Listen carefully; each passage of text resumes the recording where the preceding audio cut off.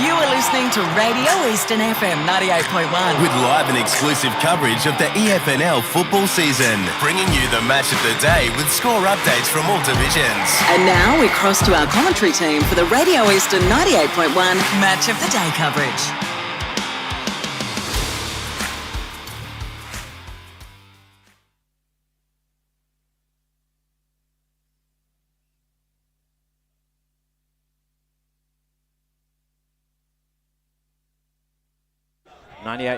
On 98.1. Sorry, Eastern helps if I FM. turn it on. What a great start. Go again, Jared. Let's run that one back. Welcome to Eastland FNL Game Day, coming to you live from Mulgrave Reserve. Thank you so much for joining us on Eastern 98.1 and on the FNL YouTube and Facebook streams. My name is Jared Beanland, here to guide you through the pre-game. Of course, we'll have interviews with the coaches coming up for this match. Division 2 matchup between Mulgrave and Waverley Blues. Of course, a big day here at Mulgrave Reserve. They're celebrating 100 years as a club, a massive milestone for any local footy club to be able to celebrate.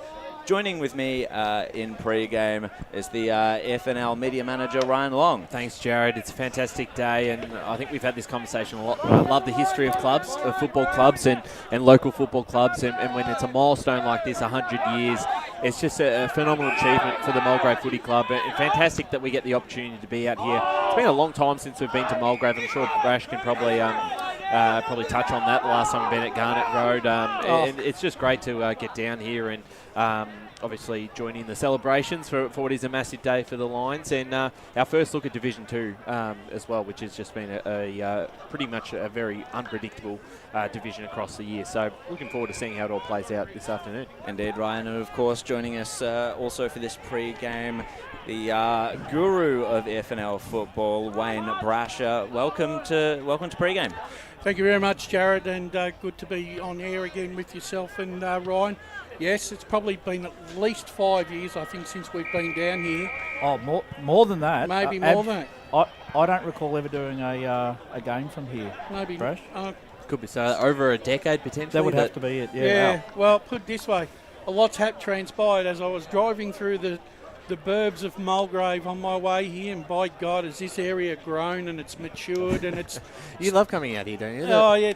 For me, it's like down at the country. Yeah, I was always wondering why we were calling the Mulgrave Oval Escape to the Country. Yeah, there's this show on the BBC, it's called Escape to the Country, where people try and sell a dream to all the people that live in the areas of Devon and Cornwall and all that rural England, and it's got very much a vibe like that. Land's End. Land's End, yeah. John O'Groats. Well, hopefully Mulgrave and Waverley Blues will have a dream of a game today. But first of all, we've got a lot of games to go through, of course, around the grounds. If you've not got anything to do, of course, today, make sure you get down to the local footy. It's a great day for it, very sunny, and I'm sure there are plenty of matchups near you that will be a scintillating game to watch. We'll start today with Division 4. Of course, myself and you, Ryan, have already spoken about this on the preview podcast. I'm very interested to get your thoughts, Wayne, on a lot of these games that are happening throughout the East today. We'll have a look at perhaps the most intriguing matchup for mine, at least, in Division 4, Whitehorse against Bulleen Templestowe. I think Bulleen Templestowe, they've had a good entry into FNL footy. They've definitely acquitted themselves in most of their games. Coming up against Whitehorse now, who have just gotten an away win against the juggernaut of Chirnside Park. It's very interesting. Hopefully they can win a consecutive game. Yeah, you're right. And Whitehorse have started the season quite perfectly. I actually did take the time, Jared, to listen to the preview yesterday, and I think it was a very good cross-section of opinion amongst all the divisions. And this one was a very interesting one at that, because there's potentially 3 upsets in this. I mean, you can go for the obvious. Whitehorse, they've hit the season running. They didn't play round 1, and they haven't missed a beat since. They've proved last Saturday Chirnside Park basically hadn't been challenged at all in the opening rounds, and Whitehorse basically were the side that could that matched them in most of the KPIs that Chirnside would like to participate in. And the fact that Chirnside have been kicking over 100 points, Jared, and they're all their opening games, and they were reduced to 50, 55, 57 points, which is a kudos to the Whitehorse defence. That could be an Achilles heel. I mean, maybe there's a blueprint there that Whitehorse have unlocked here about how other sides can tackle Chirnside. Maybe it may not be fait accompli that like we all thought. Indeed, and it's going to be very interesting. You bring up a relevant point, Brash, in terms of Whitehorse's defence. I think it has been under question, or was under question last year, in terms of just letting through some larger scores that they perhaps wouldn't have wanted to. Keeping Chirnside Park to 8-9-57 last week. What did we see from the Bull Ants that might be able to navigate that defence of Whitehorse in that first game against Warrandyte? Yeah, I don't know. I think Whitehorse, I know a lot of us thought the Bull Ants might be a bit of a sniff yesterday. I think Whitehorse might open them up a little bit, and I think they've got so many just attacking forwards that are very dangerous, and they're all playing some really good football over the last few weeks, and it's a dry conditions, so I think that's going to favour Whitehorse. Potentially, I mean, we talked about the ground size, very different to the Taj, but I don't think the Bull Ants probably used the width of the Taj in round one to their advantage that much anyway. So maybe it's an opportunity to play at a smaller ground, and it might play a little bit in their favour. But they're going to need big games from obviously the Sticker brothers, and they're going to have to probably have one or two extra forwards that stand up and kick 3 or 4, and while at the other end, defensively shutting down two of the best forwards in the division. And that's going to be their Achilles heel, I feel. I think today, this is going to be this is not going to be more about the Bulleen Temp midfield and forward 50. It's going to be about their back six. Yep. Because I think this will give us an indication of where their back six sit in this competition in terms of have they got the players that are going to be able to stop these top rated sides when they get a run on. I think Ryan is correct in saying Whitehorse is such a boutique ground, very much like the Taj. I would have probably lent slightly to the Bull Ants if it had been down at the Taj, but with Springfield Park being a very much it's a difficult ground to play if you haven't played on it, and Whitehorse played so well. I don't think they've lost more than 2 games a season there in any year whatsoever. So they've made a ground a fortress, and I just think that on the overall scheme of things, I think they've just got a few more. I just think they bat a little bit more deeper than Bulleen Temp at this particular stage. Tips on this one, gentlemen? Oh, I've got to go Whitehorse. Yep, and I have to agree with both of you. A bit of a concern as well, just looking at Bull Ants letting through 20 goals a couple of weeks ago against Chirnside Park. It's I'd say, Whitehorse fairly confidently for myself. Warrandyte versus Chirnside Park, of course, we were just talking about the Panthers and their ability to open up sides. Warrandyte, they've had a really rough start to the year, of course, just the 1 goal against Kilsyth a couple of weeks back. Got redemption, however, defeating Forest Hill with a solid 126 to 68 win, but Chirnside Park, Ryan, they're a whole different kettle of fish. Oh, sorry, mate. I just caught you when you were eating. Chris has come in and serving me with food and my lunch. So, no, I think you're right. And Chirnside, despite losing last week, I think they're in still some really good form. So I think they'll. I'm sorry, I can't even entertain Warrandyte. I mean, look. Not after that. It's not enough. No, it's not. I don't think it's a true reflection. I think this game's more about Chirnside than it is Warrandyte. And the fact that listening to the show yesterday, I think there were some of our people that were very bullish on Warrandyte, and I sat back and I thought, I went back over Warrandyte, and I can't have it. 9 points one week, 120 the next week. Where's the happy medium for them?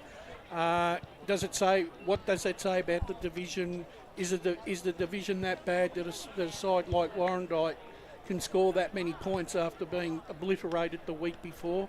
Hopefully, this is not the norm as this season in Div 4 progresses. But for mine, if Warrandyte, for me, if I'm going to take Warrandyte seriously, I need to either see them win today, or they have to come real close, because if Churnside get hold of them early, the game's over. We'll definitely keep you updated on the scores as they come through this one. It will be interesting to see, how many goals Warrandyte can kick during this one. Ryan, a tip from you on this one? Churnside Park, and they're going to do it comfortably. Yep. Croydon North Emlock versus Forest Hill is the last game up for discussion in Division 4. Forest Hill obviously yet to win a game. Croydon North, I think there are a couple of question marks for me around where they're at this year. They recruited well in the off-season. I think you'd expect them to win this one, Ryan. Yeah, I think at home it'd be really disappointing if they don't come away with the 4 points, because they have improved at stages, but now they've got to start to build some wins together. They've been probably a little bit disappointing when they played the top sides this season and lost by a little bit more significant of a margin. At home against Forest Hill, who is struggling at the moment, I would imagine Croydon North Emlock going to walk away with a win today. But they've got to be on. They've got to be switched on. Yep. Interestingly, they're coming off the bye, and, Yes. and Forest Hill, right? I've been pretty encouraged. They've had 20 scoring shots at goal 1 week, so I mean it means they can get the ball in their forward 50. So this could actually still be a banana peel game for Croydon North Emlock coming off the bye. They had an encouraging win against Kilsyth. Now's their chance. They've got to back it up. Yep. They have to back it up. I'm tipping them today, but, let the buyer beware. Yes, indeed. I've got to go with Croydon North in this one as well. I'm just not yet seeing enough from Forest Hill to think that they could cause an upset just yet in this point of the season. Of course, Kilsyth have the bye in Division 4 as well. So we'll move on now to Division 3, and the Prime Train is making an appearance at the Bear Cave. Yeah, massive. I think it's going to be a massive crowd out there. So if you're not there already, I'd be making your way pretty quickly if you're planning on heading down there, because you won't get a park. So you'll be parking in the streets a little further away.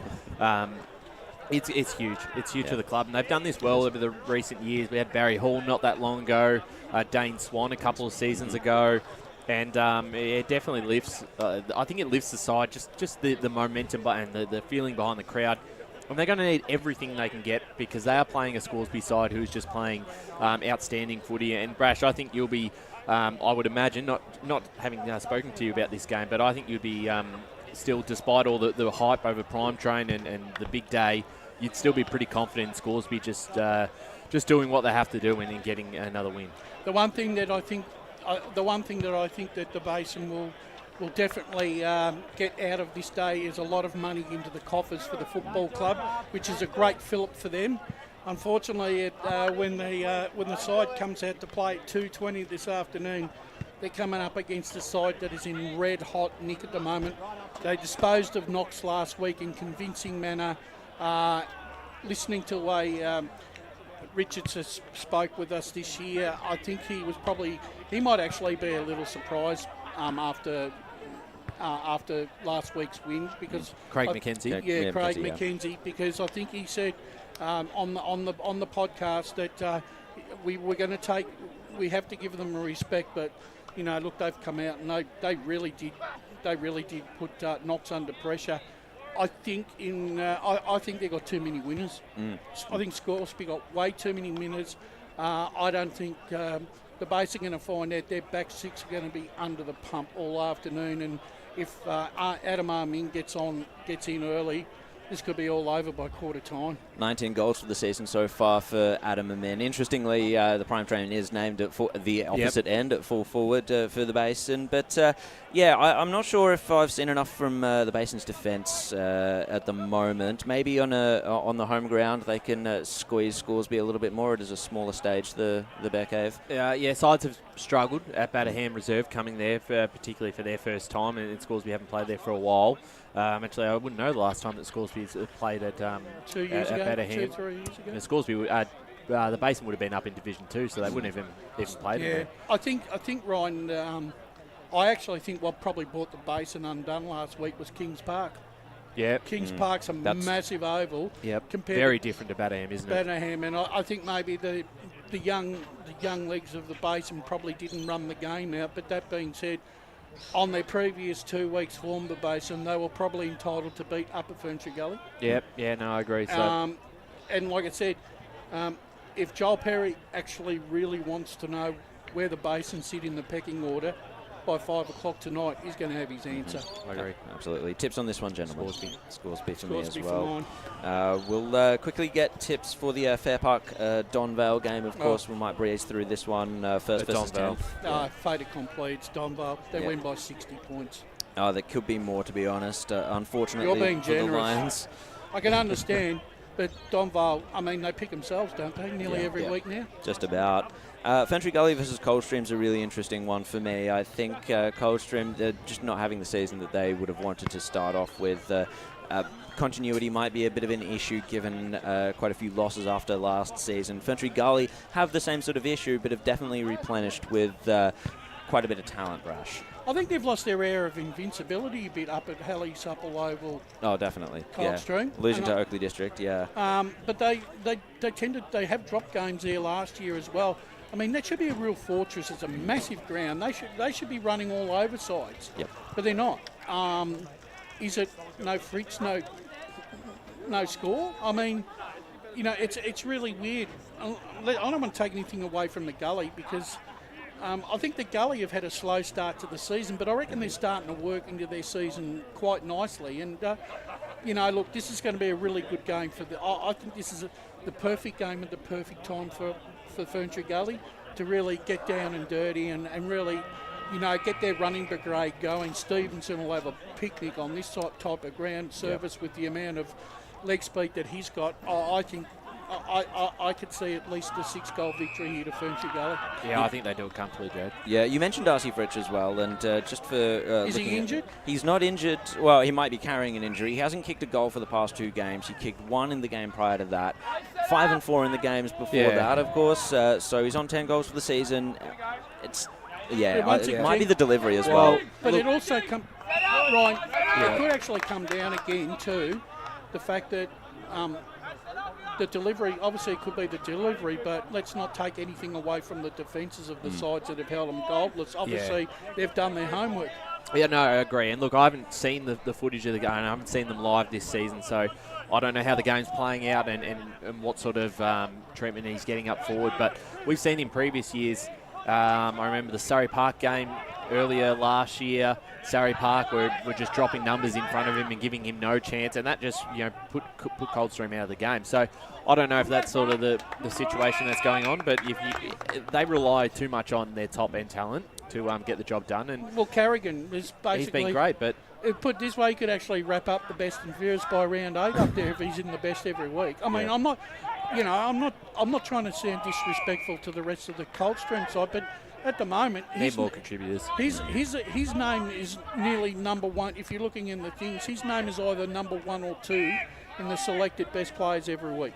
Consistently, indeed. We'll get tips for this one very quickly. Ferntree Gully, indeed. Knox versus Oakley District. Now, I can see this as especially with Knox having just lost to Scoresby, maybe a little bit deflated. They are at home, of course, against Oakley District. Could be a banana peel game, Ryan. Yeah, it could be. And you're right, Oakley get a bit more confidence out of their result last week where just had to get a win. And they were really good early and they blew that game open. Luke Potts was fantastic, had 46 disposals. They had a lot of contributors. They're not just relying on Blake Pearson dominating a game to win you the 4 points. So there's some good signs they will take out of that, but they're playing a Knox side who, coming off a loss, Steve Buckle would have worked him pretty hard on the track this week, and I think the Falcons bounce back. They're a very good side, and I don't see them playing 2 poor games in a row. No, and look, they'll be smarting after last week, Dorian. And as you said, Ryan, that Steve Buckle would have worked them extremely hard and rammed home the message that, you've got to turn up to play 4 quarters of football. And they didn't last week and they paid the penalty. Don't see that happening this week. I think Oakley District will be competitive for probably 2.5, 3 quarters, but I just expect the class of Knox in the end will see them through. Yep. I think it's got to be Knox for me as well. A well-balanced side. I think Oakley District, another one of those teams in this division that relies a little bit much on their top-end talent. Knox a little bit more consistent and strong across the ground, especially from what we saw in a couple of the finals games last year. If you're only getting a couple of players, right, one's getting 46 possessions and then you've got Blake Pearson, right, Blake Pearson's not going to kick you 5 goals every week. No, indeed. So they need a lot more contributors. I just think they may be actually... I think Blake might be sitting back thinking he might be actually very I think he might be feeling a bit bemused about their start to the season because I think when he started this year, I think he was thinking that they might kick on a little bit. Take the improvement from being a final side to a contender. They need a big scalp. If they can get a big scalp to one of those top 3 and Scoresby, Knox and Donvale, they've already failed twice on Scoresby and Donvale, or once, sorry. So they get a chance, and they've just got to put everything they have into this game, and if they get a win, it suddenly opens it up a little bit for them. It will breathe life into their season. I was tempted to go for Oakley District as my roughie yesterday. We'll get to who my roughie was soon, of course, but it's got to be Knox for me. Upper Ferntree Gully versus Sylvan is the last game up for discussion in Division 3. This is going to happen at Kings Park, of course. Perhaps a very different ground from what Sylvan's home ground is, the postage stamp up the mountain. Kings Park, the gully or upper gully definitely are able to slow down sides and really restrict and limit scoring. Sylvan, they've scored a couple of big games. They've scored a couple of big scores in games throughout this year. Can we see that happen again, perhaps? Well, I've gone up Ferntree Gully on this one, and I know a lot of people have picked Sylvan, and their start of the season was brilliant in the first couple of weeks. After that, they've dropped off, and even that win against Fair Park, I don't think they'd take... they'll breathe a big sigh of relief that they got away with 4 points there. They kicked a goal with 30 seconds to play, and the Lions are not travelling too well. I know that obviously they played a lot better on the weekend, but for a side that's fourth, I just think that top 3 is dramatically... there's a gap between third and the rest of the division. So honestly, I wouldn't be surprised either way at the result on this game. And I've just gone up Ferntree Gully, leaning at home. They surprised me last week there, and I just think they might be able to repeat that performance on the bigger deck at Kings Park. Form suggests Sylvan, right? And I've tipped Sylvan officially in the record, but for me, this still represents a 50-50 danger game for me for Sylvan. Upper Gully, yes, they won last week, beat the Base, and they have improved more than they have last year, Upper Gully. And the one thing that works in their favour today is their ground is massive. Sylvan's ground is an amphitheatre. If it comes down to a running contest, and Upper Gully can stifle Sylvan's forward line, they're right in it. I'm only tipping Sylvan, but I reckon the margin will only be about 2 or 3 goals, mate. Yeah, I have to go with Upper Ferntree Gully on this one. I think it'll be a low-scoring scrap. I think the Kings will have it on their terms. Just quickly looking at Matt Lowe. He's kicked 10 goals for the year. He got 3 goals against Fair Park. Might need to see some bigger performances from him and maybe a bit more support as well down on the forward line for Sylvan if they're to get their season going, just in my books. Let's move on to Division 2, of course. We've got the game here today, Waverley Blues versus Mulgrave. We'll definitely save our discussion of this game for later on. I just want to touch on the Surrey Park versus Heathmont game. Of course, Heathmont have had an absolute struggle of a year so far. Surrey Park, they've hit the new division and they've hit it hard. They've got some really good results thus far. And really, I feel like there's quite a gap between these two teams where at the start of the year, you wouldn't have thought that.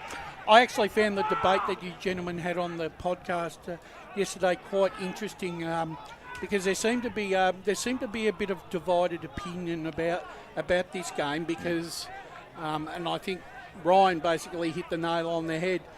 You basically want to sack Heathmont in terms of tipping until they show you something, but they're the side that could basically. They could turn around and by 5 o'clock tomorrow night, or today, and make you look like an absolute fool just like this division has become such a tipster's nightmare. But all that being said, I've looked at Heathmont's side, and I still can't come to grips with the fact that the side that they had on paper last week is a 4-goal, 10, 34-point side. I can't actually fathom that. So that frustrates me. But I still think Surrey Park are a different proposition at home. And what I like about them is they're young, right? And they play with. They don't have that fear factor. You know what I mean? Because they're on the rise. Yeah. So to them, every game is a learning experience. They've got nothing to lose. Where Heathmont have got heaps. And sometimes when you're burdened with pressure, you can't perform. And when there's expectation, and you're not performing, that manifests itself. Surrey once again get another free hit this afternoon. I think they win by 5 goals. I think it suits the way they play as well, what you mentioned in terms of the lack of pressure. It's almost like they're playing with house money, Ryan, and they're able to just release the shackles and play the creative brand of footy that we've enjoyed so much when they were playing in Division 3, and it just suits them. It suits the list that they have. It does. And guys like Jack Mann and Kane Hendon, they're finding plenty of football still. So that experience combined with these under-19s who are pushing through into senior or trying to put their hand up for senior football, it just puts them in a spot of luxury that a lot of clubs don't have. And then you've got the blokes like Hart, Ramboldi. Then you bring the skipper back into the side, Ken Worthy, right? That, like you said, amongst all those Surrey Park players that are in their probably second or third year of senior football, so they're starting to hit their prime. So they've probably got the perfect mix of demographic and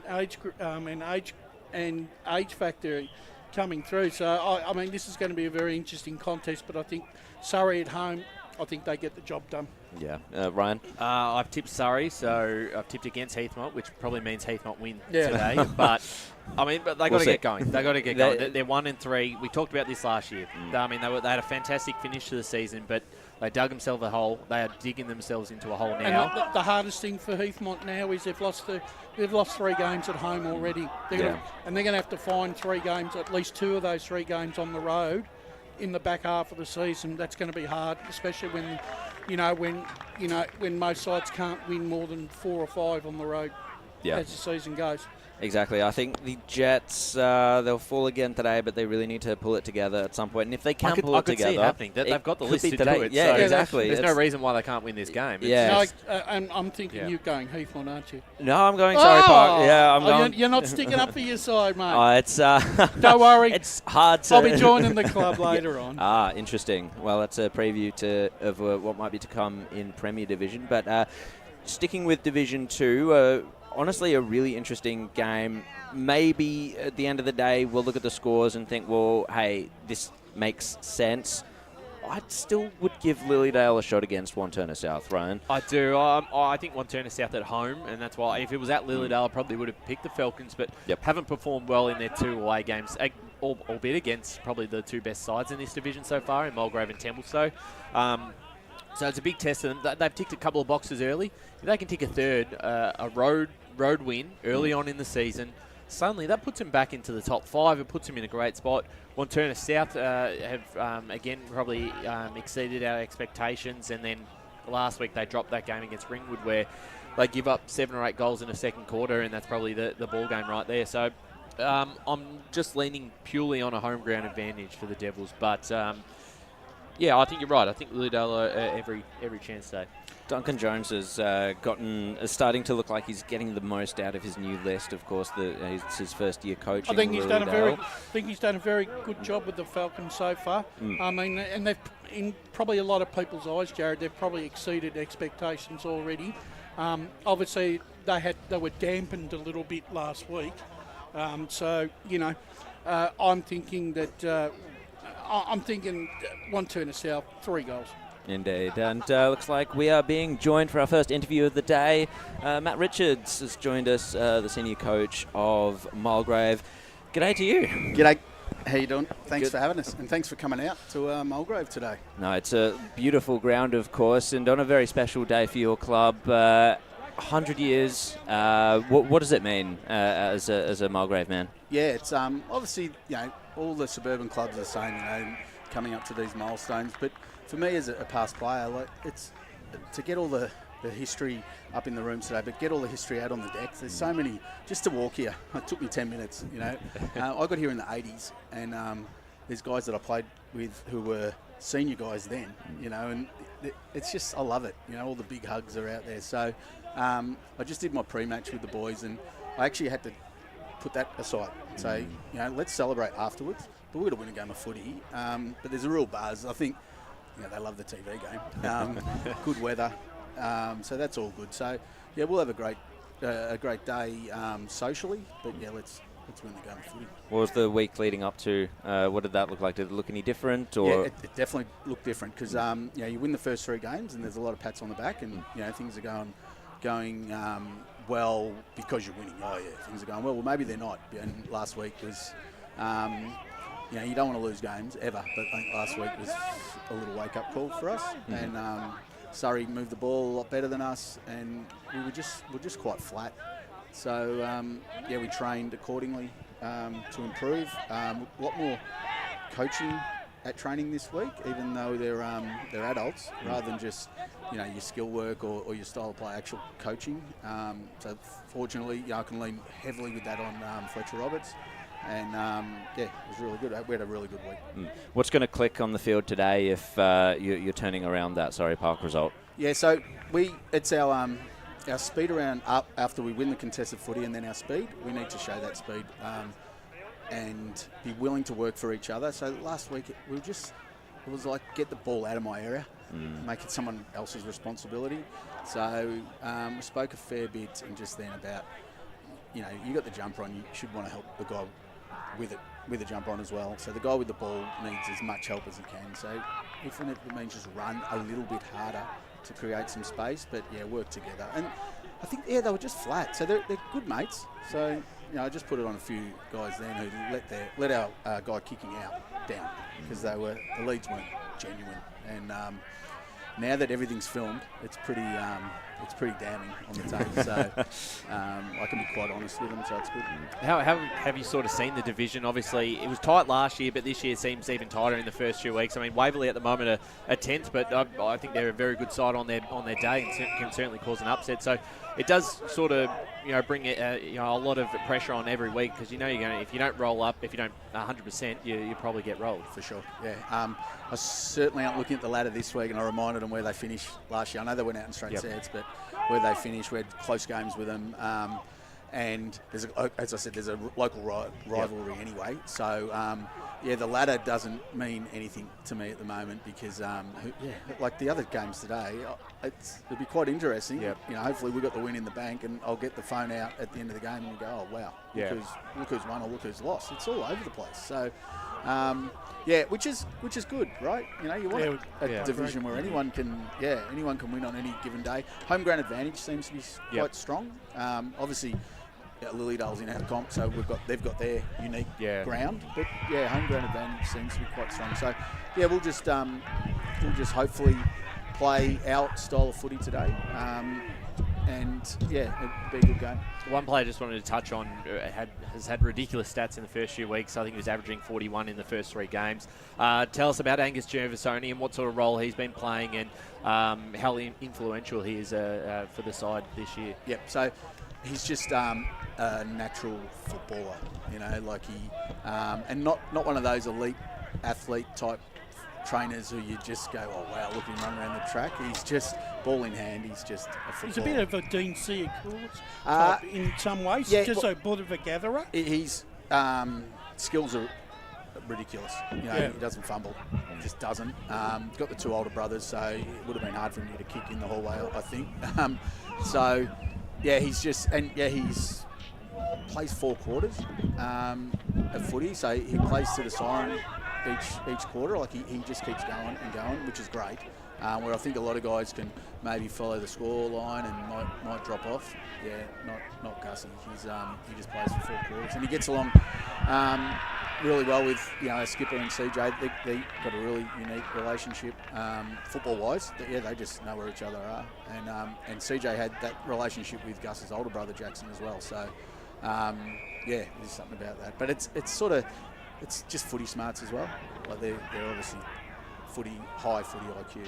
It's good. I was having a look at I actually think, Matt, that Mulgrave's game style has evolved a bit in the last 2 seasons. I like the way that the side is prepared to run, right, and run the lines instead of in the past being a kick and mark side and then a player just coming around the corner to take a handball and try and kick the ball to position.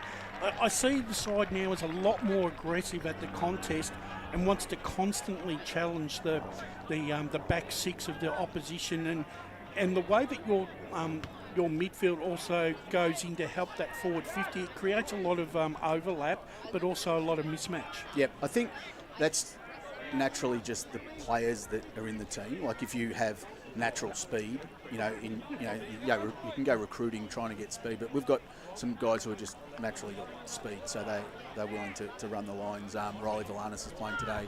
CJ Tilliard, obviously, these guys just can get the footy and move their bodies and then release the ball. Finally, for me, Connor Tilliard had a breakout season last year. He was good the year before, but he really came to the fore this year. Obviously, with Gus also in the midfield, that sort of takes the pressure off him just a little bit.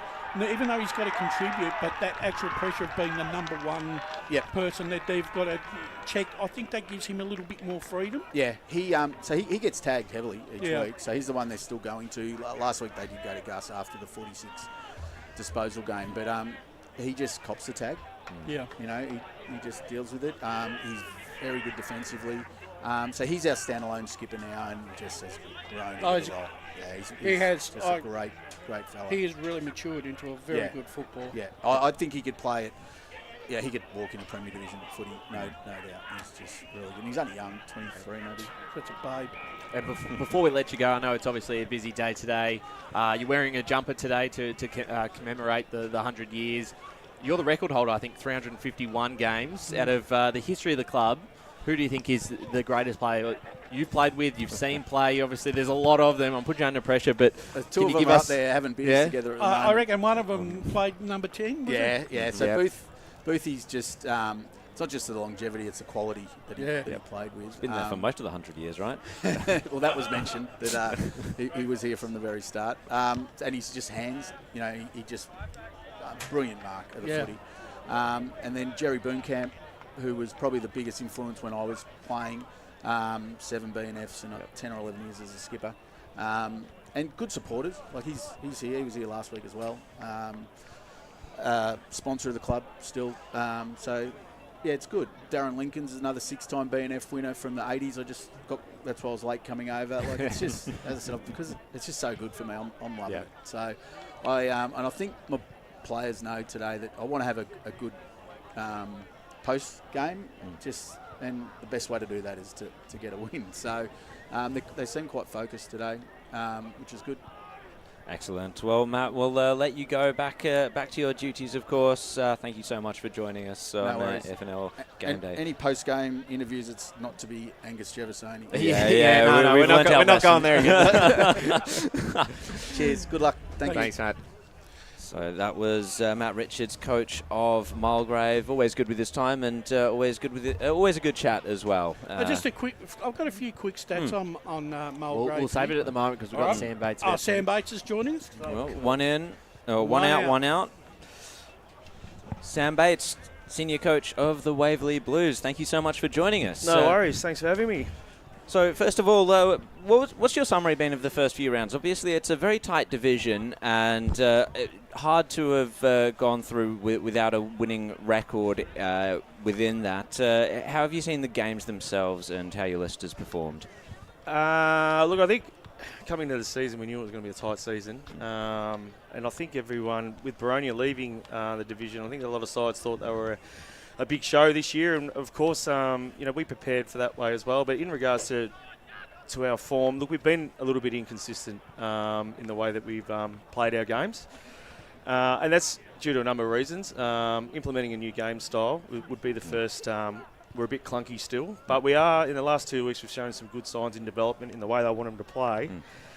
Waverley Blues sides in the past have probably played that free-flowing, fast brand of football, which is a little bit different to my method, where we've been working a lot more on contest and defence and more of a finals brand. So we're working really hard in the background. So we've been in games.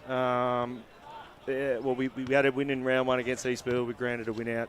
Probably played half the game against Templestowe. The drop-off in the second half was really disappointing, and we addressed that.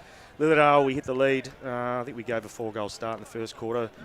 Got our noses in front late, but just a little bit of class in the end. We just couldn't finish off. And then last week, again, the game looked, especially in the first quarter, looked the way we wanted to play. Didn't convert. 1 goal 5 is disappointing, but if I'm looking at our method in our contest and our pressure, it was getting more to the way we need to be, and it's just about doing it more consistently. We've had a bit of change in personnel too, which hasn't helped too. The side hasn't settled down at any particular time, so but that's just comes with playing footy, doesn't it? So absolutely. Yep. And having a look at especially that first quarter that you mentioned against Croydon, a lot of front half pressure. Is that a big part of the way you want them to play? Yeah, 100%. Yeah, so we want to be a front half footy team without giving too much away. So I thought our forwards last week were excellent in regards to their ability to retain the ball in our forward line. It was just that drop away. So we led the game. I think we had the game in our control for probably just before half time. Croydon, to their credit, and it's always going to happen in even competition, they're going to mount their case. Yep. And then I think we lost a bit of confidence in our game style after that point in time. So that's a maturity thing as well, and knowing that we've got to play the 120 minutes. Yeah. And no Josh Williamson last week or today. Did someone fill his spot, or does it change the structure? Yeah, so Josh, we haven't had him since round 2. So he's been out of the side for a while, and will be for a while. So no, we just had to change our personnel. Yeah. So we've probably only got the 2 key tools, and we're going to be a little bit smaller. So therefore, our pressure game and our front half pressure game is going to have to really be at its optimum today if we're going to be able to pressure Mulgrave. Sam, I look at, like you said, you're obviously, you're implementing a new game plan, because Waverley Blues' game plan was, with previous coaches, there was a plan A and no plan B. And what happened was, when plan B didn't work, the side didn't have anything to fall back on. Yep. Obviously, with your structure, is this sort of building that back into the lineup, so that if your plan A that you want to go with doesn't work, at least the players know that we've got a plan B that we've got to follow to keep ourselves in the contest? Yeah, 100%. Yeah, it's about getting balance in your game. You're 100% right. I mean, obviously I wasn't at the club last year, but watching some vision before I joined, you could see that the way they like to play was really good in the home and aways, but obviously came unstuck in the finals when the pressure mounts and it becomes a bit more contested. So the idea around us tinkering our game style is to be able to play more contested football, so that when we get to a position in finals when there's pressure, that it becomes the norm. But of course, we do have the ability to be able to play that more free-flowing football at times as well, because we do have that in our arsenal. But we're really trying to drill down on our contest and our pressure first and foremost. We feel that that'll give us the scoring opportunities we need to stay in games and to win games if we can get that right. So that's what we're really working on at the moment. Yeah. And the leadership group obviously would have sat down with you and gone through what they went through in their playing style. Yep. Have those players sat back and had a think about it and given you some input so that you can take their ideas into the mix as well? Yeah, absolutely. It's certainly not my show. We're very inclusive when it comes to the footy team, and I'm always looking for feedback from the players, and we're in constant conversation with all the leaders. And we've tried a few things positionally. I've come in obviously as a new set of eyes and tried some things with some players that some have worked and some haven't. And so just gaining some information from them about where their strengths and weaknesses are and where their capabilities are. For example, Sam Mear will go to a wing today. It's probably where he's played predominantly his football. We started him we thought we might be able to get him going as a running half-back, but there's a need for him to come onto a wing now where he's probably more experienced. So it's just some things like that. We've had to adjust and evolve and tinker we find our best lineup. May as well do it early in the season, Sam, rather than late in the season. Yeah, that's true too. I mean, being new to the club too, I'm still learning about the group's capabilities. Do you think they miss being down at their home ground, their spiritual ground?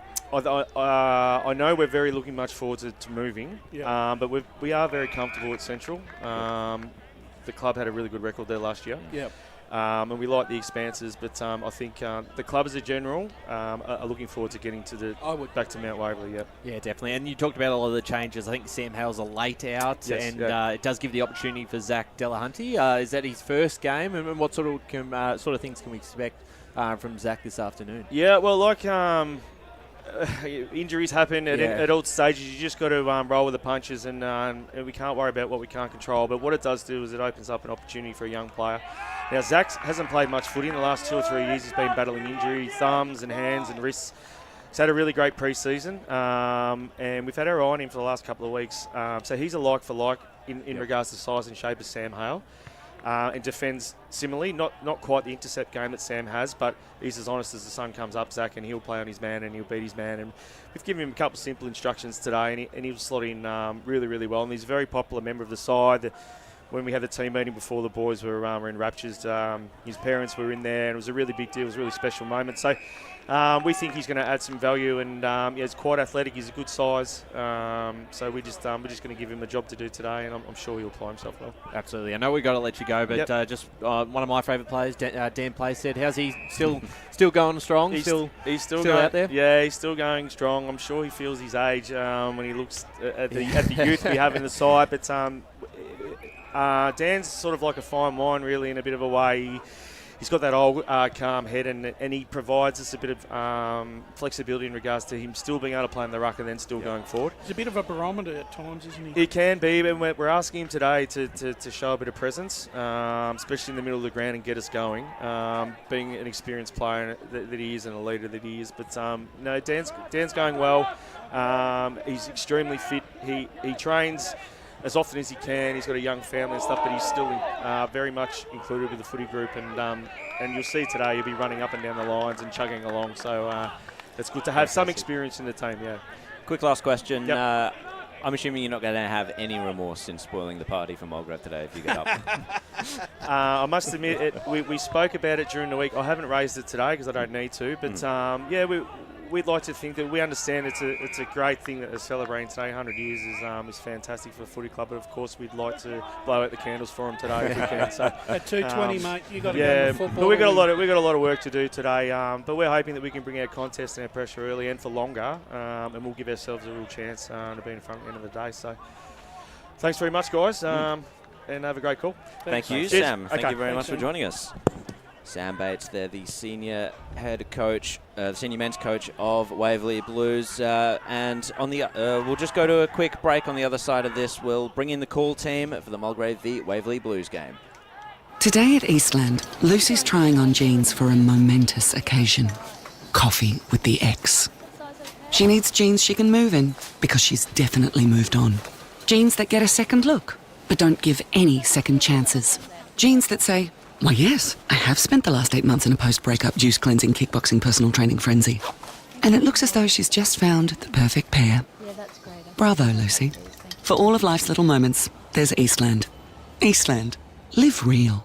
Sprained your ankle bursting through the banner? For bumps, breaks or bleeds, be seen sooner, close to home, at Knox Private 24/7 Emergency Department. You'll generally experience shorter wait times. Knox Private 24/7 Emergency, 262 Mountain Highway, Wanturna.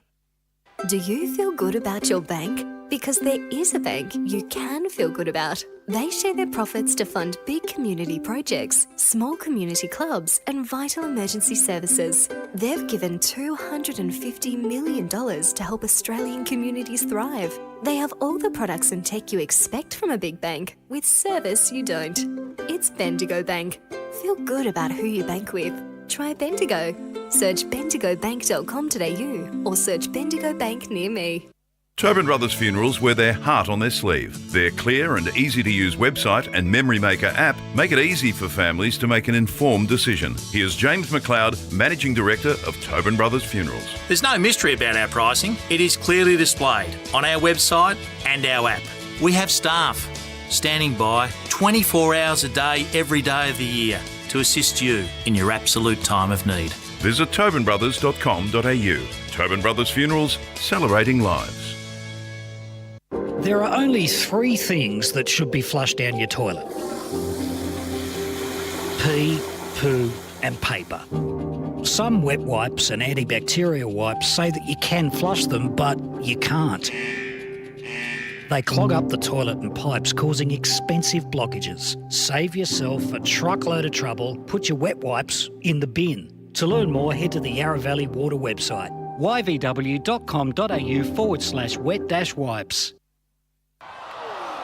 Hi, Dylan Dow from the Baroni Football Netball Club here. When I need to grab a quick coffee or a bite to eat, I'm popping into Eastland. Eastland's more than a shopping centre. They support a range of community organisations and have been a major partner of the EFNL since 2018. Cheers, Eastland.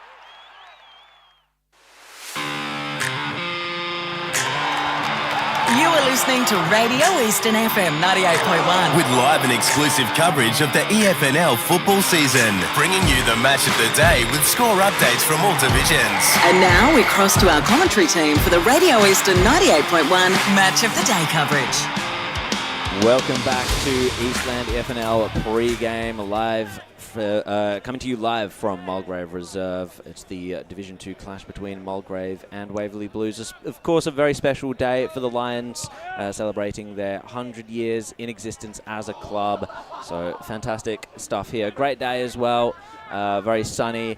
And we're just looking at the reserves game as well. It's currently Mulgrave winning 10-6-66 to Waverley Blues 4-7-31. So the development squad look like they're going to get up today.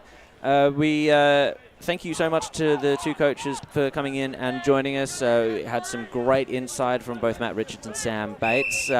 We shall return, however, Ryan and Wayne, to the chats of the games around the grounds today. We left off in Division 2. So let's have a look at Templestowe versus Croydon. I think a bit of a banana peel game perhaps for Templestowe, with Croydon having a lot of experience in the side, a lot of finals experience. They just haven't quite been able to put it together this year, Ryan. Yeah, I think this is having a look at both sides. Croydon been able to find some form in the last couple of weeks, and more importantly, hitting the scoreboard, which was a massive issue for him in the first couple of rounds. And then we talked about that last year.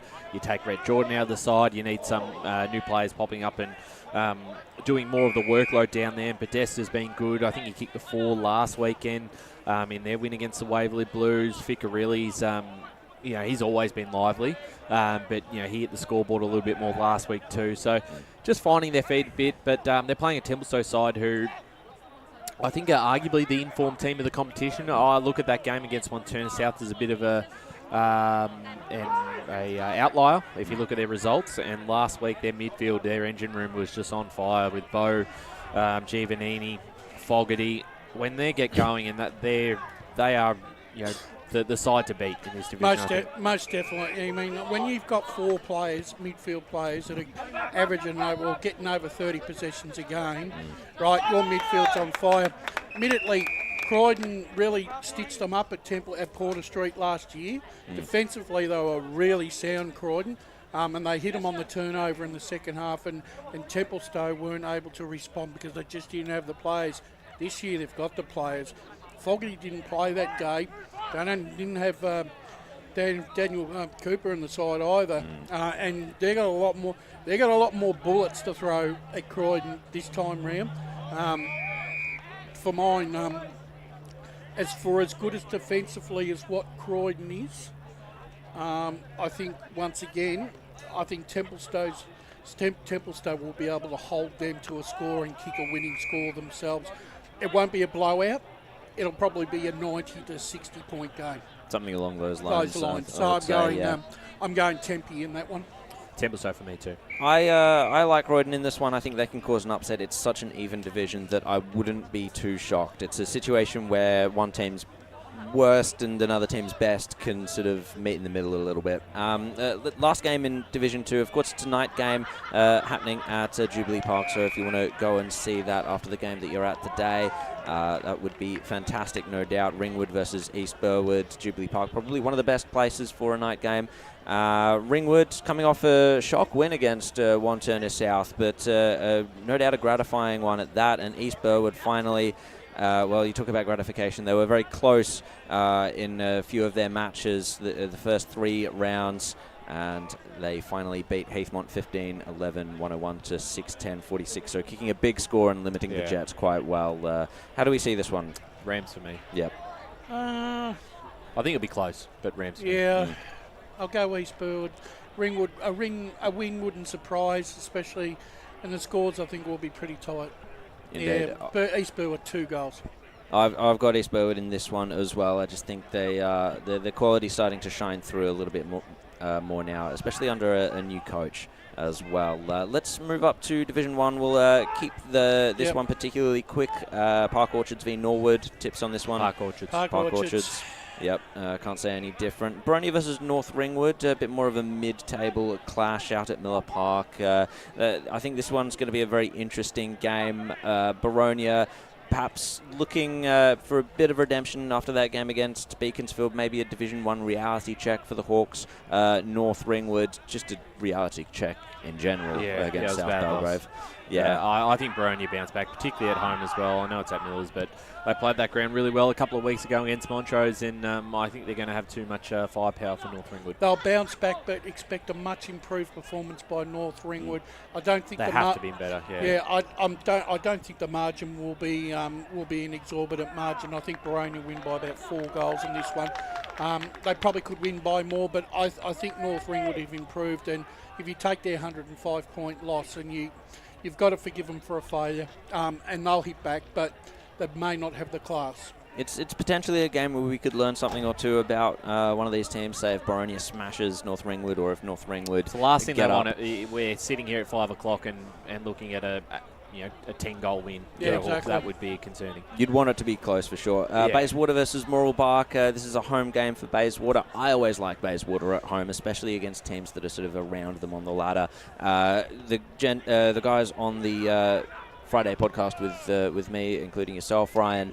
You all went Mooralbark for that one, and I understand. I feel like Mooralbark's list is perhaps a little bit of a step above Bayswater. I do, and I think, they played 2 very tight games last year, and I expect it to probably be similar. I don't think Mooralbark are going to win this game by a lot, but I think if you compare the 2 lists, obviously no Ben White for an extended period of time. I just can't... I'm just leaning towards Mooralbark on that, and I think some of those players, their top-end players are playing really good footy. Caden Mackey coming off a really good performance. Mooralbark for me. Same. Rush, same. I still got to go Bayswater. I think they defend that ground particularly well. They might be able to frustrate the Mustangs. Beaconsfield up against Montrose down at Home Park. For me, Beaconsfield are the second best team in the division currently. Montrose, I still don't know where they're at, to be honest. They're a frustrating team. I think it is comfortable for Beaconsfield. McLaughlin's in a massive for Montrose. They're not going to get him very often, so they've got to use him while he's there. And they do have a couple of players back, so no excuses. But Beaconsfield just look to be a step ahead at the moment. Mick Fogarty is the master at stifling an opposition's game plan. He did it last week. He'll do it again this week, and I would think that Beaconsfield win this. They won't kick a big score. They might nearly kick what they kicked last. We could be seeing a mirror image of the score we saw last week, 9-4 game. But I think the master coach Mick Fogarty will once again, he'll outlast Gary Ayres in this game. Ayres has got to find something here. This is one of his challenges. He's got to find something in this game. He's going to have to do something. He's going to have to think out of the box, I reckon. Well, if there's a coach that's up to the task, it probably would be Gary Ayres, but not helping him today is the fact that Jafar Ocker is back for Beaconsfield, so that could add another 2 or 3 goals to Beaconsfield's tally. Let's move on up to Premier Division, of course, round 4 in Premier Division this weekend. I passed Vermont, the ground on the way here, and the 19s were playing off against Blackburn.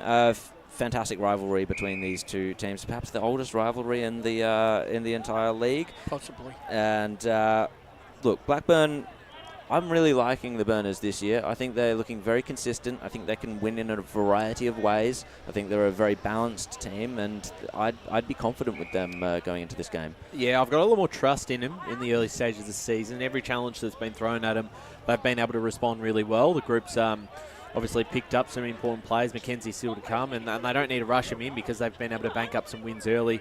And with Vermont, on the other hand, have lost now some important key players to that lineup. A lot of height. Wiedemann, we don't need to talk about just how important of a loss he's going to be. I just think Blackburn at the moment are going a little bit better, and they'll get the job done today, I think. Yeah, look, as much as I think Vermont's running is running. The young players they're getting better, but when you don't have the experience, and Harry's in absolute career best form for Blackburn in the ruck, and that's going to be a deficiency that Vermont are going to have to really.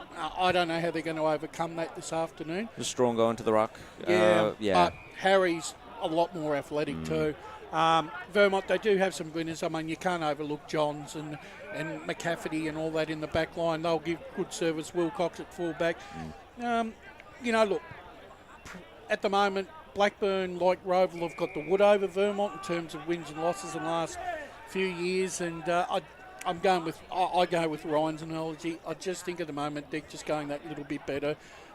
Even though it's at Vermont, but Blackburn, I think, will win this by about 3 goals. Yeah, I've got Blackburn in this one as well. Perhaps the other most intriguing clash in this division today, East Ringwood versus Doncaster East. I think this is potentially an interesting clash of styles, an interesting clash of two teams on different trajectories. I think Ryan James will be happy with the way that his side has started this season. Shackie's in form. He kicked 6 last week. They were challenged. They were challenged by South Croydon, and they managed to run away with the game. Their performance against Vermont was meritorious. They haven't done much wrong. 2 out of 3. East Ringwood, I think. Just in first gear, and that's probably not. I don't want to say that's disrespectful to Doncaster East, but all they've done is what they've had to do. Tovey back in the side, he's a star. This kid's a star. He's the perfect fall for James Beerlow. If he touches the ball 30 times, East Ringwood win by 10 goals. I think East Ringwood across the line, they've got class players across every line. DeLuca's in good form in the midfield for Doncaster East, which will keep it interesting. It won't be the blowout that it was last year, but I think East Ringwood at home, they'll get over the line. They'll probably win by 5-6 goals. Yeah, I think it's going to be a competitive game between the two sides. No Michael Wen. That's going to hurt him. Big out for the Lions. But it's the first real chance for East Ringwood to get a full game out of both Beelo and Toby together. With Beelo having a concussion a couple of weeks ago when they were playing the same game. So I just think East Ringwood are just going along really nicely at the moment. At home, I think they'll have enough to get over the line against Doncaster East. But expect this game to be close throughout, I think. Yeah. Well, we say that East Ringwood's going along in first gear at the moment. I have full faith in them that they can find that extra gear if Doncaster East force their hand into doing that. I don't think the car's going to stall necessarily if Ben Osborne needs to pull a lever or two. Noble Park go up against Mitcham. This is happening at Pat Wright Senior Oval. Honestly, a really interesting game. Mitcham still looking for their first win for the season after coming up from Division 1, Ryan. Noble Park, they're going to be defending their hill as much as they possibly can against the Tigers. The potential upstarts of the year, no doubt. We're going to actually have to go to an ad break, so just a tip on this one. Noble Park. Yeah, Bulls. I got Mitcham, actually. All right, let's head to a break on the other side of this. This time we'll be bringing in the core team. Friend Jackie's wedding invitation, she was overcome with a wave of emotion. While her 2 young boys wrestled on the floor, tears of happiness rolled down Sarah's cheeks as she saw the words she'd been longing to see. Please note, this wedding will be a child-free event. Well, Sarah, looks like we're off to Eastland for a new frock and some heels. And let's book in that babysitter. For all of life's little moments, there's Eastland. Eastland. Live real. At Yarra Valley Water, we know reducing your shower time, or show time, to 4 minutes can save you an average of $200 a year on water and energy bills. Shower shorter. Save water.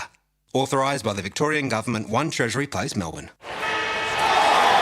Sprained your ankle, bursting through the banner? Broke a finger, high-fiving the ruckman? Or did you run into the goal post again? For bumps, breaks or bleeds, be seen sooner, close to home at Knox Private 24/7 Emergency Department. The preferred provider of emergency care to the Eastern Football Netball League, you'll generally experience shorter wait times. You don't need private health, but there is an out-of-pocket fee. Be seen sooner, close to home at Knox Private 24/7 Emergency Department, 262 Mountain Highway, Wantirna. Do you feel good about your bank? Because there is a bank you can feel good about. They share their profits to fund big community projects, small community clubs and vital emergency services. They've given $250 million to help Australian communities thrive. They have all the products and tech you expect from a big bank, with service you don't. It's Bendigo Bank. Feel good about who you bank with. Try Bendigo. Search bendigobank.com.au or search Bendigo Bank near me. The first time I met the team at Tobin Brothers Funerals, I felt like I'd known them for years. They're so caring, honest and passionate. James McLeod, Managing Director of Tobin Brothers Funerals, sums it up best when he says, Every day our people get out of bed to assist client families in their absolute time of need. Our people love what they do, and you will not find a more highly trained group of people than those at Tobin Brothers. Visit tobinbrothers.com.au. Tobin Brothers Funerals, celebrating lives. Hi, I'm Ben Desson from Montrose Football Netball Club, and when I need a new kit for a night out, I head over to Eastland. But Eastland is more than a shopping centre. They support a range of community organisations and have been major partners of the Eastern Football Netball League since 2018. Thanks, Eastland. It's a picture-perfect afternoon out in good old Melbourne town today. The conditions are perfect. The ground looks absolutely amazing. Car parking's an issue. If you're coming into the ground or making your way, find a car park before you come into the ground, because you will not find one. They are very, very scarce. You might luck in, but you might be best just to get out of the car and park along the street outside just as you get off Wellington Road. But it shapes to be a fantastic clash out here today. It's 2nd versus 10th. But you look at those ladder positions, as I welcome Wayne Brasher to the broadcast, there's not that big a gap between these two sides, Brash. No, there isn't. And, I mean, like I said, stats do lie. And obviously when you have a new coach coming into the fray, his game plan is going to take a few games to iron out, and the players have got to get used to. But I think that we'll see a much better and more forward showing from Waverley Blues today. But I think Mulgrave are going equally as well, if not a little bit better. Well, it's great to have you back on board, Brash, as having a little break last week, which was well earned after smashing out some big Premier Division clashes. But it's shaping to be a fantastic season, and great to have you back on board today. And it's go for it, Brash. I'm just going to say, BWS, the last time I actually came down here was probably 5 years ago, just to cover a game for our team, and I was just driving down today. Boy, has this area matured, and it's a really lovely area now. And the community and the ground is the best I've ever seen it. Without question. And I was talking to President Rachel earlier, just over at the canteen, and what aren't they excited about today? But I was saying that it's been probably a decade at least since I've been back out here, Brash, and the ground was a mud pot. It just doesn't feel like the same place that I've driven in here today. Well, the last time I actually came here, they were playing on the They actually are playing on the second ground, and I believe it. And the problem was, the reason why we couldn't get the media team in there because we couldn't get any advantageous spot on that away. No, ground. That's right. And this ground, I think, for the best part of 3 seasons after the mud pile that you mentioned, was under repair. And then the repair went wrong, And then they had another 2 years they were off the ground. Yeah, no, that's exactly right. So for such a big occasion, it's fantastic to be out here in the best conditions that the clubs that it's actually ever been in. And the vantage point is number one as well. And, of course, it's beautifully always set up by LKLM Media with Lee and Kate Green, Megan on the camera. They are certainly the best in the business. And sometimes Friday can be a bit tricky getting in. How was it this week, Leroy? Oh, I'll tell you what. Yeah, trying to put the van in place, it was very annoying. We wanted to put it in one spot, and I was back and forth about 300 times. I've left so much rubber on the concrete in front of us here. In the end, I went, no, stuff it. Nice. Also, great. Nice. Also, great to see the Lions wearing their centenary themed jumper.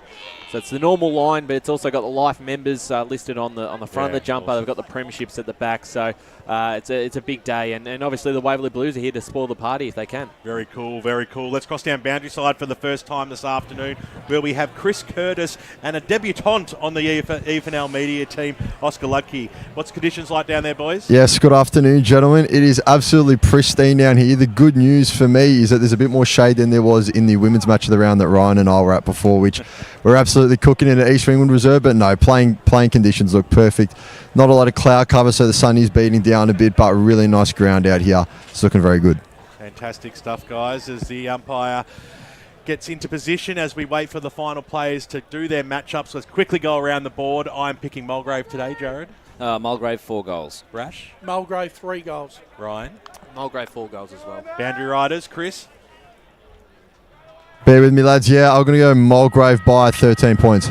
Get Oscars later as Jared Beanland takes us away in the first quarter.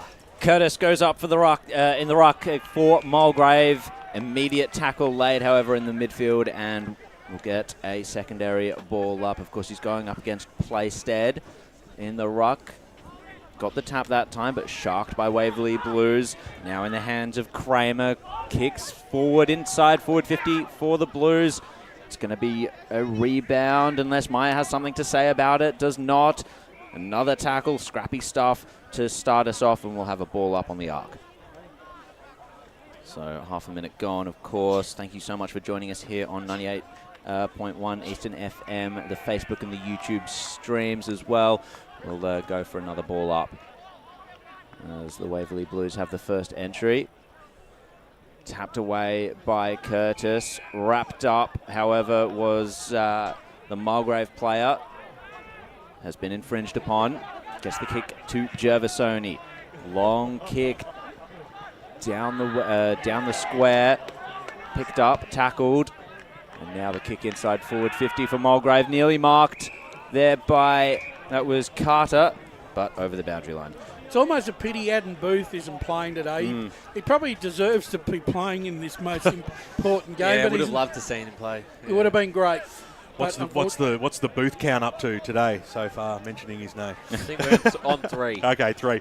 The knockdown that time by McGowan, riding towards the forward pocket, inching closer towards goal. There might be a free kick here for a push in the back, is it? Yeah. No, it might be a little bit of holding. Davidson, by the looks of it, is going to be the recipient, so he'll go back. He's got a very acute angle here, only about 20 metres out. Chance to put the first goal on the board for the Lions. Keep going back further and further and improve the angle. Yeah, something like that. So Jack Davidson, first genuine shot for either side. Comes in now, 25 metres out, pokes at it and puts it straight through the middle. He did exactly what Brash said to do. Just keep moving back, open up the face, behind. And bang, it goes through for a point.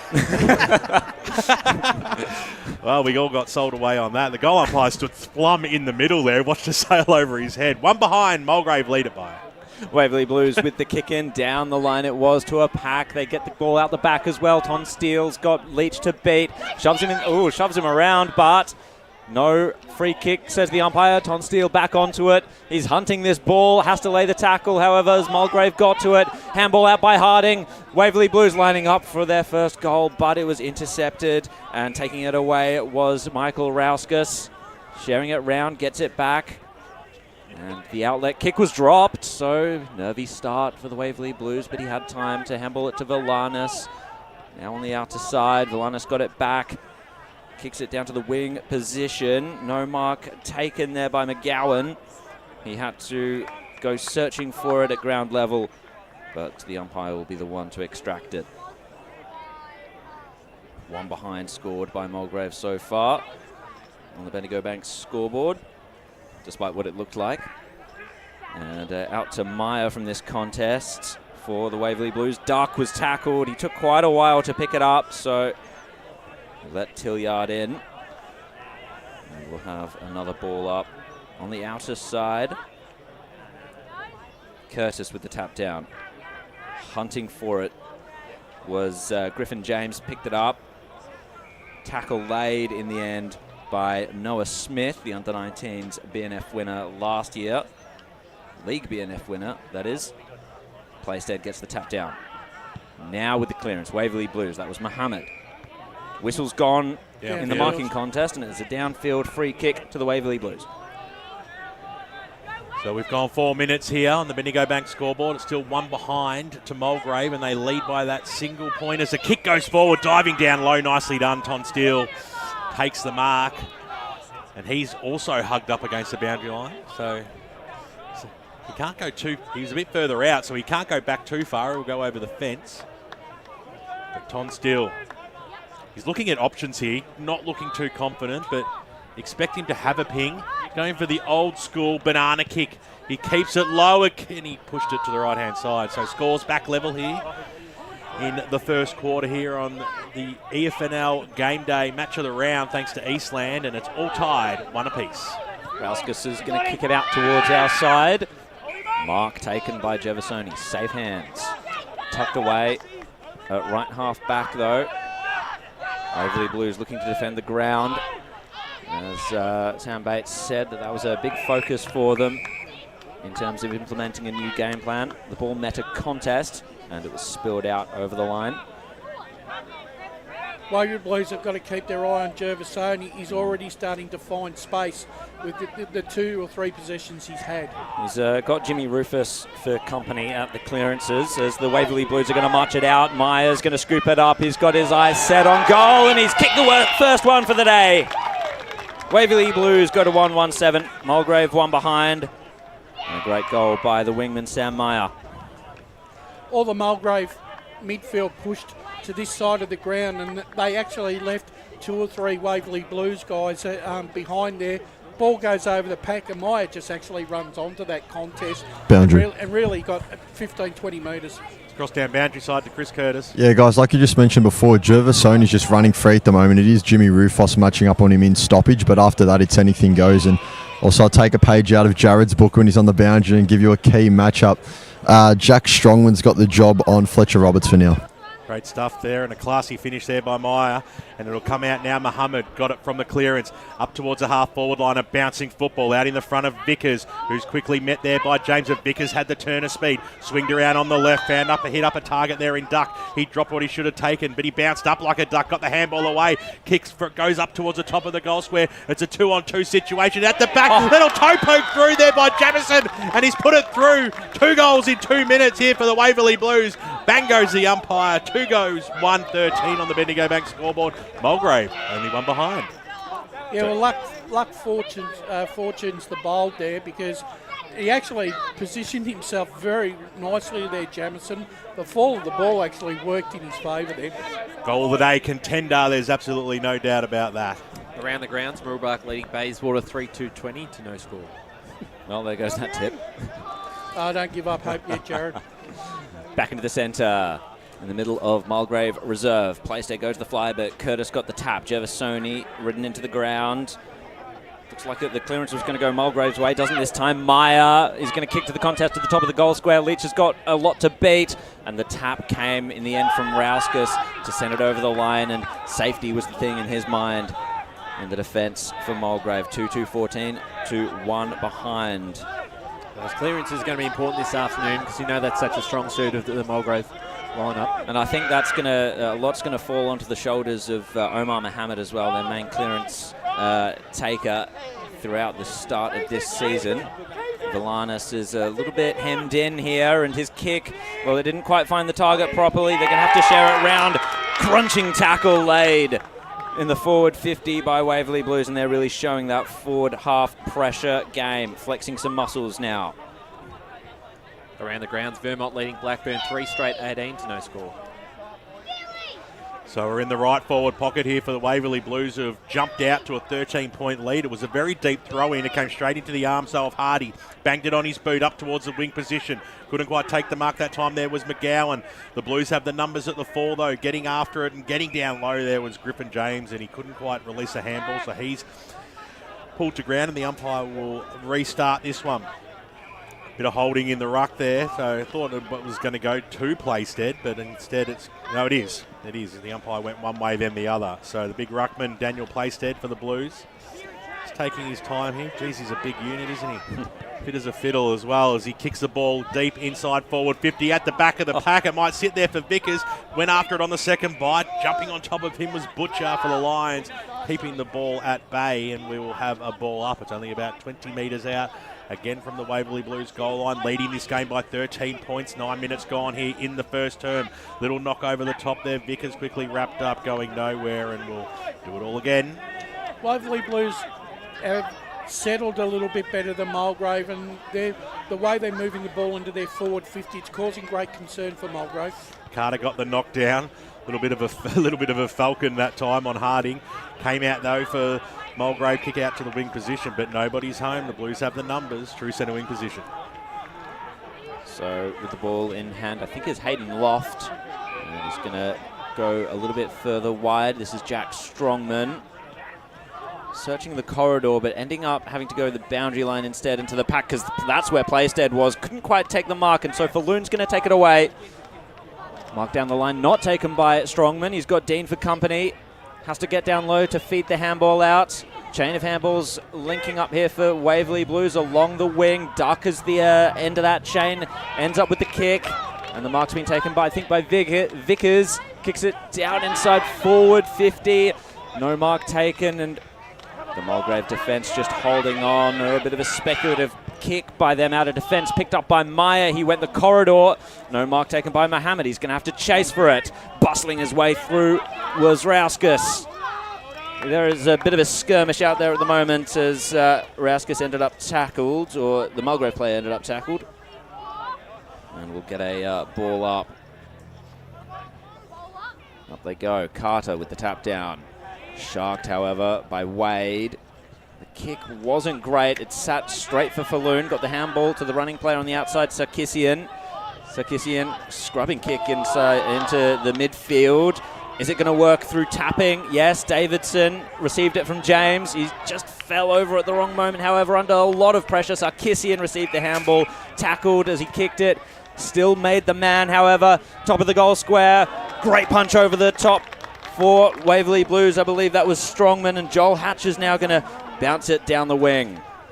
The kick goes down the wing position, bouncing football. Playstead has a paddock in front of him. The big man lopes after it, picked it up nicely, then thumped it on his boot inside forward 50. He goes, dropping him. What he should have taken there was Lease. He had an opponent there in... free kick's been paid here. Going the way of Gervasoni. No, in fact, he goes back here. Carter goes wider. Balanis goes out towards the wing position. They're a bit sloppy at the moment, Brash, with their skills, the Mulgrave side. Yeah, they're not hitting the target, and they're being forced into areas of the ground, BWS, that they don't want to go to. Around the grounds, Upper Furniture Gully, 3-6-24, leading Sylvan 1 straight 6. And at the Bear Cave, it's tied 1-1-7 apiece. Thank you very much, Ryan Long. Has the prime mover kicked the goal yet? I don't know. We'll find out. Big thump that time there by Playstead. Straight into the arms there of Tilliard, though. Got the handball away. Here's Asker inside forward 50 now for the Lions. A chance for them to get on the scoreboard. But it's not going to happen this time because it gets Stacks on the mill. There's McGowan, the big man, bottom of the pack, and hand it back to the umpire.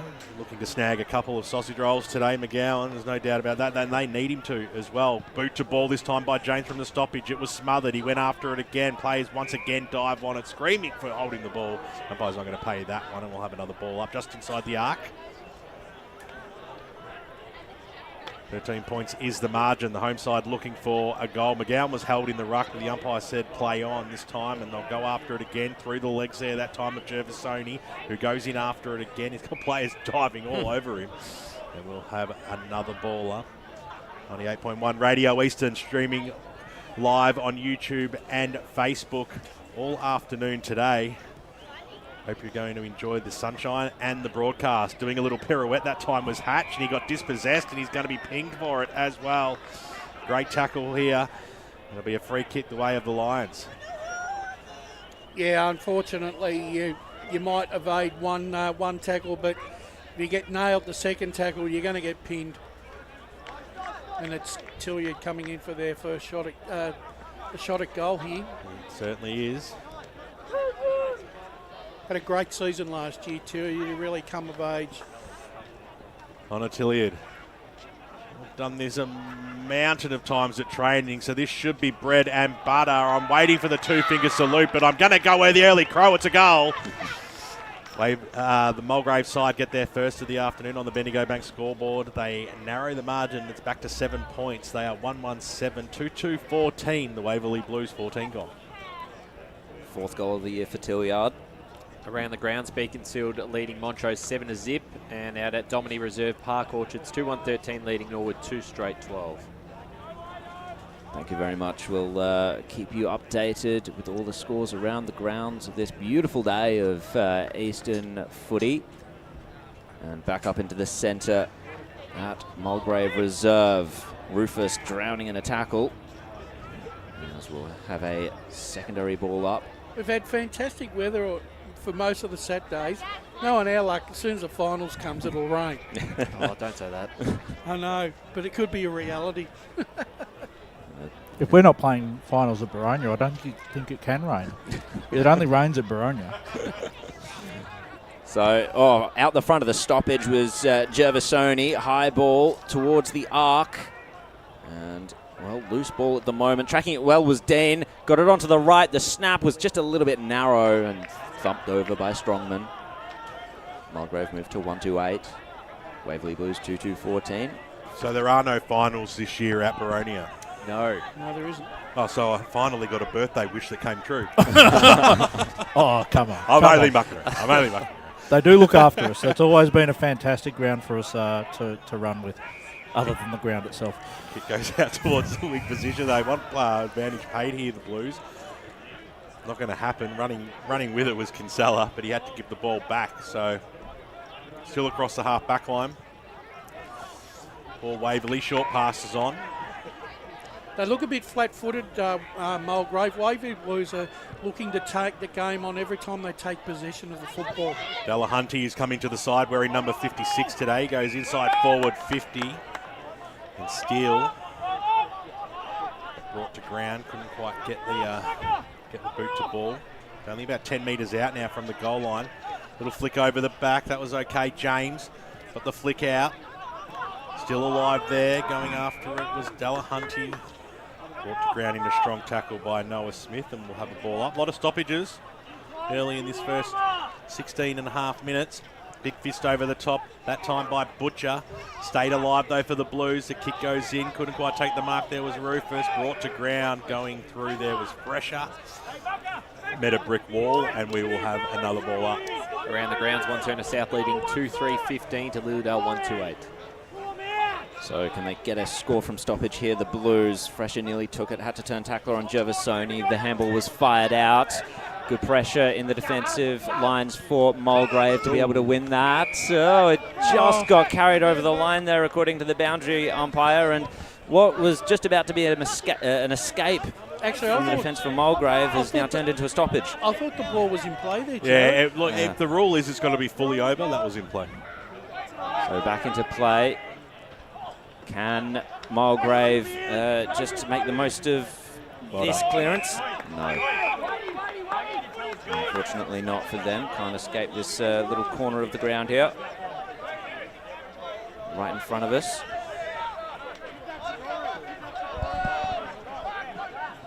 So up goes Playerstead, taps it out the back. Hunting for it was O'Connell. Couldn't quite get rid of it cleanly, but it ended up in the hands of McNamara anyway. He kicked it into space. Charging at it with a head of steam. Up was Buzzer. He's still going after it as Buzzer. And he might have drawn the holding free kick. So he's a kick and a bit from goal. Playerstead's calling for it in the goal square. Buzzer looks like he's going to go back and he's getting yelled at by teammates. He's like, we're having a shot, all right? Well, he definitely wasn't. He passed it off, and now the secondary kick inside forward 50 has found Kyle Vickers. Well, they should be able to. This is a favoured angle here for the left footer. You would think so. The former Doncaster man, he's known for kicking bags. Was Doncaster's just about their only goal kicker for one of those years, their last year in Premier Division, I believe. Yeah, he was. He's had experience on Port Melbourne's VFL list as he snaps around the body, and the experience there doesn't help this time, unfortunately. Just the one behind. Waverley Blues moved to 2-3-15. Mulgrave 1-2-8. Not a bad effort, but having him on a full-time basis this year, it's going to be important with the injuries they've got. It's huge. Lease wasted no time and took off and then kicked it out to a 3-on-1 situation. Was pretty wasteful in the end as Playstead, who's done really well so far, got the handball away to the running Kinsella, who drives the ball inside forward 50. And there's been some holding going on, some unnecessary play, and the recipient will be Nathan Buzzer, who we saw have the ball at 55 metres out only moments ago. This time he won't pass this one off. He looks very content in going back and having a ping. Well, even if the free kick wasn't awarded, you had three lines really just going at each other, and no one was talking, all trying to spoil the ball. It's a terrible option at the end of the day. So it'll be Nathan Buzzer. Wonder if he's got a brother called Wiley. Sensational surname, nonetheless, as he comes in now. Right boot, go for a goal. A goal umpire did not move, and the Waverley Blues have started off fantastically in what is one of the biggest days that the Mulgrave Football Club have ever held out at this famous football ground, and it's a handy lead as we cross the 20-minute mark of this first term, and then the Waverley Blues are 3-3-21 and Mulgrave 2-2-14. Well, they've deserved their lead, Waverley, because they've been first to the ball, and when the ball gets in their inside 50, they're putting real pressure on the back six of Mulgrave, and who are really struggling to get possession and get clear possession for the ball to get further down the ground. Perhaps a mark of Sam Bates' new coaching style, coaching game plan, just the amount of turnovers that have been caused, or stoppages that have been caused in Mulgrave trying to exit back 50 as Curtis goes up for this rock contest. Falls to ground. Buried underneath the pile of bodies was the duck. And I wouldn't say that neither side were dominating the centre clearances. I think they look pretty even to me. They just let it hit the ground that time. Griffin James was first to it. Wrapped up again. Some of the decision making by Mulgrave early. Yeah, it's not good, is it? No. So I think we'll have another repeat. Well, Stoppage. I've got some scores around the grounds in Premier Division. One for you, BWS. Doncaster East, 3 straight 18 to the Roos, 1 straight 6. And Noble Park, 18 to Mitcham, 7. So wrapping it up was Sarkissian. Couldn't quite get rid of it, could the Waverley Blues man there. And got supporters trying to have a conversation. I know. It's a tad distracting. Mulgrave, and he's filthy. We didn't answer. I know. Does he want the lights? He wants the lights on, I reckon. Well, this time we have a stoppage of another different variety. This one's over the boundary line. Let's see if we can't get something going from this clearance. Playsted's just going to do it himself. Take it out of the ruck and kick it down the line. Fresher, it went over his head. Falloon was the man at the back. Sure, his handball was stifled, so now Mulgrave are feeling the pressure already. Fresher comes up with it, hands it to Mohammed. And the one-on-one contest was just about won. Oh, stolen! Absolutely stolen from him it was. And the goal is going to go to Nathan Buzzer. It's his second goal. And it was daylight robbery in the forward 50. Again, the turnover's really starting to hurt Mulgrave. And Play said that's 2 big inside 50s for him. And just creating the options, and they're getting the opportunities, and now they're starting to seek the reward from him, Brush. They are, and it's where Playstead is really hurting Mulgrave and hurting McGowan is his work around the ground and at the contest. As well as Sam Bates alluded to, that he was going to be running up and down the ground. Well, at the moment, he's leading McGowan a merry chase. Rucks go at it again, and double fister that time by the big man Playstead, who's having some sort of a quarter, I tell you that, as Sam Meyer had kicked the opener, hands the ball back to the umpire. We're in the middle here at Mulgrave Reserve, the sun-drenched Mulgrave Reserve, ground in perfect condition. Unbelievable transition of this football ground. Great place to be. Place is buzzing today. No buzzers kicked the last 2 goals, but this place is actually buzzing. It's great to see a really good crowd down here. Isn't it just? As once again the Waverley Blues go forward. The inside forward 50s must be massive for them today. As Buzzer's taken it on the second bite. Has it been paid? No. A little bit unlucky there. It's creating a few little issues down there, Buzzer. Certainly is, as the umpire throws it up. Mulgrave, they did have the numbers that time at the stoppage, and the quick kick out of the danger zone. It bounced away there from Roberts. He had 2 players to beat. The Blues have the numbers at the fall of the ball, but nicely done there, keeping the ball in play there for, who was it? It was Albrecht. I wonder if Matt Richards has told Fletcher to get up, to try and get up more of the contest because the ball's not getting to him. Little handball there from Mulgrave from the stoppage. Here's a go for them. A chance to go forward. The kick goes long, right towards the top of the goal square. It looks like there could have been a little bit of holding that time on Fletcher Roberts. The umpires paid it, and the crowd are very happy about that one because Fletcher Roberts, he'll go back. He's from point-blank range and no doubt put through Mulgrave's second goal, which will be a very handy one at this time of the quarter. That definitely was there. You can't do that. Right hand was holding back the arm. And there was one paid down the other end, so it's been consistent so far. So Fletcher Roberts, a timely goal for the home side. He can mark this one down. He's not going to miss this one, the big man. Leans over it and thumps it over the goal umpire's head. That's his first of the day. And at the 25-minute mark of the first term, on the Eastland match of the round, it is still the Waverley Blues leading this one by a handy 13 points. They are 4-3-27, but they're getting closer. Boundary. Lions 2-2-14. Let's cross down boundary side. It was a good point you just brought up, Brush. Actually, a few times when they've been in the defensive half of the ground, Fletcher Roberts has been dropping a bit deeper to try and help out, but it hasn't been too much avail just yet. Around the grounds in Division 3, Upper Gully now leading 37-13 over Sylvan. Knox leading Oakley District 22-8, and Scoresby 27 to the Basin 20. Glad you tipped the Kings there, right? Oh, very glad. You're the only one. Oh, Jared too. Playstead gets this clearance inside forward 50. Waverley Blues look to push the advantage. Ton Steele's the man at the back. Oh, it was just smothered off Ton Steele's boot and fell in the end to Jay O'Connell, and he kicked the goal. That's an opportunist goal there, and this has happened.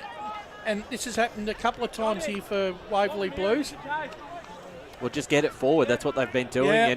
And out the back, it just wasn't marked, O'Connell. And that's a real frustrating one for Mulgrave. No doubt, especially with Roberts just having kicked one. You know, you'd think you might be able to go into quarter time with that slimmer margin, but no. What they've done well, Waverley Blues, is they've played Mulgrave's back 6 out of position. They can't hold their structure at the moment in their back 6, Mulgrave. Playstead got the knockdown, but it came out to Tilliard, whose kick got smothered. The Blues are working in numbers. They're ferocious at the moment, but they've given away a free kick, a little bit too crude that time. Chance for the Lions, clock ticking away, 26.5 minutes go. It's getting a bit willing out there. Kick goes forward now.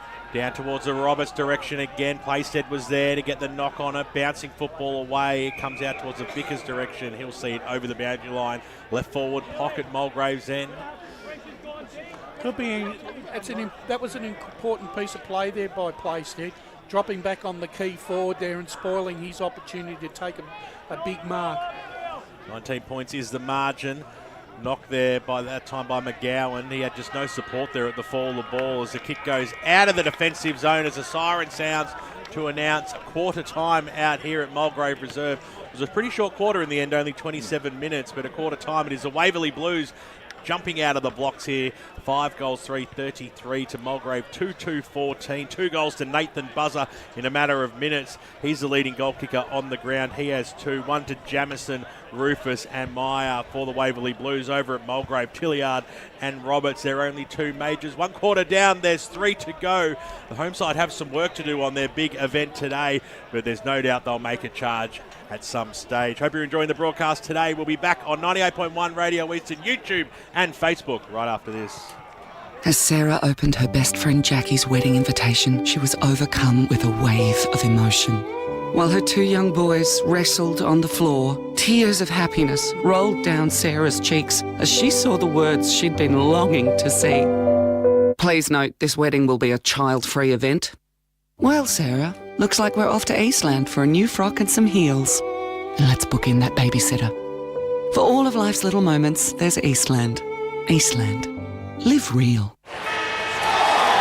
Sprained your ankle, bursting through the banner? Broke a finger, high-fiving the ruckman? Or did you run into the goal post again? For bumps, breaks or bleeds, be seen sooner, close to home at Knox Private 24/7 Emergency Department. The preferred provider of emergency care to the Eastern Football Netball League, you'll generally experience shorter wait times. You don't need private health, but there is an out-of-pocket fee. Be seen sooner, close to home at Knox Private 24/7 Emergency Department, 262 Mountain Highway, Wantirna.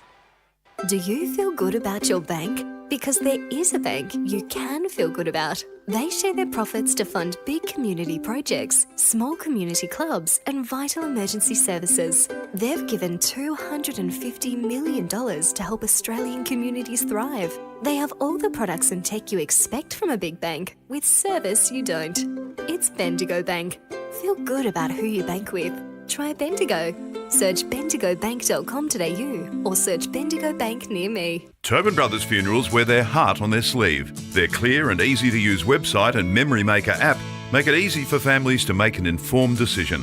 Here's James McLeod, Managing Director of Tobin Brothers Funerals. We pride ourselves on being the most transparent funeral company. All pricing on goods and services are available on our website. It's all there for you to see and make very informed decisions when planning a loved one's funeral. Visit tobinbrothers.com.au. Tobin Brothers Funerals, celebrating lives. At Yarra Valley Water, we know reducing your shower time, or show time, to 4 minutes can save you an average of $200 a year on water and energy bills. Shower shorter. Save water. Authorised by the Victorian Government, 1 Treasury Place, Melbourne. Sprained your ankle, bursting through the banner? For bumps, breaks or bleeds, be seen sooner, close to home at Knox Private 24/7 Emergency Department. You'll generally experience shorter wait times. Knox Private 24/7 Emergency, 262 Mountain Highway, Wantirna. You are listening to Radio Eastern FM 98.1. With live and exclusive coverage of the EFNL football season. Bringing you the match of the day with score updates from all divisions. And now we cross to our commentary team for the Radio Eastern 98.1 Match of the Day coverage. Welcome back out here to Mulgrave Reserve. It's the big 100-year celebration clash in Division 2 with Mulgrave taking on the Waverley Blues out here today. And it's the away side, the underdog, the side sitting at the bottom of the ladder who have jumped out of the gates and hold a handy 19-point lead at quarter time. They are 5-3-33 on the Bendigo Bank scoreboard. And they lead Mulgrave 2-2-14. It went all their way in that first term, Brash. It did, and it was probably led by Daniel Plaisted in the ruck. I thought the way that he was controlling the ruck contest, but it wasn't only in the centre clearances, but his work around the ground. You know, he was setting up a lot of plays, stoppages. But I think the thing that really stands out for me, and I think I just said this just before quarter time, was the way that the Waverley Blues forward 50 were playing the Mulgrave back 50 out of position in most of their forward 50 forays, and I think Mulgrave was struggling with that structure and don't know how to respond to that. I think Fletcher Roberts it may have to change his game style a little bit, maybe push up to centre half forward to try and get himself more in the contest, so that they've got some sort of option when Mulgrave are moving the ball forward. But as I said, Buzzer's creating issues in the forward 50, but Waverley Blues have probably played the perfect opportunist game, and players have been in the right position at the right time to score. Great stuff there. Let's go around the grounds with Ryan Long. Some important quarter-time scores. Did you go local for your football this afternoon, Ryan? First update from Cheon Park. South Croydon leading Roval 3-2-20 to 2-1-13 at quarter time. The Bulls lead the Tigers 2-6-18 to 2-1-13. Doncaster East 18 to East Ringwood 7. No update from Edwin Flack. Vermont leading Blackburn 18 to 13. In Division 1, a good start from Norwood. They're all tied with Park Orchards at Waverley Reserve, 5-2-32 apiece. North Ringwood, Lee Baronia, 2-3-15 to 1-1-7. Boundary. Buck, 6-6-42 to 2-1-13. Let's go down the boundary because Chris Cordes has a coach with him. Yeah, Scars on boundary side here with head coach of the Waverley Blues, Sam Bates. Sam, absolutely killed him off turnover in a very impressive quarter. How did you see it? Yeah, well, we wanted to bring the heat, especially in the middle of the ground. It was a focus during the week for us to get our contest work right, and we didn't want to overuse the ball and give our forwards an opportunity. And I put it on the forwards at the start of the game is to have the ability to be able to be dynamic when the ball comes in the area 1v1, but also have the ability to be able to lock it in. So I think we're getting our front half game looking the way that we want it to go. Similar to last week, really. So the challenge is going to be for us to see if we can sustain that, because we know Mulgrave are going to throw a punch at some point. So. Yeah, excellent. And you said in the huddle that, you guys have been here before, but you said this was the new Waverley Blues now. What's the key for the new Waverley Blues to get into halftime still in charge of this game? Well, we came in with a new attitude today about forgetting everything that's happened in the past, as in so far this year, and drawing a line in the sand, starting our season again. So we're a new Waverley Blues in regards to the way we compete contest and we pressure. They're the two themes that we're after. So that's the new Waverley Blues, as apart from a previous Waverley Blues. We want to be known for those two things, and I think we're getting some response from it today. Excellent, coach. All the best. Fantastic stuff there by Chris Curtis and the senior coach of the Waverley Blues there, Sam Bates. We're just waiting for all the players to make their way back to position. I've noticed that Nathan Buzzer was talking quite a long time during the quarter-time huddle to the trainers. Now he's getting some work done. So the two-goal kicker from the first quarter, maybe under a little bit of a cloud potentially as we head into the second quarter here at Mulgrave Reserve. Smothered kick from Tilliard. It's going to bounce in the opposite direction. Ricochets to Villanis. Handball onto the wing. They're going to share it around here with Smith. Now Rauskas. Ashgar. It's his kick that pulls the trigger. Down to Carter. Met heavily by Strongman. They're both down, but it's fallen out the back for Roberts, and Mulgrave get the first of the second. Boundary. Let's go boundary side with Oscar Lutke. Yeah, guys, just some key points from that Mulgrave huddle there. Getting sucked into the contest too much and too many rush kicks. They're trying to stop that in this second term. Thanks very much, Oscar. As it's the start that the Lions wanted, there's no doubt about that. 2 goals on the board now to Fletcher Roberts, and Mulgrave off to a good start, Brash. That was a really good start there. Once again, the ball drops behind and a player just runs onto it. Ball back in the middle. The margin's back to 13 points. Charging their way through Curtis this time. He got dispossessed, almost could have been pinged. Tilliard came in for a strong tackle, as did Curtis, went back for it. The umpire said all was fair. Picking himself up there was Angus Kramer. Throws it up now, and it's time the knockdown by Curtis. Went straight though, up and under kick by the Waverley Blues, out towards the wing position. Bouncing football. Is it going to sit up okay here for Ruskus? It couldn't. The boundary line, the paint beats all players. And we'll have a boundary throw. Got one supporter over there and no one within 300 metres either side of him. Just likes to be isolated. Say whatever he likes out there and not get into trouble, that's for sure. As the umpire throws the ball back in now, spinning around there was Tilliard, looking for the right option, and he found it too. Little linking handball went out wide, and this is Dean up towards the half-forward line. It was pretty scrambly, went straight through the legs there of McGowan, but they've still got the numbers. Nicely done there by Roberts, got the handball. He was looking for a running Gervasoni, but it just couldn't link up, and so we'll have a ball up right forward pocket Mulgrave's end. I think both Gervasoni and Tilliard are going to get a bit more busy through that midfield and start trying to crack the that back 50 of Waverley Blues. Tap towards the centre of the 50 from that ruck contest for Mulgrave, but it ended up in the hands of, that's Rufus, who was tackled. Another ball up. Mulgrave could be dangerous here, but in the end it was Ashgar who was upended. Yet another stoppage. 20-33 on the scoreboard, the Bendigo Bank scoreboard. Just over 2.5 minutes gone. And well, Gervasoni came running through. Thought he had his head ripped off there by Rufus, but he's not paid it. No, the umpire says no, nothing doing. Playstead gets the tap. Gisaro was the target, but it's scooped up by Mohammed. Gets the looping handball. It was into a dangerous spot. Shucked by Carter. Got the handball out to a teammate. The bouncing ball just trickles over the goal line for a point. So Mulgrave will move to 3-3-21. Waverley Blues 5-3-33. BWS. So Joel Hatch with the pill. Standing start, kicked it every bit of 55 metres, and it went over the back as well. Bouncing football, going out towards the O'Connell direction, but the Lions have the numbers. Little handball by Bruskas. Still couldn't hit the target. They're really struggling in that essence. As the kick goes through the middle now, inside forward 50 it goes. 2-on-1 situation there, and a bit of holding it might be that time. Austin Dean's going to receive the free kick. He had one arm slightly held, and this time the umpire is going to pay the free kick the way of the Lions. Dean will go back and have a shot from 40 metres out directly in front. Pretty soft, but technically there is how I'll describe that. I think that's a fair assessment. They've been consistent. Yeah, consistency is the key. So Austin Dean to narrow the margin very quickly. Back to one solitary kick. Comes in now. He's pushed it to the right. Has it stuck in? It certainly has. Dean has his first goal. And now on the Bendigo Bank scoreboard, Mulgrave have their fourth. And the home side, the Celebration Day side, are coming. They only trail by 6 points. 33 plays 27. Jared, are they required to give up a 3 or 4 goal lead every time they play the Waverley Blues? That's happened every single time we've seen them match up, but started to really get into the game in this quarter and owning the middle of the ground too. Yeah, it's up to Waverley Blues now to respond and make sure that this momentum doesn't continue the way of Mulgrave, because they're only a goal behind now.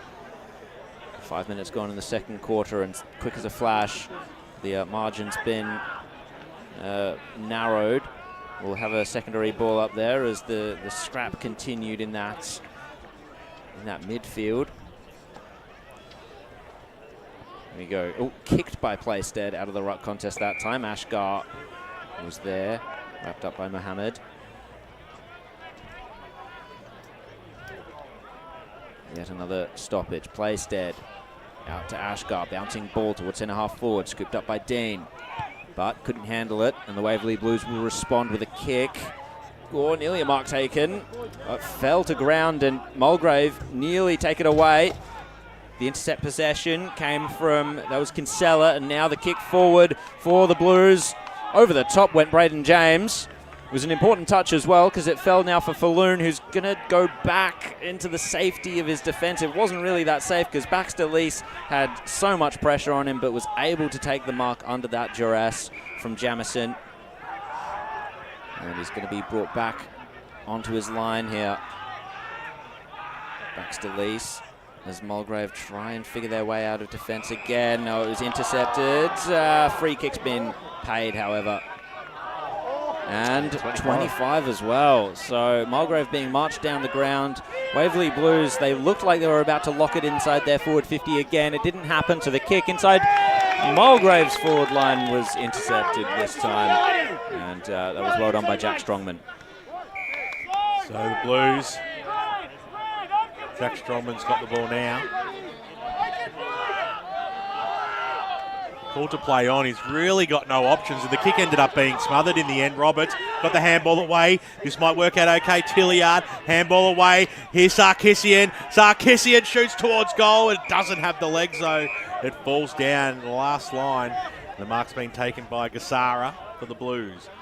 Short passes on. I feel the tempo's really changed in this game. Pressure now on the Blues. Struggling to get it out of that defensive zone. He dropped the mark there, McNamara. The umpire called play on in the end. He played the mark, then pulled play on. Gassara handball out wide. And a little handball by Hatch went nowhere. Straight into his opponent's boot. And over the boundary line. She goes for a boundary throwing. Very sloppy there. They got out of jail there, Waverley Blues. Around the grounds, Division 4, Croydon North Emlock lead Forest Hill 7-3-45 to 2-1-13. And Churnside Park 20 to Warrandyte 6. Thanks very much, Ryan. Playstead just took it straight out. His kick was smothered, but McNamara was there to pick it up. Got the handball away to Duck, who got the handball away to Kramer. Kramer on the left boot, an up and under kick, but getting in position A was Ruskas, who's done it several times so far in this game. Just find some space. The kick was good too. Carter got the handball away. They've got the run now, the Lions. Inside forward 50. The big fly over the back there by Roberts, who's kicked to. The looping handball goes back into the Roberts direction. He's trying to barge his way through. The handball was just delightful in the end. Position A there for Tommy McGowan, and he got the handball received. That's a great assist. I don't see them marked in the record, but you give him one, and Mulgrave have squared the ledger out here at Mulgrave Reserve. They've opened this second term with a flyer, 3 goals, 1, and now the scores are level 33 apiece. That was a beautiful piece of play. That's when you see the class comes out to play. He could have really raffled that, Fletcher. Now just the pressure continues to rise on Waverley Blues, and there's probably been consistent with the way they've started this season. Start off really well, have a positive patch, and then once it goes poorly, they're scored against too quickly. Back into the centre we go. Place dead. Actually got the tap that time. Vickers, the handball out the front to Dark. He had to turn and twist to get some space, but found it. And the kick inside forward 50. What a strong mark coming over the top was Fresher. It was Buzzer this time, actually. I didn't expect him to see. I didn't expect to see him back out there because he was attended to for by the trainers for a long time during this quarter. And such a strong pack mark coming over the top. That's a candidate. He could be a revelation for the Waverley Blues this year. He's kicked a bag of 4 in the reserves earlier this year. Can he kick his 3rd for this game to try and spoil Mulgrave's momentum? And he's done exactly that. Straight through the middle. The Waverley Blues get their 6th on the board. And without Josh Williamson out there today, and obviously for a while now, he's going to be so important to this lineup. And he started today really, really positive. Is that goal 3? Yep. Yeah, fantastic start for him, and had to come from behind to take the grab. Maybe they've actually found a player. Maybe they've actually found a forward now, Waverley Blues, that they can actually start directing traffic through. Particularly with Vickers pushing into the midfield at the moment too, up the ground. Indeed, as you can see, Vickers there tried to shark that one, but it nearly came to Gervasoni. Mulgrave have to go again, however. Ashgar, Gervasoni just ran straight for it, and Sarkissian was the man on the outside to receive the handball, running into an open goal. Could he just let it through? I think he might have. Is that a goal to Ashgar? It is! Well, we'll see on the replay. Sorry, Sarkissian, not Ashgar. Let's have a look. So he kicked it from the corner of the square. Was aiming at that's Albrecht. Get touched here. Kisara might have had a case to plead, but I mean, you're back in the goal umpire, and obviously he's in a better spot than us. But just on first view, it did look like it may have got touched. But that's another Tobin Brothers goal of the day contender. Just cleared everyone. Yeah, unintentional goal. In the end, the players weren't really remonstrating that much either. No, that's true. Maybe it's fair. Maybe that was a goal. So scores level once again. Mulgrave starting to find momentum. Waverley Blues just finding some energy, though, to try and hit back as Playstead took it from the middle. Ton Steele, front and centre. Another goal! Waverley Blues respond immediately. Well, it's been an exciting couple of minutes. Another one back the other way this time, and they're in the right positions. Ton Steele, that's where you need to be as a crumbing forward. Was at the centre of the pack, and then the quick snap at goal. That's a great response after the quick one from Mulgrave, and all of a sudden it's a bit of a shootout in this second half. And that's quarter. The thing. I don't know whether neither side wants to have wants a shootout here, because it actually exposes your defences that they've got issues. 6-3-39, that's Mulgrave. 7-3-45, Waverley Blues with that last goal. 12 minutes gone on the Bendigo Bank scoreboard. Carter got the tap down. Foraging for it was Sarkissian. Actually, he's done well since he's gone into the ruck, Carter. He seems a lot more mobile matchup here with Playstead. Yeah, it's an interesting one, isn't it? As Vickers takes it from the front of the clearance. He just blazed away at goal. Called something. This will be downfield. I think this is the downfielder. I wasn't watching Vickers. What happened? Well, I think it got cleaned up after the kick. So that's going to be marched right down towards the goal. This will be a certain goal for, and this is still on. It's still going behind play at the moment. Well, Waverley won't want to do anything to give away because they've got the ball right now. So the umpire's it's all on at the moment. Steele, meanwhile, snapped around the body. He was complaining about the angle that the umpire had put him on. Didn't end up mattering. Ton Steele gets 2 in a minute.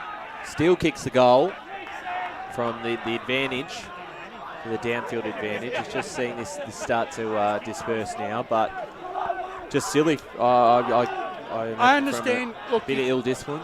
You can understand the ill feeling, but when it gets to something like a fracas like that, then something must have happened. Yeah, absolutely. You know what I'm saying? You don't have a fracas like that if there wasn't something untoward.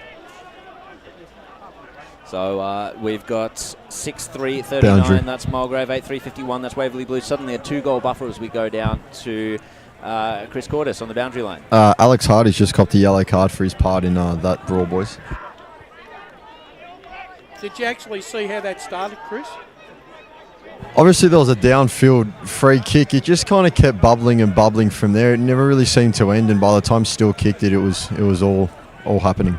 So the clearance will go the Waverley Blues way again this time. Oh, until Rufus was just tackled by 3, brought to the ground. Mulgrave, they were able to get the kick away. It's into space. Oh, great pressure by Jack Davidson to lock it in, but finding the ball first. That was excellent stuff by Della Hunty, the debutant, I believe, today.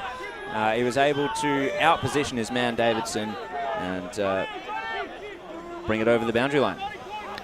Umpire brings the ball back into play now. Nice little fist there by McGowan, right into the hot spot. Nicely done there by Della Hunty. Got the handball back. They'll squeeze themselves out of the phone booth, out towards the wing position. And a brilliant mark to the 19s over there. You choking on the flake of a sausage roll. You know me too well there, Brash. The umpire throws the ball in, and we'll have a ball up the flake of a sausage roll.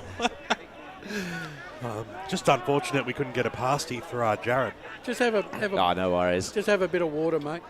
Place dead, real big knock over the top there. They're trying to barge the ball forward. Quickly tackled there was James, and we'll have a ball up, 45 out. But actually what's actually happened with the way this game has panned out, it's actually going to be a pretty fierce contest for the rest of the afternoon now. It looks like it. Ashgar gets the clearance. James was upended immediately. Ashgar goes again. I'm liking the second efforts from Omar Ashgar today. But the boundary line will beat all comers. Valanis was the target of the handball. Because if they keep playing at this pace and the way that they're hitting each other, both sides are going to come off at 5 o'clock this afternoon, and they're going to be pretty bruised and battered. Absolutely. Place dead against Curtis once more in the ruck from Mulgrave. No clearance going either way, however. Around the ground out at Batterham, Prime Train making a bit of a statement with the Bears. 8-4-52, they lead Scoresby 5-3-33. That's impressive by the Basin. It'll be a big scalp for them if they're able to take the Division 4 premiers out this time. And there is a bit more of a scrap going on. There is definitely feeling in this as Placestead goes down. I think I actually think it's the way that the players are being tackled. I don't think both sides like the way that they're tackling each other. I think they see a lot. There might be some of that sling element into it. It's a lot revolving around. Vickers seems to be in the middle of it every single time, and I don't know if maybe there's some words out on the ground. There's a bit of feeling with. Bit of an angry ant. Yeah, maybe he's getting under the skin of a few of the Mulgrave players. Well, it's Vickers with the free kick this time, and he's going to line up for goal. The former Doncaster man, of course, marches in, opens up the angle on the left. It looks pretty straight. It's there, and Waverley Blues now suddenly have a 3-goal buffer. They move to 9-3-57. Mulgrave are 6-3-39. We're nearly 18 minutes gone in this second quarter, and the Blues are just piling it on. Yeah, Brash has been fantastic swing of momentum. Mulgrave on top early stages, got the back to level, and then since then, Waverley have really lifted, and Vickers have been one of those key players. It's basically been 8 minutes. 8 minutes Mulgrave, 8 minutes Waverley Blues. Now we're just heading into red time. Waverley Blues have a 3-goal cushion already. Mulgrave need the next couple, I reckon. They need to go into half-time being a goal or 2 down. They can't afford to be 5 down. Entertaining second quarter so far, and we haven't even hit time on as the handball that time by the big ruckman in Curtis went backwards. Now they'll use the broadcast side, bouncing football, spinning around on a thrup there was Albrecht. Goes inside forward 50, bouncing football. Who will it favour? It goes into the arms there of Della Hunty, who dropped it really, really hard. And he will receive the free kick, Zach Della Hunty. Tell you what, that sausage roll is right up there with the best I've had at local football. There's no patties or 4 and 20 here. It's bakery fresh. Get to the canteen to help yourself as it comes out wide. Hatch on the right boot. Up towards the wing position, big fly and a great mark taken out there. Waverley Blues just weighing up the options to go up towards the half-forward line. Almost looked like there was a push in the back there on Steele, who really played for it. The umpire wasn't having a bar of it. Sarkissian's in there too. He'll hand the umpire back the ball and we'll have a quick restart. Came down for all the ball. O'Connell got the handball away. The quick kick goes inside for the Blues again. Searching. The Lions, though. And the last line of defence will link up okay here as Falloon on the left boot. Has to be perfectly done. And it was just that as James goes over the top. The kick was also good. Al Breach was in there. Takes the mark in front of McNamara. Right in front of the Mulgrave dugout.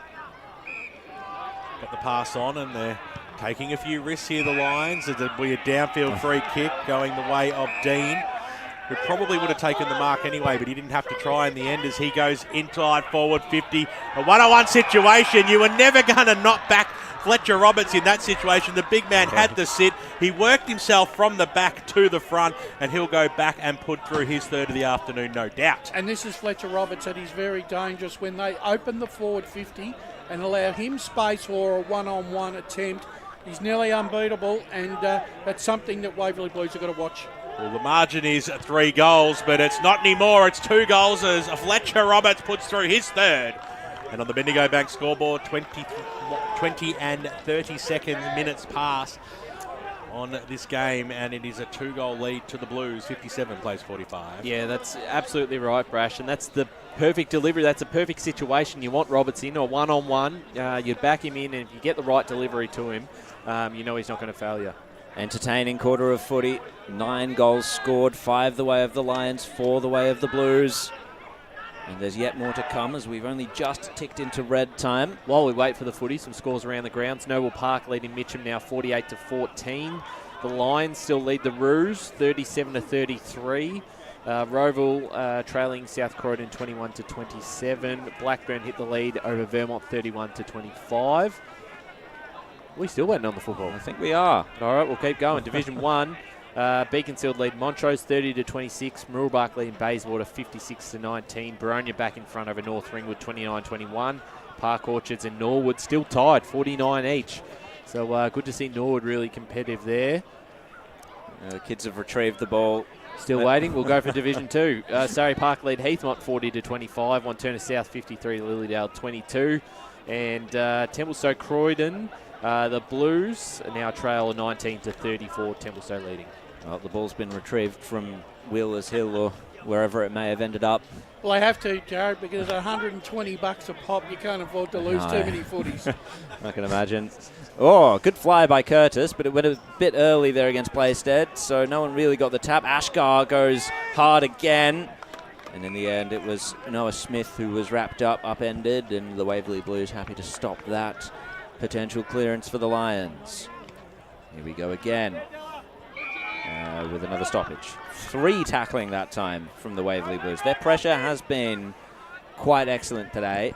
I think the one thing that Richards will be happy about is that Mulgrave is still in the contest, but Gervasoni and Tilly really have had no impact on this contest. Yeah, it's interesting to see what sort of upside Mulgrave will bring in the second half, and that's a high free kick given away to Vickers, and then a 25-metre penalty as well. Just to add to it, how many 25-metre penalties has Vickers, or how many free kicks has Vickers drawn today?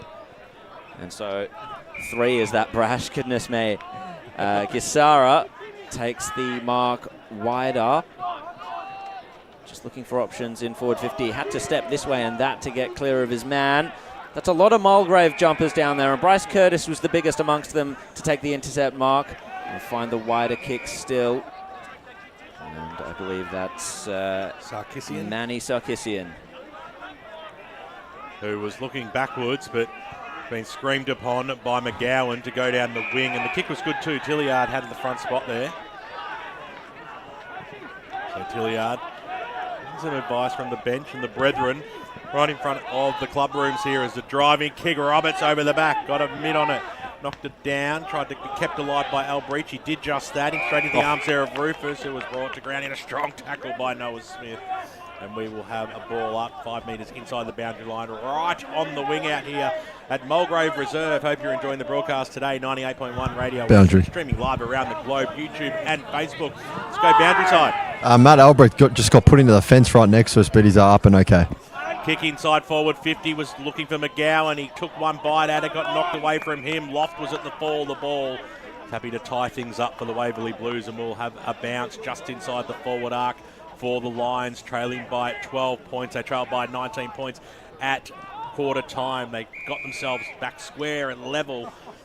And Waverley Blues have just pounced again and got themselves that nice little handy lead. And they'll want the lead all day, because on the day of such celebration, you know the Lions are going to keep coming and coming and coming.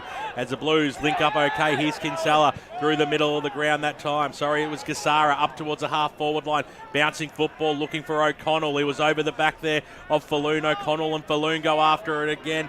Still going for Looney, couldn't quite pick it up, but eventually did. Got the handball just away in the nick of time. The umpire said play on. A little flick over the back there by Volunas. He was looking for Butcher, who got dispossessed of the football. The kick go by Mulgrave, gets chopped off up towards the half-forward line and inside forward 50 now for the Blues. Strong mark out there. Fantastic mark taken by the man of the moment, Nathan Buzzer, who's already kicked 3 goals this afternoon. They just willed themselves through pressure to win the football and get it back inside forward 50 now, a shot on goal. And so had 3 lines there around him too, so he's just starting to really make his statement on this game. You got 3 players on you, then you know that there's 2 other Waverley Blues players loose. So, Nathan Buzzer, it's a difficult angle, but not beyond him. Geez, he's got a fair roost on it. I take it back, him not going for that goal from 55 out in that first turn. Probably should have had a shot, but he's pushed that one to the left-hand side. He'll be disappointed with that result. Never really had a show as we wait for the football to come back in. Lucky we've got the young whippersnapper down there to throw this one back. The big thing for Waverley, Brash, is the fact that they're already past their average score in a full game. Yeah. Just about. They kicked 7-8 last week. Yeah. Ruskus with the kick in, gets it to Manny Sarkissian. As Mulgrave on the slow play at the moment, just looking to build the ball a little bit, try and find some space on the outer side now. Mark's taken down the line by, that was Nathan Deal. And his kick over the top finds Ashgar. Ashgar's going to go towards the corridor, however, over the corridor even. And the man in space, it was a really good kick to Carter. Sarkissian, who's run from half back, receives the handball, kicks it inside forward 50. Diving attempt there was not successful, and Waverley Blues will try and, scooping it away. Carter tried to go the don't argue, and no one was there. Kicks it towards the goal, just a little narrow, just a little wide even, just the one behind. She built it up nicely for you there, Jared. Yeah, the don't argue when no one's there. It's like an argument with yourself, isn't it? So, kick by Waverley Blues. Great call, Jared, as it comes up towards the wing position. The fall of the ball. The Blues have all the numbers here. Little handball back. It was a bit of an up and under kick there by Muhammad. It was pretty ordinary in the end, and it went out of bounds on the full. So, it will be the Lions in the arms of Pereira. Bring the ball back up to the half-forward line, or he might elect to go in the middle. He had some options in the middle. Have to kick over the man on the mark here. So Pereira. Short and risky, very risky. It's been chopped off by Vickers. He could almost kick this, Vickers. 55 out, set sail for goal, Vickers. Will he put it through? He most certainly will. A class act with a class finish.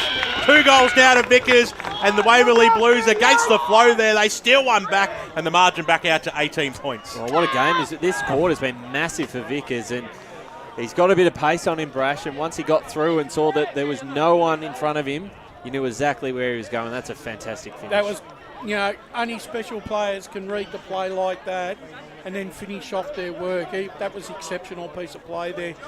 Tell you, he tempted fate first and got pulled back, and then tried exactly the same trick, but this time he missed the target and he paid the penalty. Approaching half-time.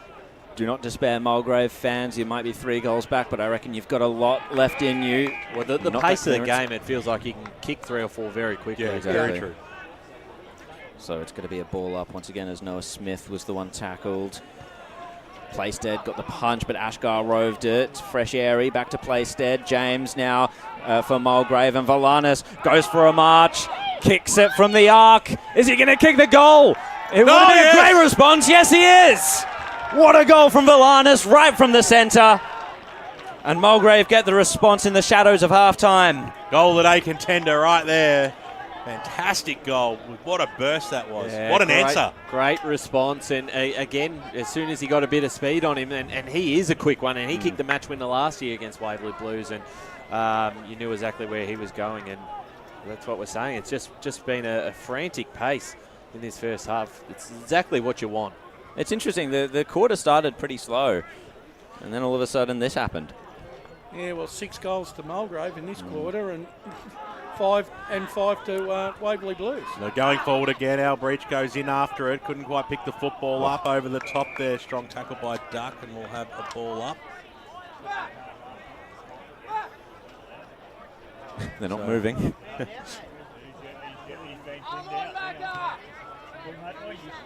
So the umpire throws it up now. Bit of a fresh air shot by both ruckmen there. Curtis goes in after it again. Ashka came in for support. Free kick there, Curtis. So from 2 really fast bits of play, it's just stopped to nothing at the moment as the kick goes inside 450, dancing around. Several plays. Davidson handball. Our kick goes goalward. And it's actually no way. It's Fletcher Roberts. Fletcher Roberts has just done something miraculous. He got the handball from Davidson, and there's been a whistle as well out there. But the goal has been awarded. There's no doubt about that. And Mulgrave just like half-time. Sorry. just like that. That's what the whistle was. It is a very odd horn out here. Like, there is absolutely no doubt about that. Fletcher Roberts, what a finish that was. Just in the nick of time too, on the bell, if you don't mind. And what a game we've got out here today on the big occasion, the 100-year celebration of the Mulgrave Football Club out at Mulgrave Reserve. And at half-time, it's the Waverley Blues who have been out to as much of a 19-point lead in this match, but they go in just 6 points ahead at half-time. They're 10-4-64, Mulgrave 9-4-58. Major goal kickers on the ground. Nathan Buzzer has 3 goals for the Blues and a couple of misses, while Kyle Vickers kicked one of the goals of the day to get his second just towards the end of that second term. The rest are singles. 4 goals, though, to big Fletcher Roberts. Didn't he come alive in that second term? He's the major goal kicker for the Lions, and the rest are singles. Hope you're enjoying the broadcast today. 98.1 Radio Eastern is streaming live around the globe on YouTube and Facebook. What a first half it was. We're in for an exciting finish. Make sure you stay with us because we'll be coming back with all those important around-the-ground scores. As Sarah opened her best friend Jackie's wedding invitation, she was overcome with a wave of emotion. While her 2 young boys wrestled on the floor, tears of happiness rolled down Sarah's cheeks as she saw the words she'd been longing to see. Please note, this wedding will be a child-free event. Well, Sarah, looks like we're off to Eastland for a new frock and some heels. And let's book in that babysitter. For all of life's little moments, there's Eastland. Eastland. Live real. Sprained your ankle, bursting through the banner, broke a finger, high-fiving the ruckman, or did you run into the goal post again? For bumps, breaks or bleeds, be seen sooner, close to home at Knox Private 24/7 Emergency Department. The preferred provider of emergency care to the Eastern Football Netball League, you'll generally experience shorter wait times. You don't need private health, but there is an out-of-pocket fee. Be seen sooner, close to home at Knox Private 24/7 Emergency Department, 262 Mountain Highway, Wantirna. Do you feel good about your bank? Because there is a bank you can feel good about. They share their profits to fund big community projects, small community clubs, and vital emergency services. They've given $250 million to help Australian communities thrive. They have all the products and tech you expect from a big bank, with service you don't. It's Bendigo Bank. Feel good about who you bank with. Try Bendigo. Search bendigobank.com.au or search Bendigo Bank near me. Tobin Brothers Funerals wear their heart on their sleeve. Their clear and easy-to-use website and Memory Maker app make it easy for families to make an informed decision. Here's James McLeod, Managing Director of Tobin Brothers Funerals. We pride ourselves on being the most transparent funeral company. All pricing on goods and services are available on our website. It's all there for you to see and make very informed decisions when planning a loved one's funeral. Visit tobinbrothers.com.au. Tobin Brothers Funerals, celebrating lives. Do you want to study at the #1 sports science school worldwide? Study sport at Deakin and benefit from the most advanced sports facilities available, from running tracks to biomechanics labs, and decked out gyms to a climate chamber. Deakin have what you need to graduate ahead of the pack. Discover endless opportunities in sports science by visiting deakin.edu.au/sport. Deakin, proud sponsors of the EFNL.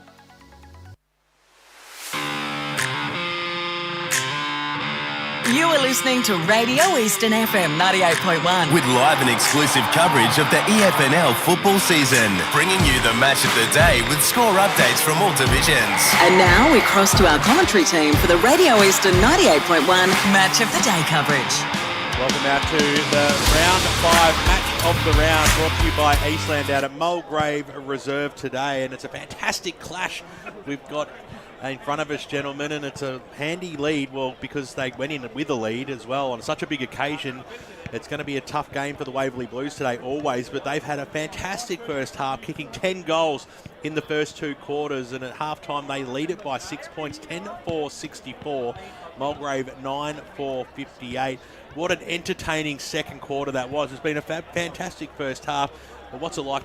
How did you see it from the boundary line, boys? Oh, it was very interesting down there, I have to say, and it's looking at it, it was interesting. Obviously, second term, Mulgrave got out, got a bit of momentum. It was really interesting from my point to see that the Waverley Blues were able to get back and really respond there, because in the quarter time huddle, there was one thing that head coach Sam Bates touched on, was that, you know, we've been here before, but we need to make sure that we're not looking ahead to the game. We're just looking ahead to the next 25 minutes, and we need to make sure we're doing well there. So it was really impressive for me to see, obviously on Mulgrave's day, and for a very young side by many margins, considering they've been a bit unlucky this season. Waverley Blues have really come back and are really standing tall for themselves and standing tall for each other so far.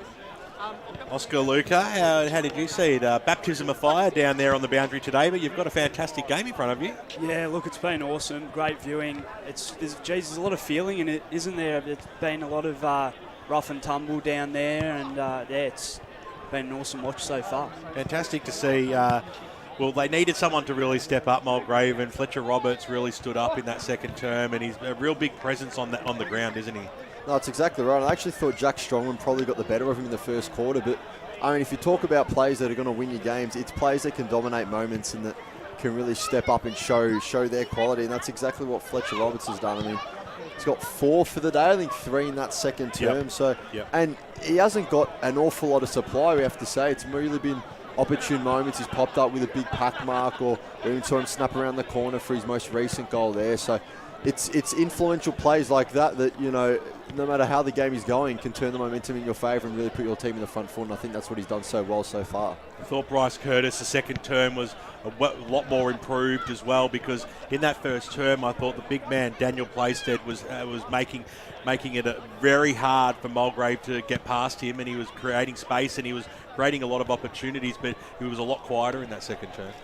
Yeah, that's definitely right, and I think it's a result of maybe the physicality of the game. Obviously, like Oscar said, it's been a lot of physicality out there, a lot of, you know, a few afters after some tackles, but I think it's been a result of Curtis being able to get back on top. I think Mulgrave haven't quite gotten the output out of some of their major ball winners that they'd usually get. Obviously, Tilliard and Gervasoni's still been quite good, but haven't quite been dominating the game like we've seen them do in recent weeks. And even Riley Villanis, apart from bursting through the centre square and kicking that goal, maybe the midfield hasn't quite been as good as it has been in recent weeks. So it's been really encouraging, I think, from a Mulgrave perspective, to see their big man in Bryce Curtis step up and start to regain a bit of control in this matchup.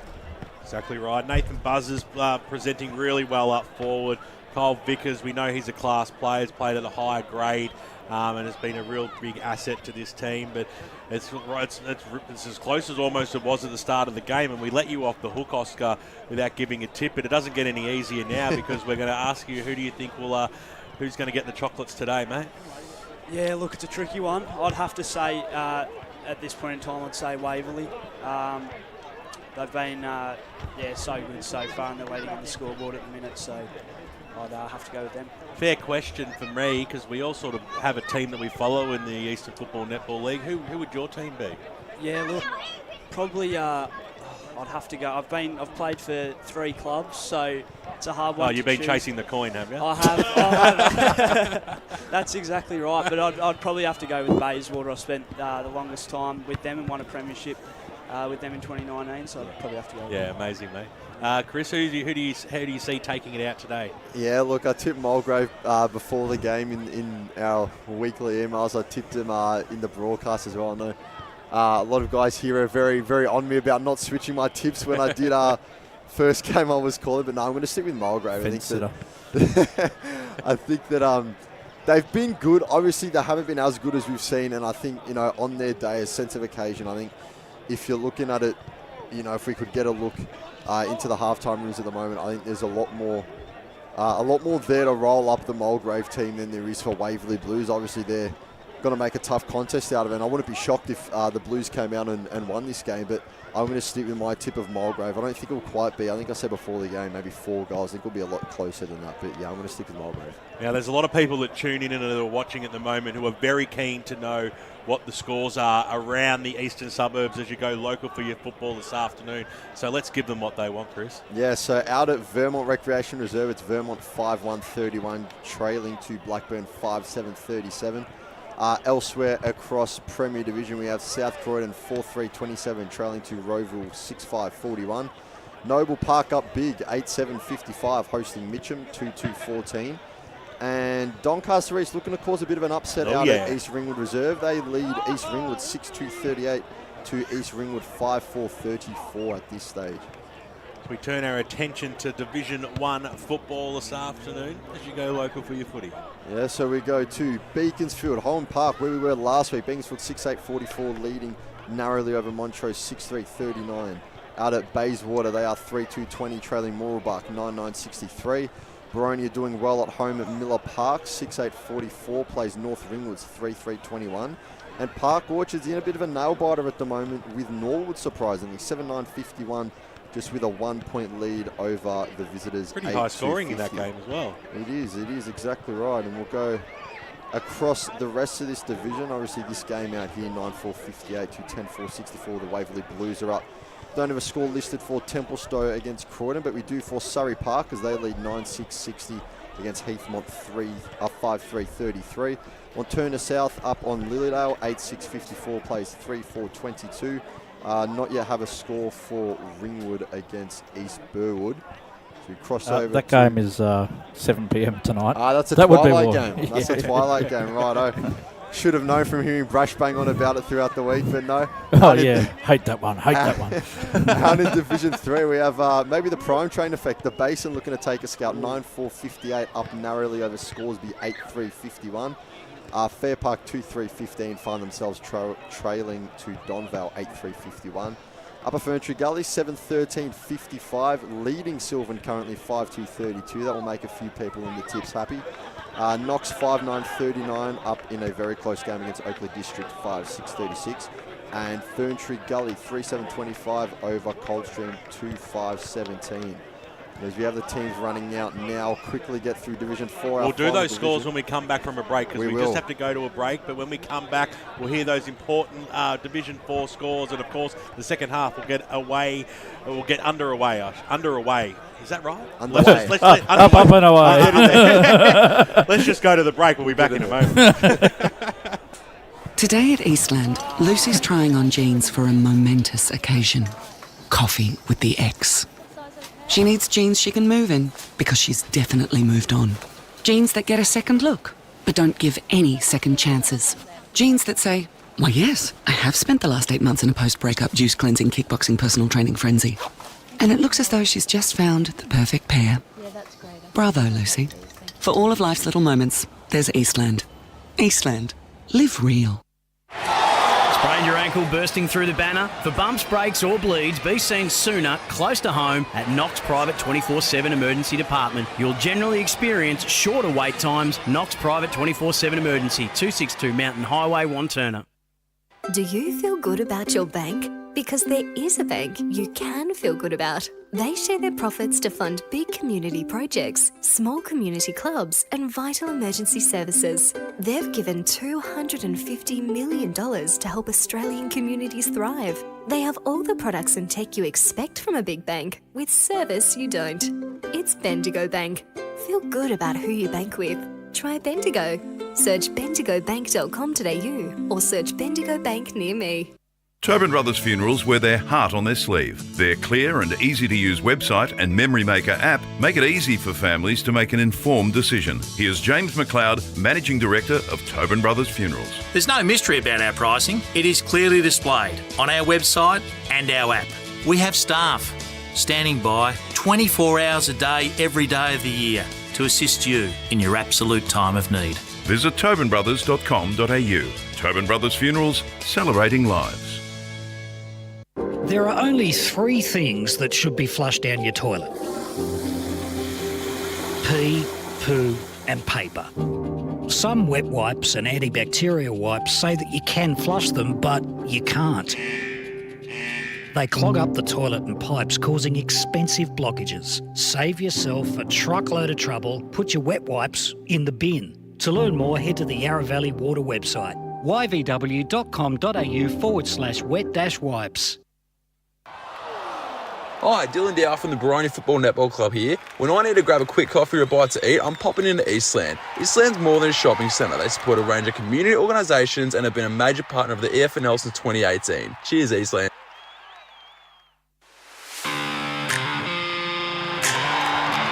You are listening to Radio Eastern FM 98.1. With live and exclusive coverage of the EFNL football season, bringing you the match of the day with score updates from all divisions. And now we cross to our commentary team for the Radio Eastern 98.1 Match of the Day coverage.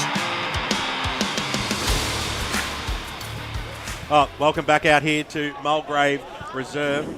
Just can't really, there we go, fix my microphone. Can hear myself again now, and I feel good.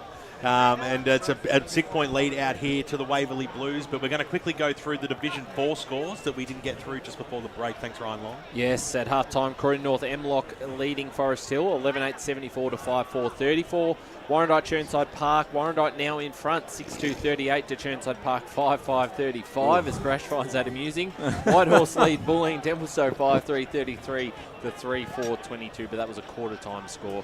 No update since then. We can't afford to have Bulleen Temp fall into bad habits about not posting scores. Oh, Brash just gave them their first warning. Yeah, we need to, give them the baptism of fire as they enter the league. We'll give them scores in. We'll give them We'll just give them a friendly. Yeah. Well, Brash, you finished being wined and dined at half time. Yeah. You and Ryan Long in the Mulgrave rooms. How do you see this game panning out? Well, I said to Ryan as we were walking up to the club rooms, BWS, that I don't know if both coaches would be happy with the fact that it's a shootout. And do you have a one-word winner in this game? I still think Mulgrave win. Well, we're about to get underway for the third term out here at Mulgrave Reserve. Here's Jared Beanland. Quite a bit between Mohammed and Hardy there in the middle as the ball goes up, comes back down. We'll have another stoppage. See, it's very, very stoppage heavy when the clearances don't go either way. Curtis gets the punch and Mulgrave will go forward from that. It was Griffin James, couldn't handle it. Steaming out was Jack Davidson, but fell into the hands of McNamara. That's Nathan McNamara. And he was wrapped up once more. So how many goals in this quarter will it be? Raining goals in the second quarter. Will the coaches try and rein that in? Play more defensively, or are they just going to let the players run free? No clear clearance just yet. Griffin James once more wrapped up. This is, of course, a very special day for Mulgrave. 100 years of existence as a club. It's great in the rooms as well. They've got all the memorabilia. It's fantastic to look at. So the clearance this time will go to Carl Vickers, but he found the boundary line before he found anyone else. So a subdued start to the third quarter when compared with how that second quarter ended. Just feeling each other out.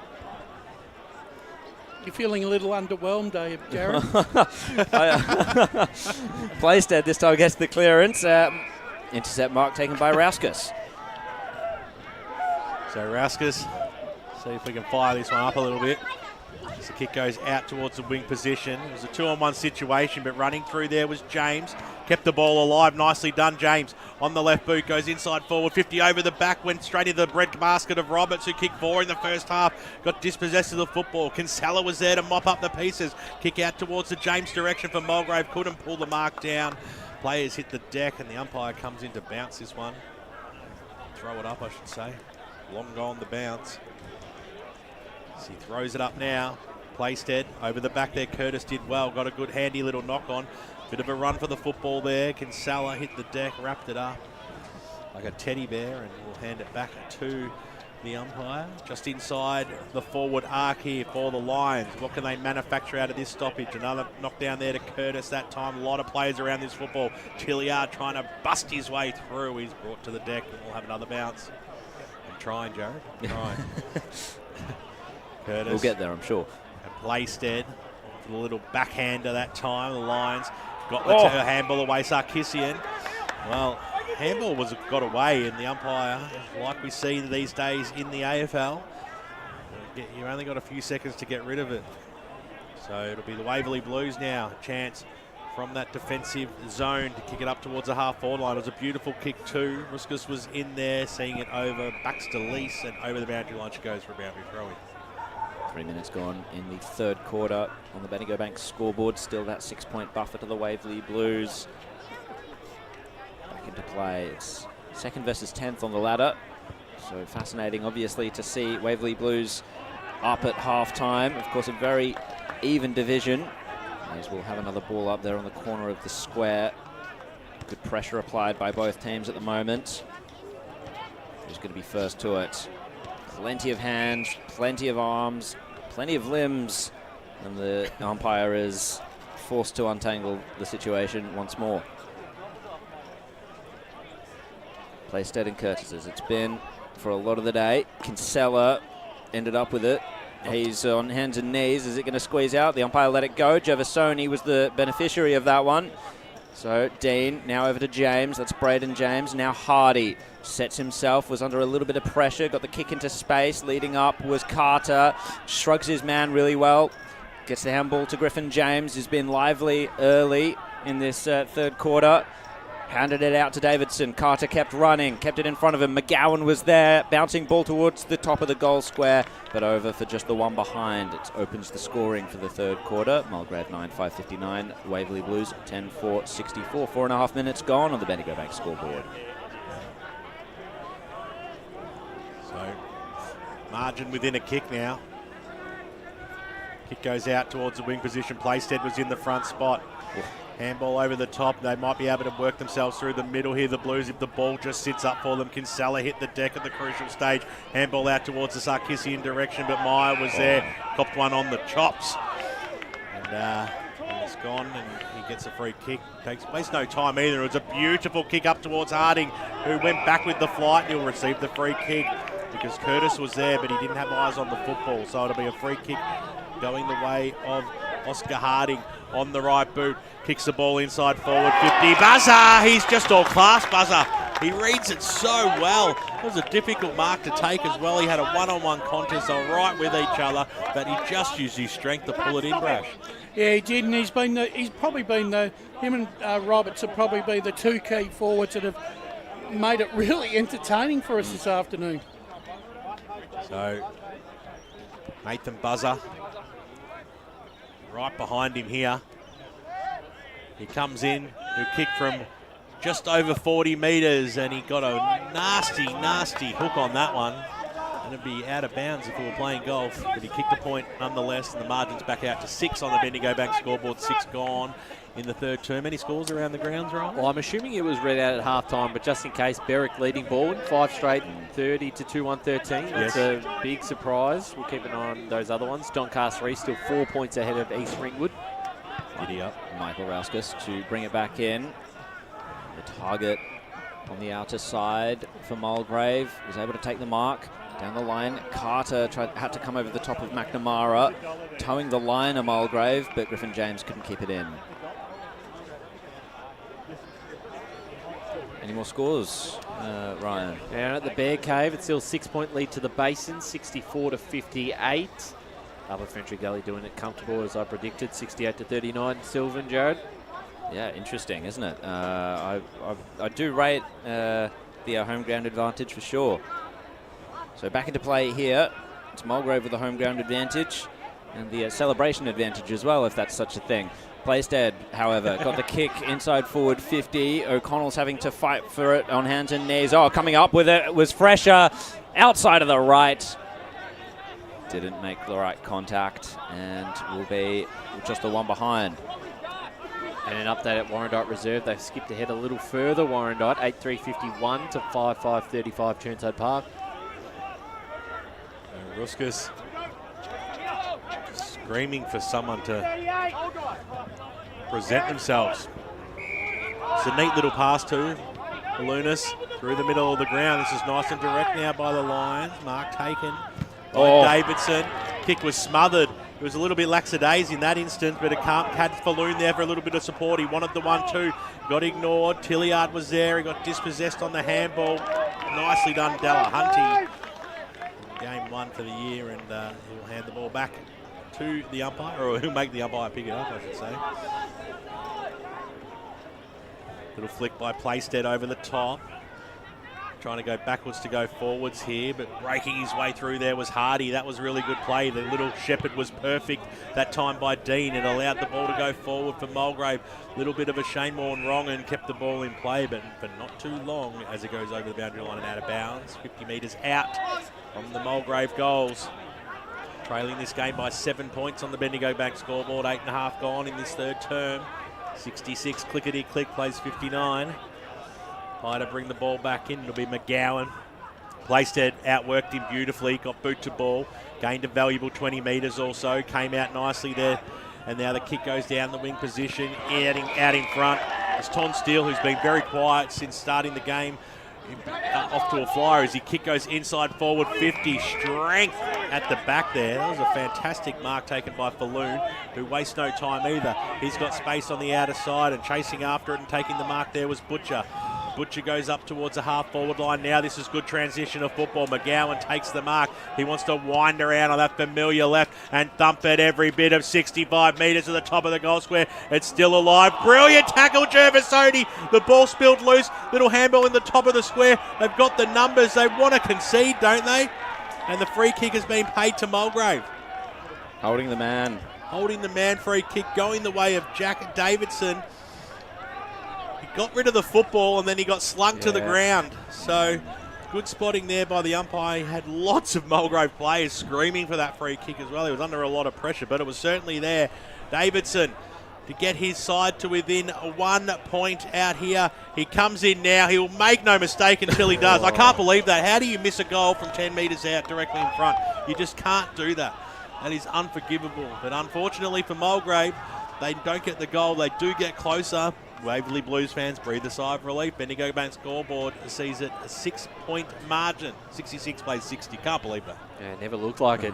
Stayed right. Daniel Playstead did a good job on the mark, distracting him by the looks of it.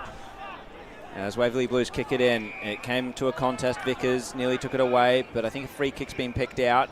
And play continued despite the umpire blowing the whistle quite a while before. The Waverley Blues will come up with it. Time to build the ball, go down the line. Mark taken. 10.5 minutes gone in this third quarter. Yet to see a goal so far. Yeah, it's a bit like a 0-0 draw in soccer at the moment. It's interesting, isn't it? Played quite a bit between the arcs as well. Harding couldn't take the mark, so it spills free. Smith, bouncing ball. So Mulgrave to put some run on the ball now. The kick will come to centre half forward. Mark taken. Hands off to Aussie Dean. Aussie Dean with a shipping ball that was smothered by Meyer. He was able to pick it up from the ricochet. Kicks it. Roberts is there. Doesn't need him. What a goal by Dean! A long-range bomb to open the scoring, to open the goal scoring for the third quarter. Well, just never gave up the second attempt, and then bang from well outside the arc. Well, he went That's from a great strike of it. Well, he went from chump to hero. Yeah, well, it's like what came to mind was that scene in Dumb and Dumber where he goes, "You totally redeemed yourself." Because I tell you what, Smith in this half back line down there, his ability on the left to keep that ball in when it was going out of bounds, and then that just set it all up. It was a stream of handballs, perfect play down. So that desperation, that want to keep the ball alive, that is like a massive pat on the back to Smith. Opened up the game, didn't it? Certainly did. As what they've been able to do, though, the Waverley Blues, when they've been met, they've been able to come back and go goalward. And can they get one straight away? Goes right to the goal line, bouncing ball just over the line. So it goes through for one behind. And disappointing result, that one, but like they certainly know how to answer a challenge. They've regained the lead. So one behind is the result. 16 gone here in this third term. It's a dinky kick coming out for Pereira. Has to get rid of it. Just did it in the nick of time. What pressure. Crunch. Another steamroll gang tackle. But picking himself up was Ruskus nicely. Tough as nails. Right in front of the... we'll call it the Waverley Blues riffraff down there. They're loving their cans in their afternoon.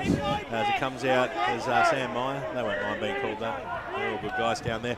Meyer on the right boot, kicks the ball inside forward, 50. Over the top it goes. There's just a pride of Lions in the back there as it came out. Butcher, little handball. Sarkissian was there. They'll link up through handballs again. Falloon got it away. And now it is Falloon, on the right boot up towards the half-forward line or thereabouts. Place there, got the knock over. A little handball by Smith. Van Sarkissian, he just couldn't quite trap it at the crucial stage. He copped one over the shoulder, though. Surely copped one over the shoulder, and the umpire saw it. Sarkissian. Boundary. Recipient as we go to Chris Curtis, boundary side. Looks like Sam Carter from Mulgrave is having a bit of trouble with his ankle, but he's caught in two minds whether to get himself off or keep playing. It's a bit of a loss there. Carter's been playing well in the ruck when he's been there. The kick from Sarkissian came off hands inside forward 50. The rappel will come from Waverley Blues. The whistle has gone. It's downfield. So someone must have hit Delahunty late.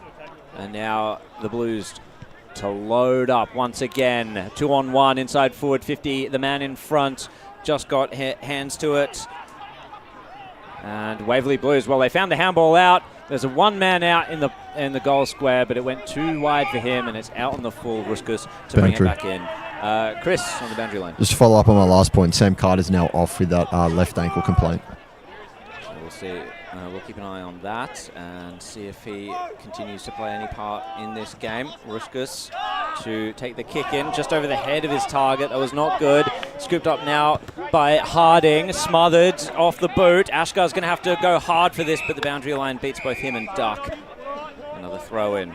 Around the grounds, East Ringwood now in front, 60 to 52, Doncaster East. Sorry, BWS. And, I'll upset you too, Brash. Blackburn 57, Vermont 38. Oh, you called that, Brash. Back to play. Back into play. Ton Steele got the handball out in front of his man, who was tackled immediately. It was Jamison.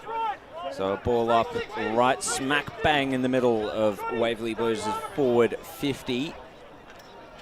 Can they manufacture a goal from stoppage? Curtis gets the tap down. It'll be Mulgrave to repel. It was a kick by Tilliard. Skirmish on the down the ground involving Jack Davidson, but the umpire will come in to break it up.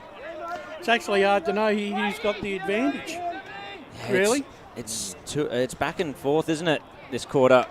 Ashgar tried to get the clearance, couldn't quite handle it. Now out the front of the clearance, it was Gervasoni to Smith. Handball out into space. Did it sit for Albrecht? It did. The whistle's gone. I think he received a high tackle. And it's going to be in the hands of Matt Albrecht. Or is it downfield? Is it downfield or has he pulled the free kick back? I think it happened before he kicked it, Albrecht. So surveying the forward line. Where is Roberts? There is Roberts, punched away from him by Strongman. Good defence. 16 minutes gone on the Bendigo Bank scoreboard. Waverley Blues up by 1 point. Division 2, Surrey Park lead Heathmont 96-60 to 5-3-33. I'm going to call that game. All right, game over. Eye comes in. Tilliard at the bottom there, just trying to get the ball out, create something. It's 45 metres out from the Mulgrave goals. You can call this one too, Brash. Montana South 73, Lilydale 22. Oh, well, that's obvious.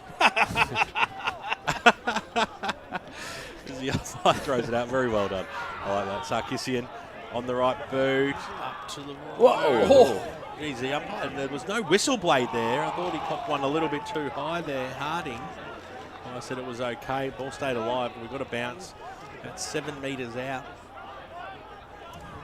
Mulgrave, a lot of numbers. To win the football in this instance will be very difficult, and as expected, another stoppage. Free kick, I think they've pulled. He's plucked something out just to break this up, I think. Waverley Blues free kick. So, it'll be fresher. Passes on. It's almost like both sides are trying to, throw that punch that's, going to give them a bit of a leeway, and it's not working at the moment. See what the next 10 minutes can do, because we've gone 16 minutes now. 1 point is the margin. 98.1 Radio Eastern today and streaming live around the globe, YouTube and Facebook. At Templestowe Reserve, it's a 1 point game. The Dockers leading 7-4-46 to Croydon 7-3-45. Calling that one, Brush? Game over. No, mainly because Croydon is one of their fortes, is their defence. That's what's keeping them in it here. Throws it up again. Have another bounce. Just a shout out to old mate from Mulgrave who's walking around picking up rubbish at the moment. I dare say it's a job. He's right in front of us here for a long time because he keeps this place absolutely sparkling. I wish I knew his name, but well done to him. It's those sorts of volunteers that keep football clubs like this running for 100 years. That's absolutely right. Just a quick couple ones in Division 3. Basin lead by 13 now, 71-58 Scoresby. Kick goes out. Thanks, Ryan. As a kick goes out now, straight through the arms of Dean of the Austin variety. Goes after it again. Lease came in to lend support. They couldn't do anything about it. Actually, the way the ball's run today for both sides, sometimes it's looked like they're handling a hot potato. It's just not bouncing into the hands, or they're fumbling and... Well, draining my life at the moment. Well, it's Division 4. What am I draining your life? Not you. Ball ends keeping it close at Springfield, 42, trailing Whitehorse 55. Warrandyte still with the lead, 52-43 over Churnside Park and Croydon North Hemlock, 105, Forest Hill 47. Rufus out the front of that stoppage, inside 54. Waverley Blues out of the hands of Ton Steele. Falloon's going for it. Had to pass it back. Oh, Relskis, and then Sarkisian was wrapped up. Oh, he's exasperated with the umpire there, holding the ball. And Chris Duck, the best tackler on the team for the Waverley Blues, centres the ball, and it's been marked by Delahunty. Oh, great opportunity here coming into the side, and this is it's been a deadlock now for probably 10 minutes, so a great opportunity to break it open for the youngster. Indeed. So Zach Delahunty going for his first goal. This will perhaps break the game open a little bit. Crosses the arc. Is it on its way? It is there. And well done to Zach Delahunty. They come from everywhere, not just to celebrate a goal to the Waverley Blues, but the first one for the young man. Yeah, his first senior goal, and that was a timely one because, Brash, it's just been a real deadlock between the two sides, and 20 minutes in, I believe is that Waverley's first of the quarter, so very important goal. You'd almost feel like that both sides threw a lot at it in the first half, and probably just they've probably just run out of petrol tickets here a bit. Here's another chance for Waverley because free kick in the middle. Free kick to Playstead, and Delahunty is certainly going to be displacing this side. Expect him to run out again next week. Yep. So here's the big man, Playstead. Dumps the ball inside forward 50, and almost fell in the breadbasket of that man Harding, but couldn't take the mark. It comes out now wide. Butcher chasing after it. Had to use the left boot, but he kicked it straight into the arms of Hatch, who goes back inside forward 50 for the Blues. Is it going to bounce over the back? It might do it favourably. Can they keep the ball alive? Just getting a handball away there was Meyer. Kick was smothered. Sarkisian was there for the Lions. Little handball over the top Butcher's looking for some support here. He's going to eventually get it. Nicely done, Balanas with the old 1-2. Playstead used his opponent there as a step ladder. Got a fist on it. Handball went through looking for Sarkisian. It was hot before he spent it. Kick goes goalward. This could be something for McNamara in the pocket. And guess who's taking it? Buzzer! Oh, haven't they lifted in the last couple of minutes? Sometimes all it needs is one goal to get a bit of a spark. And well done by McNamara. Got through about 3 lines to get that forward. He had nothing left in his legs, though. By the time he kicked it, there was just no energy in that ball. McNamara, he'll run around, he'll snap it straight through the middle. Fantastic goal, and he kicked it over the fence as well. This time we've got some young kids chasing after it, so we'll get the ball back pretty soon. But just when we were asking for someone to do something, the Waverley Blues put the pedal to the metal. Or vice versa. I don't know. Is that right, Lee? That is right. That is right. I should have doubted myself. And they've gone bang, 79-66. This is a very handy lead now, Brad. Considering the way the game has ebbed and flowed in this third quarter, 13 points looks about a 4-goal lead really in terms of the way the game's being played out. We'll see what Mulgrave have left in them. Of course, still a quarter Just to some come. Scores in Premier. I don't know what's happening with Player 2, but now Bowen lead by 15 points, and they've both gone back in scores, 38-23. So okay, wouldn't trust I thought someone you were just going to yet. say it's like it's not updated, but No, going backwards different. Yeah.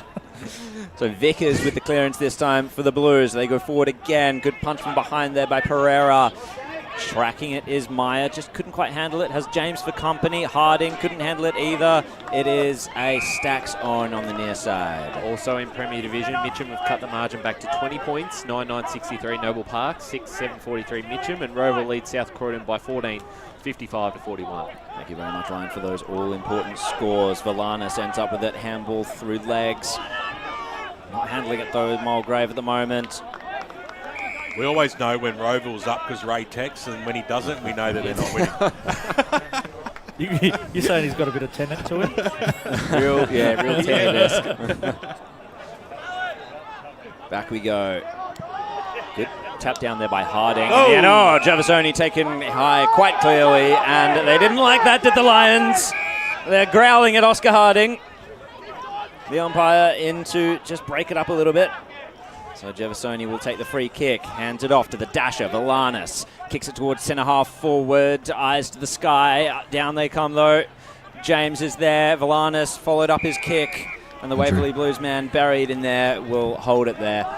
Chris on the boundary line. Yeah, Oscar Harding is heavily favouring his right shoulder there, guys. He's got some strapping, but every time he moves it, he's just wincing every time. That is potentially a big loss. Javasoni fires the handball out. Couldn't quite handle it, could he? Albrecht, handball over the top. It's in the hands of Davidson. Mulgrave get one back.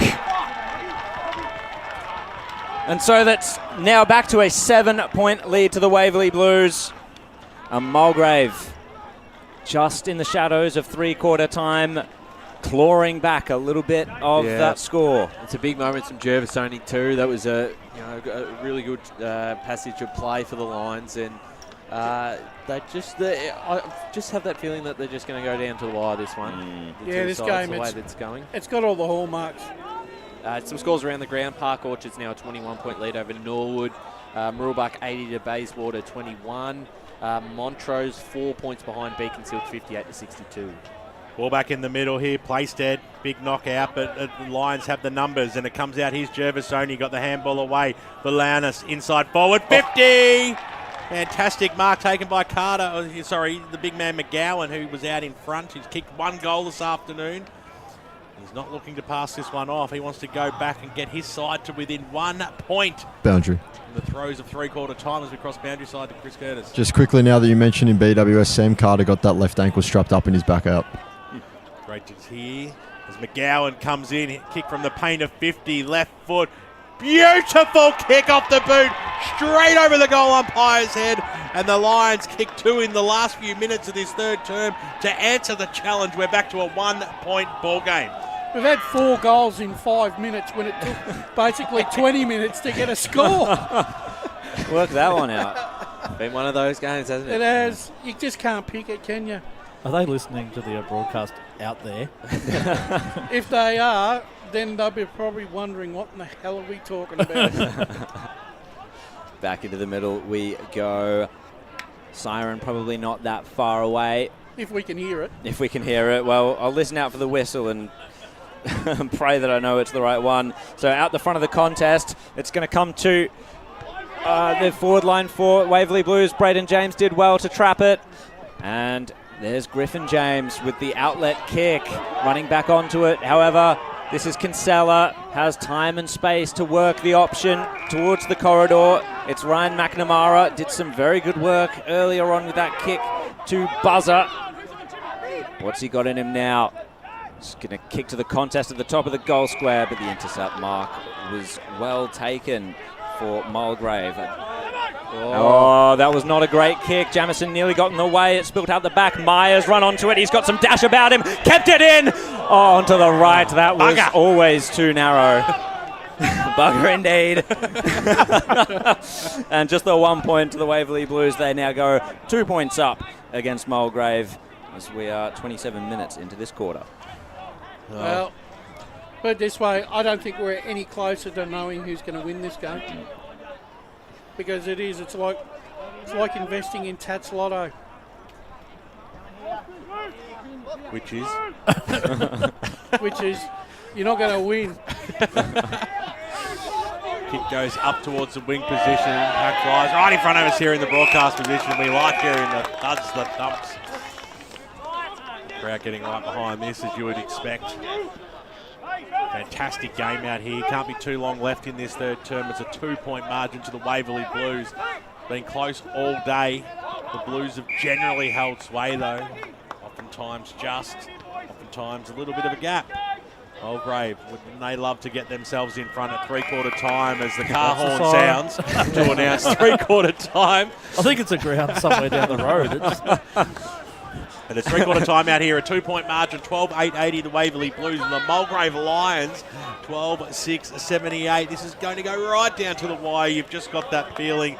Major goal kickers on the ground. 3 goals to Nathan Buzzer, 2 goals to Vickers for the Blues, while the Mulgrave side have Fletcher Roberts, who didn't manage a major in that third term. He's still got 4.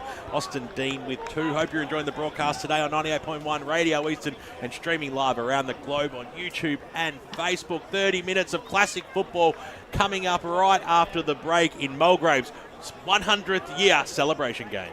As Sarah opened her best friend Jackie's wedding invitation, she was overcome with a wave of emotion. While her 2 young boys wrestled on the floor, tears of happiness rolled down Sarah's cheeks as she saw the words she'd been longing to see. Please note, this wedding will be a child-free event. Well, Sarah, looks like we're off to Eastland for a new frock and some heels. And let's book in that babysitter. For all of life's little moments, there's Eastland. Eastland. Live real. At Yarra Valley Water, we know reducing your shower time, or show time, to 4 minutes can save you an average of $200 a year on water and energy bills. Shower shorter. Save water. Authorised by the Victorian Government, 1 Treasury Place, Melbourne. Sprained your ankle, bursting through the banner? Broke a finger, high-fiving the ruckman? Or did you run into the goal post again? For bumps, breaks or bleeds, be seen sooner, close to home at Knox Private 24/7 Emergency Department. The preferred provider of emergency care to the Eastern Football Netball League, you'll generally experience shorter wait times. You don't need private health, but there is an out-of-pocket fee. Be seen sooner, close to home at Knox Private 24/7 Emergency Department, 262 Mountain Highway, Wanturna. Do you feel good about your bank? Because there is a bank you can feel good about. They share their profits to fund big community projects, small community clubs, and vital emergency services. They've given $250 million to help Australian communities thrive. They have all the products and tech you expect from a big bank, with service you don't. It's Bendigo Bank. Feel good about who you bank with. Try Bendigo. Search bendigobank.com.au or search Bendigo Bank near me. The first time I met the team at Tobin Brothers Funerals, I felt like I'd known them for years. They're so caring, honest and passionate. James McLeod, Managing Director of Tobin Brothers Funerals, sums it up best when he says, Every day our people get out of bed to assist client families in their absolute time of need. Our people love what they do, and you will not find a more highly trained group of people than those at Tobin Brothers. Visit tobinbrothers.com.au. Tobin Brothers Funerals, celebrating lives. Hi, I'm Ben Desson from Montrose Football Netball Club, and when I need a new kit for a night out, I head over to Eastland. But Eastland is more than a shopping centre. They support a range of community organisations and have been major partners of the Eastern Football Netball League since 2018. Thanks, Eastland. You are listening to Radio Eastern FM 98.1. With live and exclusive coverage of the EFNL football season, bringing you the match of the day with score updates from all divisions. And now we cross to our commentary team for the Radio Eastern 98.1 Match of the Day coverage. Got a magnificent feel out here at Mulgrave Reserve today. It's the 100-year celebration for the Mulgrave Football Club and a very rich and proud history. They have the Lions as well. Can they get themselves over the line today? They've trailed all day, but they trail only by 2 points at three-quarter time, and they'll have the crowd backing them right in this final 30 minutes of football. 12-8-80 the Waverley Blues to 12-6-78 Mulgrave. That's this game. But as we go around the grounds, Ryan Long, we've got some important scores as you go local for your footy. Yes, definitely. Vermont keeping in it at against Blackburn. Blackburn leading 8-9, 57-7-3, 45 the Eagles. Baldwin, it's a 16-point lead to Berwick, we believe, but a few issues with Play HQ, so just don't take my word for it. Roval leads South Croydon 10-8, 68 to 6-6, 42. Noble Park leading Mitcham 10-9, 69 to 6-7, 43. The Roos have an 11-point lead to Doncaster East, 62 to 53. Division 1 has been tight between Beaconsfield and Montrose, but 3 of the last goals to the Eagles puts them 11-8, 74 to Montrose 9-4, 58. Murrelbach, 60-point lead over Bayswater, 81 to 21. 20-point lead to the Hawks. Boronia 67, North Ringwood 47. Park Orchards lead Norwood now by 24 points, 86 to 62. In Division 2, it's been tight between Templestowe and Croydon. The current score there, the Dockers leading by a point. Surrey Park versus Heathmont. Surrey Park 68, Heathmont 35. Wanturna South all over Lilydale 87 to 25. Going into Division 3, the Bear Cave, they might be a big night for them. They lead Scoresby by 21 points, 13-6, 84, 10-5, 65. That's now into the final term there. Donvale lead Fair Park 76 to 22. Upper Gully leading Sylvan 76 to 48. Knox have skipped away from Oakley District 91 to 56. The Fentress Gully lead Coldstream 46 to 30. And in Division 4, Churnside Park have hit the lead over Warrandyte. They're now 10 points in front. Croydon and North Emlock are going to win over Forest Hill 113 to 47. And between the Pioneers and Bulleen Templestowe, still the Pioneers leading by a slender margin. Incredibly smooth there, brilliantly done there by Ryan Long with all those important around the ground scores. Let's quickly cross down to Chris Curtis, who was at the Waverley Blues huddle at three-quarter time. Thought it was a perfect opportunity. Yes, guys, I'm here. I got you. I'm here with head coach of Mulgrave, Matt Price. Matt Richards, my apologies. A few magnets being moved about early on there. Angus Jervis only going forward. What do you hope we can get out of that? Yeah, well, we've got to win a game of footy, yeah. So the footy just seems whoever wins it out of the middle gets to score a goal. So we think we can stop their influence in there and create our own. Gus goes forward. Gus is just a genuine great young future superstar of suburban footy, yeah. So he'll be lively for us up there. He's getting tagged pretty heavily, but we're going to back him in. And obviously a special day for you guys, 100 years celebrating. What's the key to making it that much more special and getting the win? Yeah, I want to sing the song.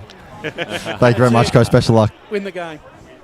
Great stuff there, Chris Curtis with Oscar Luca riding shotgun over at the Mulgrave huddle. The place to be at three-quarter time.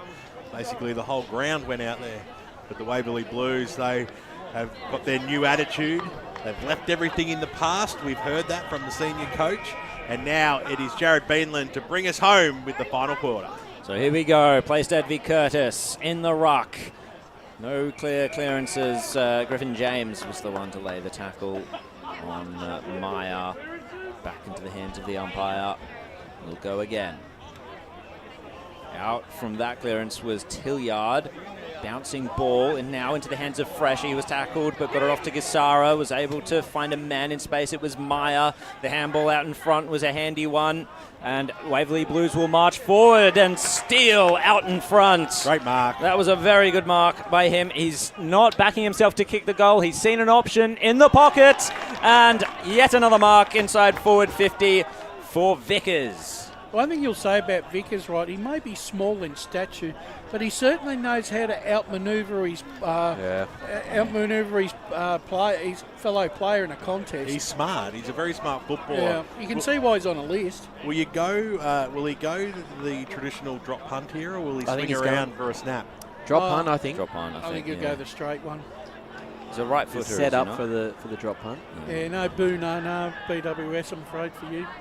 This to extend the lead to 8 points very early in the final quarter. And the Waverley Blues will be waiting with bated breath for this one. And it's a sigh of relief as Vickers slots it through. 13-8, 86 to Mulgrave. 12-6, 78, 1.5 minutes gone. And Vickers now with his third on the board for the game. Boundary. Let's go down to the boundary line with Oscar. Boys, just at half-time there, found out that we've got viewers watching as far as Peru. Peru. Love it. Pretty sure we've had Peru a couple of times, so there must be someone who's an avid Mulgrave fan from... Well, no, I think even just an avid EFNL fan, because, yeah. Well, we'll welcome Lima to the broadcast. G'day. Hello, Lima. Doesn't matter where you're having a spiritual journey, but you're still tuning in on a Saturday afternoon. That's right. Well, this is our spiritual journey. Right. I can't even say it. I bet you won't. Use your words. Wouldn't terribly surprise when we come live from Machu Picchu one day. Did be great satellite coverage from the top there. Ball inching forward. It's an 8-point lead to the Blues. They're going forward again. Here's Steele on the right boot. Just chipped it to the top of the goal square. He went for the percentage play. Buzzes there. Goes back looking for Steele. Nicely picked up there by Butcher. Got quickly tackled. And he's going to get pinged as well.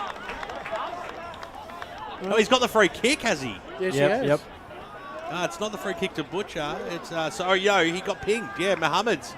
Great tackle. I think that was. I just didn't get rid of the football properly at the end of the day. Mohammed swings around, keeps it sharply, and a great goal by Mohammed and the Blues. Well, it's only taken them 2 minutes and 50 seconds to get 2 goals on the board, and they are ruining the party so far out here at Mulgrave. Well, exactly what Matt Richards was talking about. It's been the opposite way. The Waverley Blues have won out of the middle and giving their forwards every opportunity. So this clearance is just now vital as that margin, 14 points. We know they can score quickly, both sides can, but got to get on top here. They've got the talent in that midfield right now. See what they can do. Mulgrave has shown, though, that they'll keep coming, so, this, like you said, this clearance is important. This game's certainly not over with the way that it's gone so far. Swings and roundabouts, momentum shifts, and Mulgrave are able to score fast. Will they from this break? First to it. This is Delahunty. Swings onto the right, is able to keep it low onto the wing, punched inboard. Fell with Ashgar. Now, hands and knees as Curtis had to go down to get it. The handball just it didn't sit for him properly, and Mulgrave's chain of handballs was broken up. Waverley Blues continue to apply the clamps. Momentum with them at the moment. The boys in the white, the blue, and the red. Oh, wait. So up. We know what you mean. And under. Yes. Up and under. Ashgar with the kick inside forward 50 for Mulgrave. Roberts has won out, and he takes a brilliant mark. Absolutely no hope for Strongman. And Fletcher Roberts, he fell backwards into taking the mark, which was... it's an impressive thing to do, to be able to do that when you're completely off balance. Well, every time they've had an opportunity up forward, he's been able to take a mark. Yeah, that is a class mark. That was quintessential use of the body. Mm-hmm.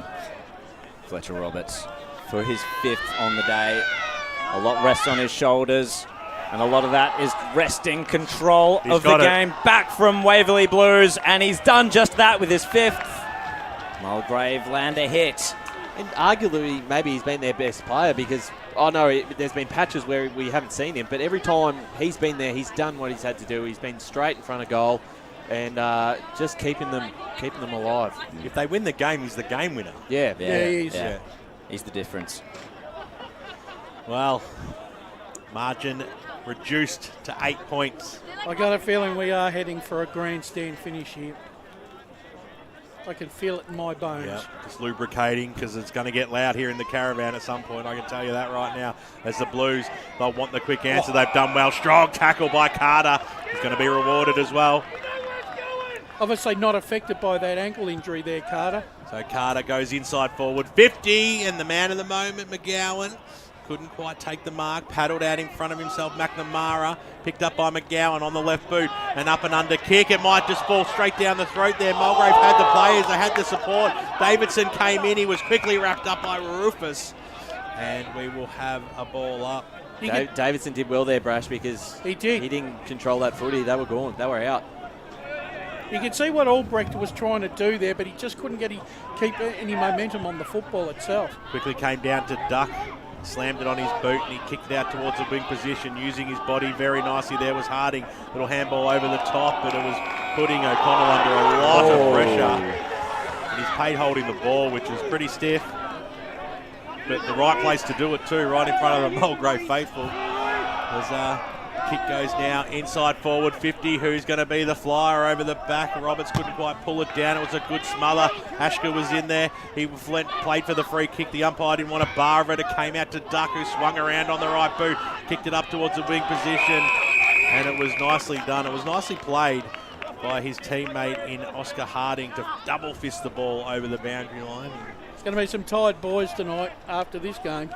Yep, me and BWS. Are we going to see over a ton for both sides Possibly. today? Potentially. Looks like it's heading that way. Curtis tried to tap it in front of him. Albrecht was there, couldn't handle it. In went Vickers, playing for the high free kick. Wasn't going to get it. He was already on his knees. Ball up. 7.5 minutes gone. Waverley Blues with the 8-point buffer. Playstead. Curtis got the tap that time. Down the throat of a teammate there. Tried to get the handball away. Curtis came up with it again. Was able to get boot to ball. Whistle's gone. Downfield whistle. And Curtis celebrates. Hang on, what's going? Or was it going the other way? It was a sling tackle, so I think it's got to be to Curtis. And the free kick was, the infringement was upon Curtis, and therefore the downfield free kick's now going to go to Thomas McGowan, who's got 3 for the day. 2 for the day, going for his third. He just got dumped after the kick, boys, that's all. And this to reduce the margin once again to 2 points. McGowan comes in on the big day for Mulgrave. He's pushed it right. Just the minor. Could be a draw. 7-point lead now to the Blues. Joel Hatch to bring the ball back in for Waverley. You almost feel like Waverley need the next goal, like just to have that buffer. Yeah, I agree. Mulgrave are threatening. It's a bit of pressure on him. Meyer got the handball away, Playstead on hands and knees, praying for something to come his way as a Campbell comes out wide, looking for Duck, who's been lively in his last turn. Got it away to Jamison, whose kick was smothered. It's going to go out of bounds, you would expect. Over the boundary line she goes for a boundary throw-in. It's almost like if Mulgrave hit the front, they'll get another quick one, and then they could put the game away. That's how it feels, doesn't it? I agree. Just around the grounds, Boronia lead North Ringwood 80-47. Beaconsfield 75, Montrose 59. Paddled out into the arms of James. Sorry, Brash, were you going to say something? Yeah, I was just going to say I might call those 2 games too. In Cormorabak, they're 90 to Jared's Bayswater of 27. I think that's pretty safe. I can just picture it, Dean O'Neill listening to the broadcast, and he goes, "Oh, Brash has called it. I better call the ground and just tell them to stop playing. That's it. Game's done." Balanas got chopped off. Playstead, just what vision. As a handball went to Hatcher, goes inside forward 50 or thereabouts. Barging his way through there was Kramer. He lost the ball. He could have almost got pinged there. The umpire said it was okay. It came back to Harding. They go up towards the top of the goal square. Where's Buzzer? Buzzer around the body. Can he put it through? He can't. It just went past it. Just went past the post. Behind of the day. Yeah, jeez. That would have been some sort of a goal if he manufactured that. He stretched the margin. Every point's handy when it's a close, tight game. 8 points is the margin. 10.5 gone in the final term. Riskus to bring it back in for Mulgrave. Can they escape the defensive press of the Waverley Blues? With a mark they might, but Gassara roved it off hands and over the boundary line. So the stoppage isn't too bad for Mulgrave. You almost feel like here, Waverley Blues realise that they might be actually playing for their season here. Well, they are. I mean, this is just as important for them as it is for Mulgrave on the big day.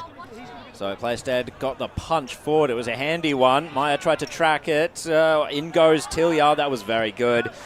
Composed handball, and down the ground go Mulgrave. Roberts just beaten to it. Oh, he really wanted the boundary line, and he got it. I just love how everyone calls for deliberate. Yeah. Jack Strongman knew that he was not going to get pinged for that one, obviously, and so felt very safe to just get it out of the space of Fletcher Roberts. One touch and possession for Oscar. That's good to know. That's good to hear. So having his hand held was Jack Davidson. Got the kick away anyway. Hardy's going to try and track it into the pocket and over the line. Strongman was there again, just doing his defensive thing, making sure Mulgrave have no oxygen. Let's just see, can Mulgrave actually manufacture something from this stoppage? We shall say. Who do they have around? They have Gervasoni, Davidson, Hardy as well. And out the back was Albrecht, but it was Hardy this time. Villanis looks hurt in the meantime. It's going to be a ball up, but Riley Villanis just pulled up short there. Cramping? Hopefully just cramping. Well, up we go again. Tapped down by McGowan. Carter tried to rove it. It came to Gervasoni instead. James got hands free. Waverley Blues just applying the clamps, pick it up, and it was Mulgrave who had to tackle in the end. I think Gervasoni's got cramp as well. Yeah, it was exactly the same spot. Becoming a war of attrition now, huh? So back up we go. Good tap into space for Mulgrave. Coming out to meet it was Strongman. Was able to find the hand of a teammate, but there was no space for McNamara to go anywhere with that one. 35 metres out from the Mulgrave goal line. Ruckman go at it. Quick kick forward all the way through for a goal, was it? Yeah. It is. 22. Amazing. What a goal by Villanis. Both Ruckman went up. They both missed it. Got brought to ground. Fresh hair shot. Villanis just went, you little beauty. Slammed it on the boot. Helicopter punt. Bang. And all of a sudden, it's a 2-point margin again. Cramp? What cramp? What a fantastic goal. That is a great goal. That's another Tobin Brothers goal a day contender. We've had quite a few, and back to 2 points. Just feel like almost Mulgrave now have a bit more of the momentum. That a lot of pressure on Waverley just to. They've got to score. They can't hold on for another 15 minutes. They've just had that ball in their forward 50 for the last 3 minutes, Mulgrave, and they did get that goal. They had to get a goal really for the time that they invested in there. 13 and a half minutes gone here in the final term. 2-point ball game. The home side are coming on their big day. As Ashko was brought to ground. Big Omar. We'll have another ball up. Wasting no time. Sun's still in players' eyes, but the clouds are coming. Everyone's still full of energy. It's going to go, we've called it all day. It's going to go down to the wire. I think if we ever call a Waverley Blues Mulgrave game again, we know Jared's on the team. Because it's always a close game as it comes out now. McNamara on the boot straight from the stoppage up towards the half-forward line. A little bit of holding going on there. You don't want to be giving away free kicks. Oscar Harding's had a good final term. I reckon I would have let that one go. I didn't think there was much in Diggy that. touch me. Harding, you've got to go towards Buzzer, don't you? He's double teamed there. He almost clunked it in the middle of the pack. They've got the numbers, though. Nicely done there by Villanis, who got the last goal. He's now on the last line of defence, got the handball out. Albrecht got the kick away dangerously, and it might have gone out of bounds on the full. It has. Meyer will bring the ball back in for Waverley. They're 2 kicks from home. He's too far out to score. But he's going to kick it to the hot spot. There's absolutely no doubt about that as a kick goes inside ball 50. Now, that was just an absolutely beautiful kick as well. He knew where the players were going to lead out to. There was a big gap 25 metres out from goal. And running into space, the man who I said is having a dominant last quarter, Oscar Harding, takes it on the chest. Yeah, just fell straight into his lap. And Sam, he's been good today. Yeah, that was a perfect kick. Well, he actually positioned it well. Well, he's back on his familiar position in the wing after being half back. Well, he actually told him where he was going to kick the ball. Harding, huge kick in the context of this game. He makes no mistake. Straight over the goal umpire's head and breathing space once again for the Waverley Blues. Margin back out to 8, 15 and a half gone, final term. Well, we said they needed it, to be honest, with just the way the game was going, the momentum that was with Mulgrave. That's a great response, and every time they've been challenged today, they've had an answer. And that's going to be really pleasing for Sam Bates, particularly if they can hold on and get a win here, because in previous games this season, they haven't had answers. So what a performance they've had today. This is a big clearance coming up. We've seen the damage that both teams can do from clearance, especially the Waverley Blues, I would have to say. But Mulgrave have it in them as well to score quickly from this situation. Tapping it down. Ashgar was second to That's it a as free Meyer. kick. Oh, lucky not to give a free very kick. lucky. It was a sling tackle on Meyer. And Just at Batterham Reserve, the Bears look home, 97-72, Scoresby. big upset. That's huge. The done. prime train. And Harding out here. Managed to get a kick inside forward 50. It's a bouncing ball. Can Gisara control it? Yes, he can. That was so classy by Gisara. Gets it to McNamara. Bouncing ball onto the wing. Having to endure a lot of pressure was Rufus. He gave it up to Carter. Carter shrugs one tackle. Couldn't shrug the tackle of Fresher. And he gets brought down. Nick Fresher earns himself the free kick, and Carter's having words with Sam Meyer. Don't give away a 25-metre penalty in this situation, whatever you do. Nick Fresher. He's getting pushed well back from the mark, though. Nick Fresher hands it off.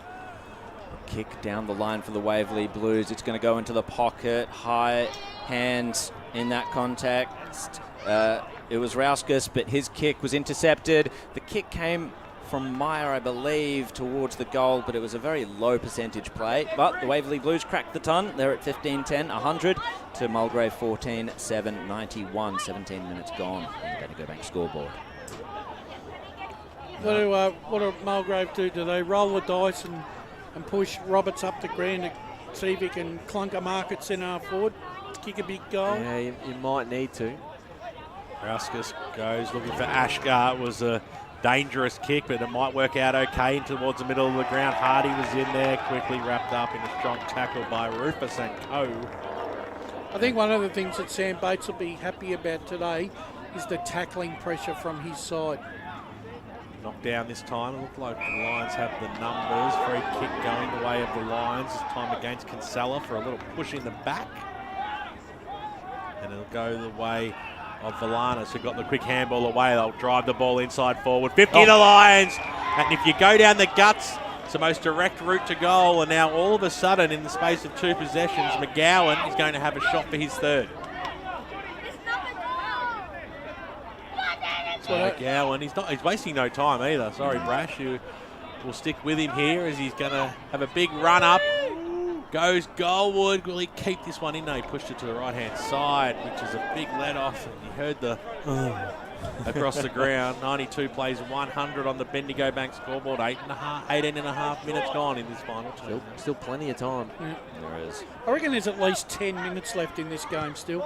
Hatch to bring it in for the Waverley Blues. Harding, good kick, couldn't make it. And the mark was taken out there by Wade. John Wade, haven't called his name that much today. No. So his kick will track the boundary line, finds the contest. Searching for it was Buzzer, but the boundary line beat him. 19 minutes gone in this final quarter. Bit of a lull in the tempo at the moment as both teams catch a breath and try to load up once more for the final push. Back we go. Plaisted will just take it out of the ruck. What composure to find space from that situation and get the kick inside forward 50. Comes off hands. Mulgrave are going to have to be good here. The kick wasn't 15, so Sarkissian had to play on. His kick, it favoured the Waverley Blues man, and running with the flight of the ball was Christian Gisara. Done a couple of good things in this final quarter. He's going to go wide this time. Was looking for Delahunty, but it was actually Kinsella who got in the way. Found Delahunty again. Well, he made space for himself and got the kick inside forward 50. No one was really there at the full. Oscar Harding, he taps it. Mulgrave to win back possession. They've got the numbers here, and Valanis. Chain of handballs to Davidson. Now Sarkissian coming down this near side. One-on-one situation over the top of McGowan's head. That favoured him. He's going to try and bust one tackle. Got the kick away anyway, but the spare man in defence was placed. Couldn't quite take the mark at ground level. Here we go with Gisara again. Waverley Blues managed to escape from defence. Harding, he goes over the fence as the ball followed him. Whoa. He looks okay, though. He's opted for the gate for the way back, didn't they? Probably the smarter option than going headfirst over again. So it looks like it was out in the full. Yeah, free kick. Here we go with Mulgrave once more. Kicks it to left half forward, 2-on-2 situation. Strongman did well until he didn't do well and kicked out in the full. So another out in the full kick by Waverley Blues. It's going to be Omar Ashgar to load up. And he's going to be getting a lot of advice here from the Waverley Blues bench because that's exactly where he's standing. I don't think I'd want to meet Omar in a dark alley either. Mulgrave's issue before was they had no one right down in the forward line. They need that now to capitalise on this free. So we're waiting for the ball to come back up. I reckon he's too keen on meeting you in one either, Brush.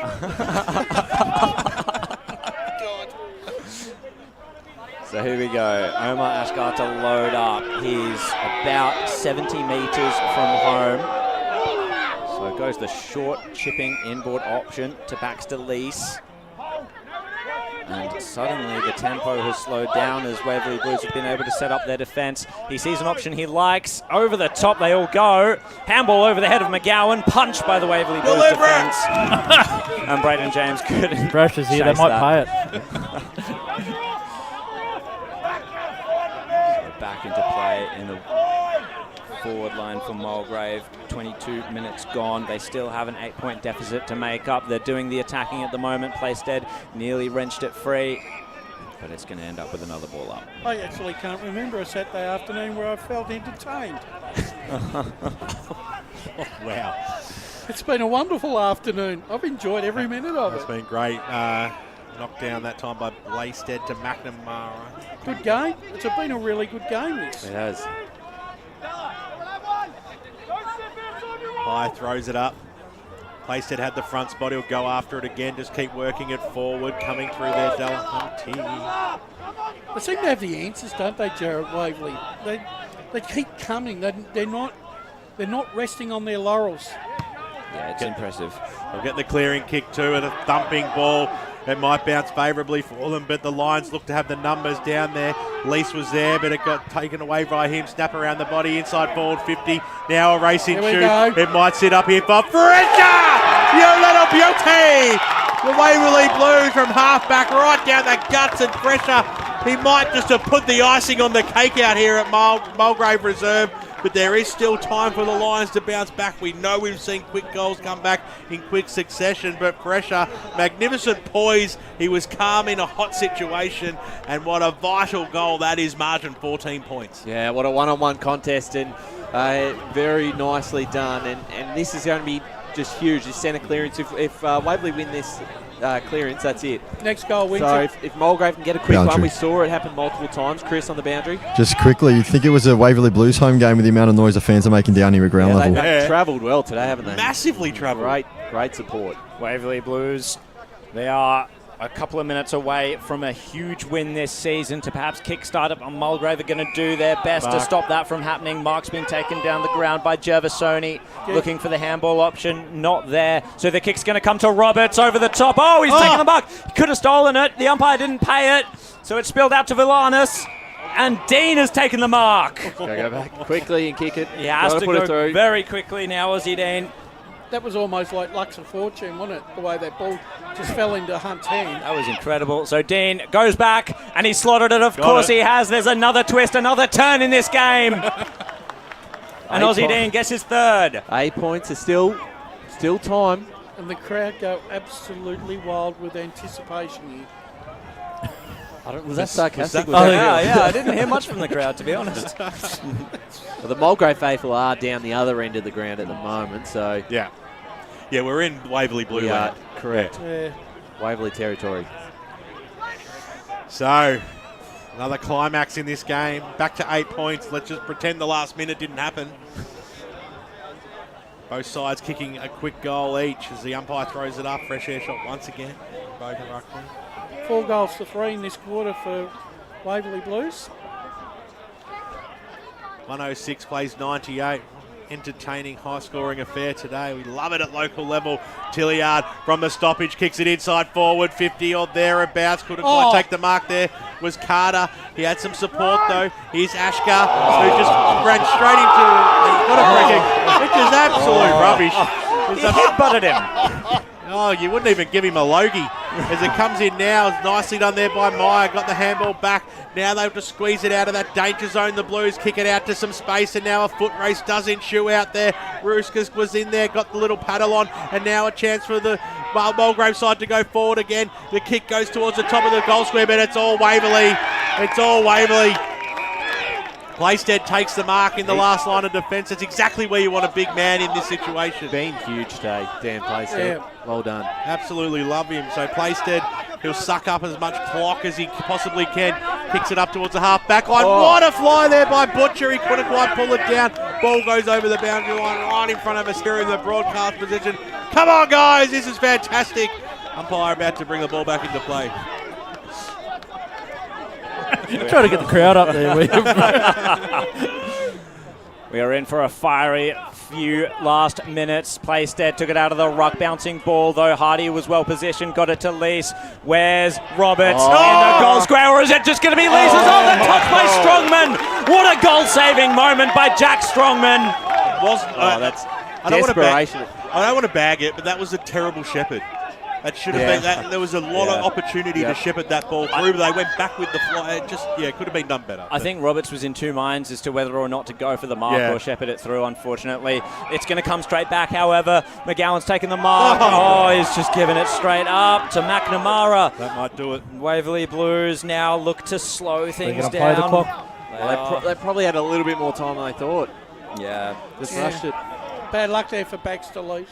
7 minutes, 7-point margin at the moment. Out the back, Baxter Lees, once again, he's under a lot of pressure, just gets bowled over by the Waverley Blues. They are irrepressible right now, and it's come out now to Kramer. He could put the sealer on, and he does just that as the Waverley Blues. They've spoiled the Mulgrave party today and get a huge win in the context of their season. What a fantastic goal that was. That was brilliant. Off only a couple of steps from outside the arc. That's an absolute bomb.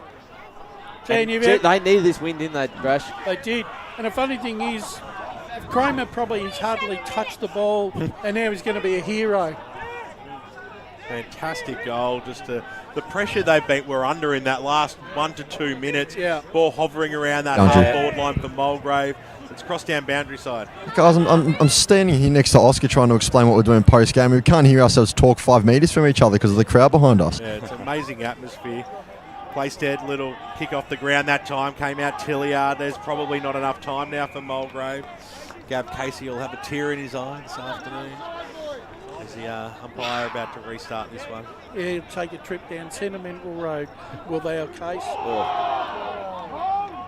And it looks like the Waverley Blues are just going to be happy just to ride this one out as much as they can, just like suck up every second. There's not too much longer to go in this clash. It's been an epic contest all afternoon, but the Blues, they're going to deserve their victory. The Blues, speak of the devil, is Kramer. Got it away to Duck, but charging through there is James on the right boot, goes up towards the half-forward line. Mark taken by that man in Roberts, who's been relatively quiet, especially in this last term, and he's pushed it to the right-hand side. Trying to get his side back in it. He's a big rooster of the football, isn't he? He's kicked 5 goals today. That one's troubling anybody. 13 points is the margin. Getting a lot of advice here is Joel Hatch as he brings the ball back into play.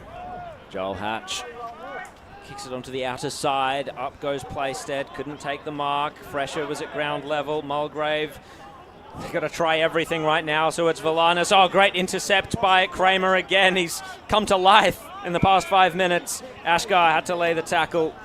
So almost 30 minutes. I've given him every chance, haven't they? Oh, yeah. I could have sworn Kramer was the sealer. Imagine they get one, yeah. I know, right? So Duck, out the back of the stoppage, was able to find space for a kick. That's O'Connell, couldn't take the mark. And so it'll be a ball in. Ruskus was there as well. I've known timekeepers to manipulate the time clocks before too. You used to do that, didn't you? Me? for decades. I've seen it. Why do you think they won so many flags? Anything he knows exactly how long a quarter goes for every time. I've seen it in grand finals. So another stoppage. Playstead taps it down. Waverley Blues happy to lock things up. There the siren goes. And the Waverley Blues win by 12 points, 17-10, 112 to 15-10, 100. And that was a massive win for Sam Bates and his team in the context of this season. A huge scalp. Mulgrave, they've had their party spoiled, unfortunately, but what a game we've had here at Mulgrave Reserve. Fitting of a 100-year celebration of the Mulgrave Footy Club. Yeah, absolutely, Brash. It was an entertaining clash, and I really did think that Mulgrave were going to win that game. A lot of the times they were able to respond, and then straight away Waverley Blues had an answer. They were able to get either a quick clearance out of the middle, a goal to answer any sort of Mulgrave comeback. So that's a fantastic win, and it would have put them 1-4 if they had lost this game. So it moves them back to 2-3, and a lot of guys who are out on this side at the moment, that's a gutsy win. Yeah, it is, and the fact is that, look, it's probably not surprised, Ryan, because every time Waverley Blues were in front and Mulgrave kept coming, Waverley Blues always seemed to have the answer or win the stoppage or win the clearance, and create a forward 50 opportunity. They didn't score, but it was at least in their area, and it soaked up time, Jared. And it gave them control of the game for periods of time where Mulgrave were sort of looking like they were going to be on top, and then Waverley get that clearance, and it just pulls it back the other way. And I feel that Mulgrave, look, they made the most of their time on top for sure, but they weren't able to extend that period of momentum because of Waverley Blues' ability to get those clearances at important stages. I was really impressed with the Blues midfield today, especially coming up against the likes of Jervisoni and Tilliard, Braden James in the ruck as well. And I also like the game of Omar Ashgar as well. I think he's a handy player for Mulgrave. Adds a bit of growth Boundary as well. Let's go down boundary side with Chris Cordis. Yes, guys, I'm down here with the man of the moment, Nathan Buzzer. Now, look, Nathan, I'll be honest, we're on our way to grab Kyle Vickers, and we got some strong words from some of the Waverley Blues faithful to come grab you. How good does that feel to spoil the party and beat top of the table, not only on their day, but on their centenary game as well? Oh, mate, bloody awesome. We've had a few hard weeks, but for us to bounce back like that, so good. And for you, 4 goals in the day. It seemed like for a while there, every time the ball came inside forward 50, it was going to you. How good did that feel in that game? Yeah, it was good to see if you go through. Had the mitts on today, but yeah, it was good. Yeah, and look, head coach Sam Bates at quarter time was talking about the new Waverley Blues and what you guys could do to really cement yourselves in this game. What does it mean for you, but also the playing group, and what's the message to get this season back on track and really be the new versions of yourself? Yeah, it just gives us a lot of belief. We said before, let's restart the season now, get it going, and there's no better way to do it. Excellent. Ahead of next week's game, what's the plan now? Rest and recovery, or what's the go? Recover, get good for next week, and go again. Thank you, mate. All the best. Thank you very much down there, Nathan Buzzer, and he was quite an excitable player for his faithful today, and a great job there. Chris Cordis and, of course, Oscar Luca down there. But let's look at some more scores that are coming through from around the east line. Yes, absolutely. Back in Premier Division, it been some one-sided results in the end. Blackburn well and truly running over the top of Vermont, 81-52. Baldwin, we believe this is the final score again. There was a few changes across the afternoon, but it has here Baldwin 49-28, Berry. If that's the case, quite a low-scoring win out there. Roval defeating South Croydon, they're 90-48. All over there. Noble Park, 30-point winners over Mitcham, 78-48. East Ringwood winners over Doncaster East, 94-68. So they got away late in that game. In Division 1, Beaconsfield defeated Montrose by 3 goals, 12-13-85 to 10-7-67. Mooroolbark, 59-point winners over Bayswater, 92-33. Bronya, 100 leading North Ringwood, 79. They're going to be able to hold on there for another win. We'll go to the rooms, thanks to Tobin Brothers Funerals Celebrating Lives, because I believe we've got the Waverley Blues song, potentially. In fact, we probably won't. I think we're just picking up off the atmosphere. It is off the FX. Both our boundary riders have walked in, but I thought someone was in there. But Park Orchards... Daniel Plashstead just nicked the microphone. Yeah. Park Orchards are going to be big winners after a tight first half, 139 leading Norwood, 75.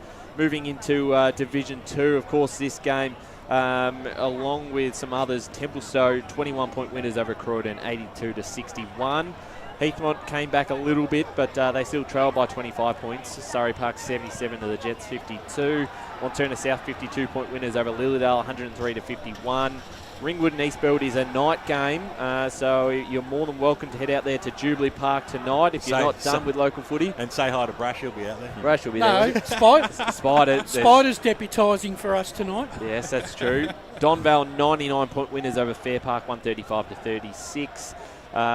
The Basin, it's not a final score yet, but they're home 109-79. Scoresby, the prime train arrival has paid off in spades for the Bears, and that would be Scoresby's first loss of the season. And they'll be paying for his departure as well. It says Upper Gully 53-point winners over Sylvan 107-54. Knox 47-point winners over Oakley 118-71. Ferntree Gully 17-point win over Coldstream 59-42. Our Division 4 results: Croydon North Emlock 113 to Forest Hill 47. Good to see the Kangaroos up and about. Churnside Park lead Warrandyte 84-67. Still not a final score. This one's a lot tighter than what I thought it would be. Whitehorse did get the job done, but not by much. Bulleen Templestowe certainly stuck with them all afternoon, but the Pioneers won 13-11-89 to the Bull Ants 11-14-80. Great stuff there, Ryan Long. And out here today in the celebration game of 100 years of a magnificent football club, Mulgrave at Mulgrave Reserve just couldn't get the job done, but what a clash it was. The Waverley Blues, who before today's game are sitting in the bottom of the ladder in 10th spot. They have come away with a victory against second side Mulgrave, 17 goals 10, 112-15, 10-100. 4 goals to Nathan Buzzer on the winning side and 2 goals to Vickers. The rest were singles, while Fletcher Roberts, he kicked 5 majors for Mulgrave in an attempt to get his side over the line. Dean had 3 goals and Tom McGowan had 2. We're going to have a break here on 98.1 Radio Eastern and YouTube and Facebook on Eastland's match of the round. And when we come back, it'll be all about the prizes and those all-important final around the ground scores. As Sarah opened her best friend Jackie's wedding invitation, she was overcome with a wave of emotion. While her 2 young boys wrestled on the floor, tears of happiness rolled down Sarah's cheeks as she saw the words she'd been longing to see. Please note, this wedding will be a child-free event. Well, Sarah, looks like we're off to Eastland for a new frock and some heels. Let's book in that babysitter. For all of life's little moments, there's Eastland. Eastland. Live real. Sprained your ankle, bursting through the banner? Broke a finger, high-fiving the ruckman? Or did you run into the goal post again? For bumps, breaks or bleeds, be seen sooner, close to home at Knox Private 24/7 Emergency Department. The preferred provider of emergency care to the Eastern Football Netball League, you'll generally experience shorter wait times. You don't need private health, but there is an out-of-pocket fee. Be seen sooner, close to home at Knox Private 24/7 Emergency Department, 262 Mountain Highway, Wanturna. Do you feel good about your bank? Because there is a bank you can feel good about. They share their profits to fund big community projects, small community clubs, and vital emergency services. They've given $250 million to help Australian communities thrive. They have all the products and tech you expect from a big bank, with service you don't. It's Bendigo Bank. Feel good about who you bank with. Try Bendigo. Search bendigobank.com.au or search Bendigo Bank near me. Tobin Brothers Funerals wear their heart on their sleeve. Their clear and easy-to-use website and Memory Maker app make it easy for families to make an informed decision. Here's James McLeod, Managing Director of Tobin Brothers Funerals. We pride ourselves on being the most transparent funeral company. All pricing on goods and services are available on our website. It's all there for you to see and make very informed decisions when planning a loved one's funeral. Visit tobinbrothers.com.au. Tobin Brothers Funerals, celebrating lives. At Yarra Valley Water, we know reducing your shower time, or show time, to 4 minutes can save you an average of $200 a year on water and energy bills. Shower shorter. Save water. Authorised by the Victorian Government, 1 Treasury Place, Melbourne. Sprained your ankle bursting through the banner? For bumps, breaks or bleeds, be seen sooner, close to home at Knox Private 24/7 Emergency Department. You'll generally experience shorter wait times. Knox Private 24/7 Emergency, 262 Mountain Highway, Wanturna. You are listening to Radio Eastern FM 98.1. With live and exclusive coverage of the EFNL football season, bringing you the match of the day with score updates from all divisions. And now we cross to our commentary team for the Radio Eastern 98.1 Match of the Day coverage. Welcome back to Mulgrave Reserve. Here today, the Division 2 game was Mulgrave 15-10-100 to the Waverley Blues 17-10-112. This is the post-match show, of course. As with us here, we've got Wayne Brasher, Ryan Long, Chris Cordes, and Oscar Lutke. Guys, how did we see this game in the end? And do we have any more scores actually, Ryan? I should check on that. I think that's pretty much it. I can recap them at the end if we need to. But other than that, we'll do our awards and then we'll get to any final scores. Yep, indeed. So, awards. Who wants to get us started? Well, we can do the Tom Brothers 3-2-1? goal of the day. Has anyone got any? There were a lot of candidates. I did not keep track of them though. So, I thought that what was that goal of Roberts? You know, the one where he just plucked it out of nowhere and he just banged it onto the left foot? That was one. What about the buzzer one? The buzzer one was The good. buzzer one on the boundary? Yep. Okay. Kramer's at the end there, maybe even just for the context of the game, but it was still a really good kick.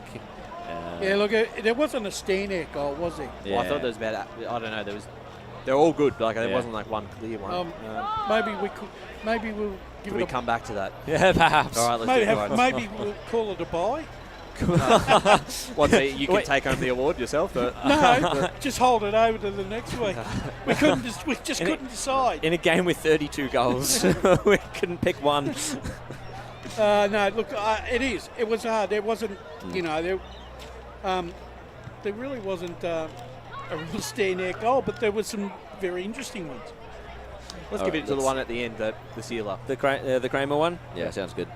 Yeah, go. Or that Vickers goal. That was a good goal. Which one was that? The one where he intercepted in the third quarter and yep. I did like that ball from about 50-odd metres out and swung beautifully. Okay. We'll see. Maybe we'll see who gets the 3-2-1 first, who wins that award, and then we'll go from there. Good point. All right, 3-2-1s. Who wants to get us started? I'll kick it off. I think it was... Look, there were many good players for both sides in... over the four quarters, but I think in the end, if you're looking for one player that was a bit of a barometer, I'm going to go with Playstead as my best on the ground. I thought it was big in the first half. He played exactly the same. He didn't have the influence in the second half, but he still played his position and was still playing a very, very competitive role where they were still managing to break 50-50 in the clearances. I'm going to give 2 to Roberts. I just thought that he was the one-man band down for Mulgrave, and I thought he tried all afternoon. And it's a hard one to give one vote for, and I'll give it the buzzer. 1-1. So I'm giving the 2 full forwards and the ruckman 3-2-1, right? That's the same as BWS. He's gone the exact same. Really? 3 he has. Great minds think alike. I've gone 3 to Playstead, just over Vickers 2. Buzzer 1. I've left Roberts out. Oscar, have you got the 3-2-1 from today's game? Yeah, I do. I've gone 3 votes for Buzzer. I've gone 2 for Roberts, and I've gone 1 for Vickers 3. Yeah, that's good.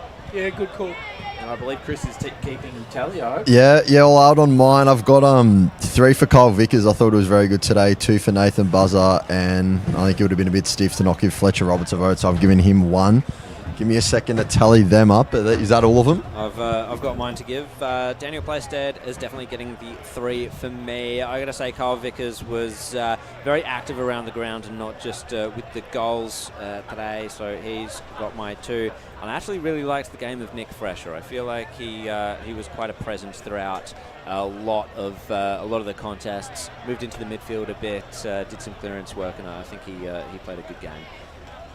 So does that leave us, Chris? We got our... All right. Yeah, I've got your top 3. Oh, we're not tied. No, not like last week, which is pretty fortunate. But no, Daniel Plaisted takes it out with 12 votes from all of us. And it's Nathan Buzzer in second with 9 and Carl Vickers in third with 8 votes. Beautiful. Yeah, like I said, it wasn't a day where the midfields of both sides really dominated, was it? It was because there was a lot of 50 centre clearances. So, you know, I just didn't think that the midfields of both sides, they played their part, but it just seemed like to me it was a forwards game this afternoon. It was going to be the forwards that were going to determine the outcome of the game, Jared. It wasn't much of a defender's game either, to be honest. I think there were a lot of... I mean, Waverley Blues is obviously they've got their forward half pressure going quite strongly now throughout the season. And that put Mulgrave's defence on the back foot quite a bit. So their disposal out of the back line wasn't fantastic. No. So it's hard to sort of, give votes to a player down there. BWS has given us the tick of approval for Vickers' goal of the day. Wonderful. I was just going to ask Chris and Oscar on the both being boundary side this afternoon.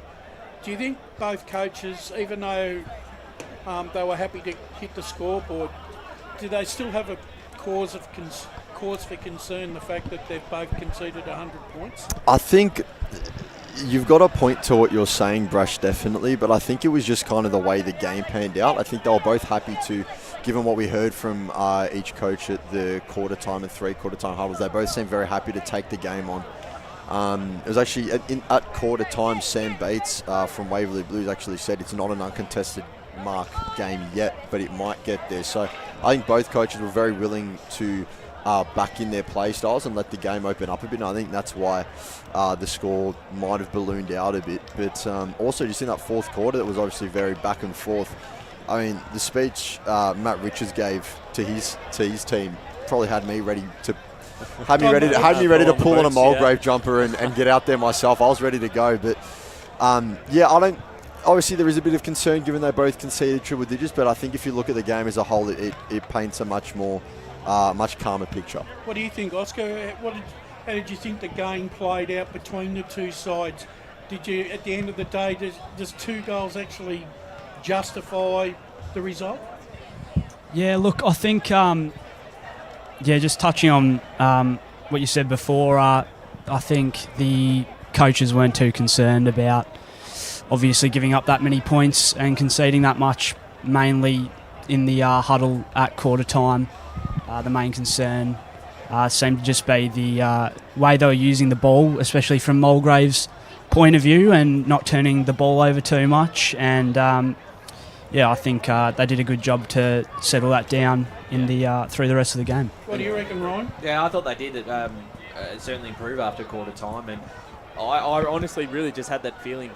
The significance of the day, I just had that feeling they were going to find a way to come through with the 4 points, and I was probably just surprised with how strong the Waverley Blues. To be fair, they had to win this game 1-4, and it would have been a disaster. So that's a big win for them.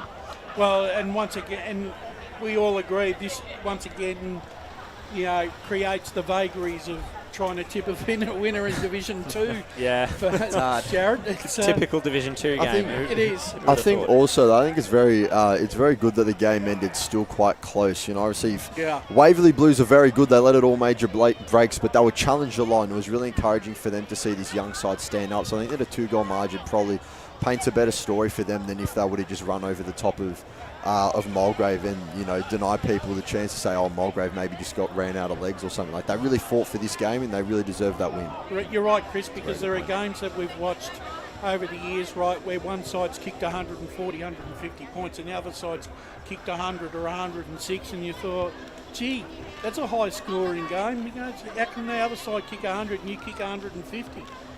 It's just sometimes the way the game plays out, doesn't it, Jared? Yeah, absolutely, and I think that's a very good point by Chris. It's definitely gives credence to Waverley Blues, their performance, and Mulgrave obviously brought a lot to the table today, and they had a lot backing them as well. So, yeah, Waverley Blues, they've earned the chocolates, and we're about to close things out here at Mulgrave Reserve. Of course, 100 years of existence for the Mulgrave Footy Club. Fantastic day. The memorabilia is looking great. I can't wait to get inside. You're going to buy a couple of things. Well, I've got to get my stubby holder, as always.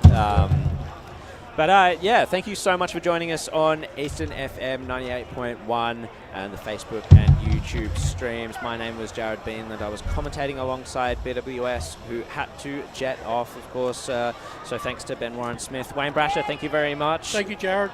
And the special comments in the scores, Ryan Long. Thank you, Jared. Chris Cordis and Oscar as well on the boundary line. Congratulations on your debut. Cheers.